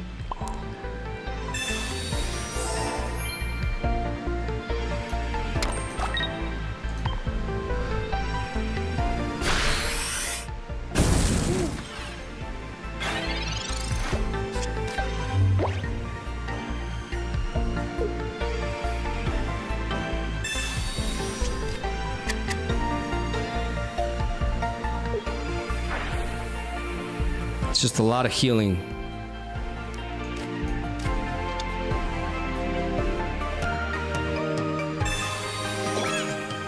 And we can Sabrina.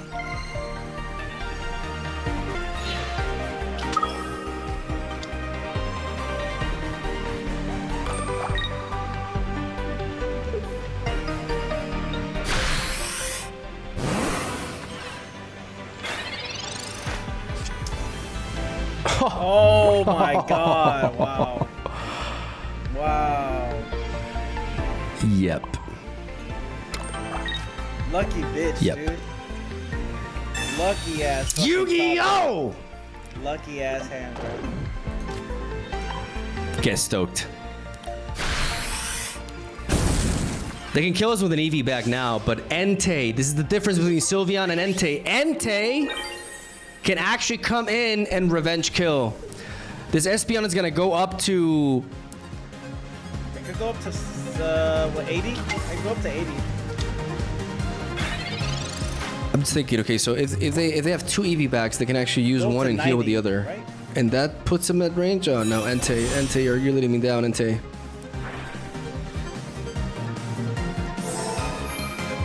You need one EV Oh back. dear God. You need one EV back to kill the Charizard. Yep. And then one EV back to heal.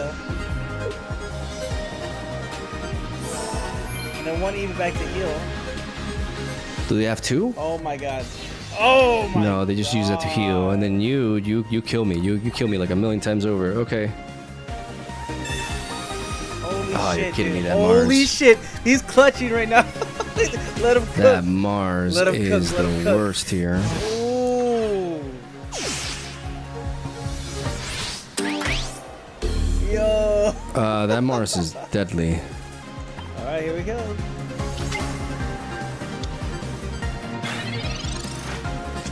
Oh! He has Cyrus. Yo. I have two options. I can just attack with his Entei and not place an energy, which makes me die to a Cyrus. Which is prevented by this.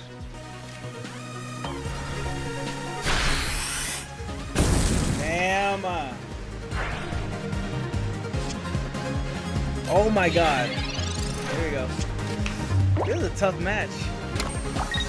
And then I need Pokemon Center Lady.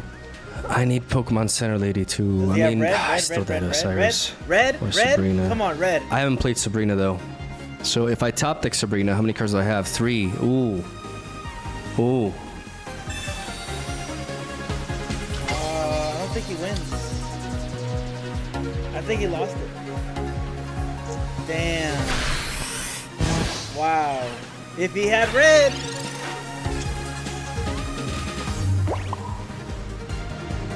How much is this? You have 90. 90 minus 70. Dude, if he stokes with Charizard, Espeon can kill. He should just kill the he should just kill the Espeon. Oh wait, no, he doesn't have. I see why. Okay. He doesn't even have a he didn't do his he didn't charge up his Charmeleon. He needs his leaf. Damn. 6, 120. Am I dead? Like, okay, so if I go for this, This is crazy. 6 energy. 6 energy means 120. 120 minus 110. I die. No matter what I do, I die. But I had to own this Charmeleon, otherwise I was done. And the Charmeleon's retreat cost, this was murdering me here. Oh, crap.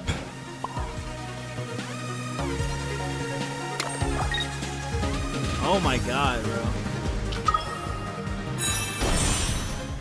There's no way around it. Damn. There's no way around it. This just kills.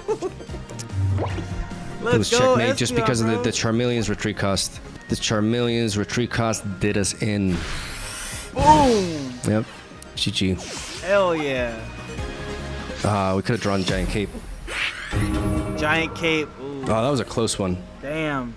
That was a good match. That was a close one. That was a really good but it was match. the Yeah, the Espeon deck is super strong. The troll deck that I have, the Espeon deck is the only one that really fucked me over. I love seeing the Charizard struggle. Me too, bro. Me too. I hate Charizard. Though I do like seeing the genetic Apex Charizard. I like when he wins because it's like tough to get to 200, you know? it was a Siren up, unfortunately.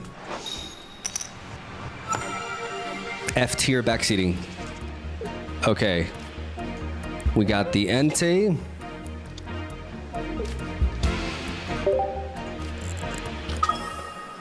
And we just hope to not draw into a basic here, because this double Pokeball is going to allow us to, we're going to do some serious thinning.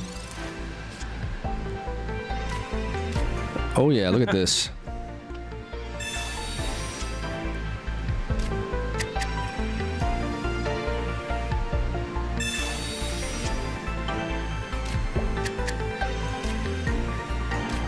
The full squad is here.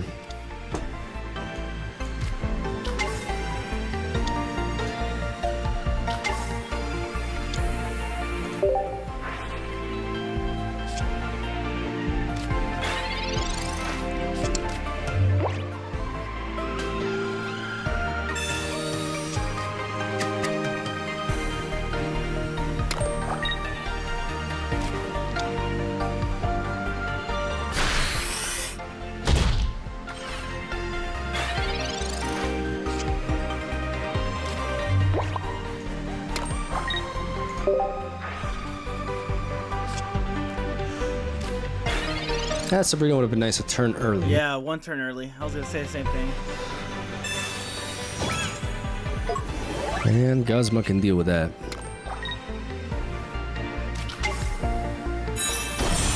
Espeon online.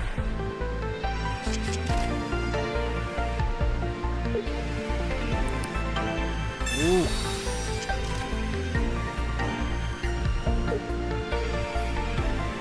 There it is.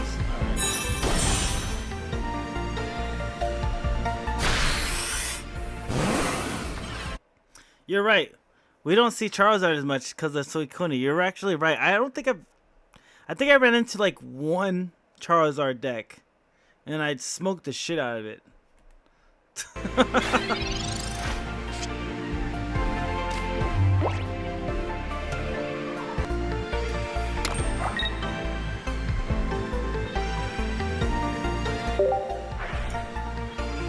Hey.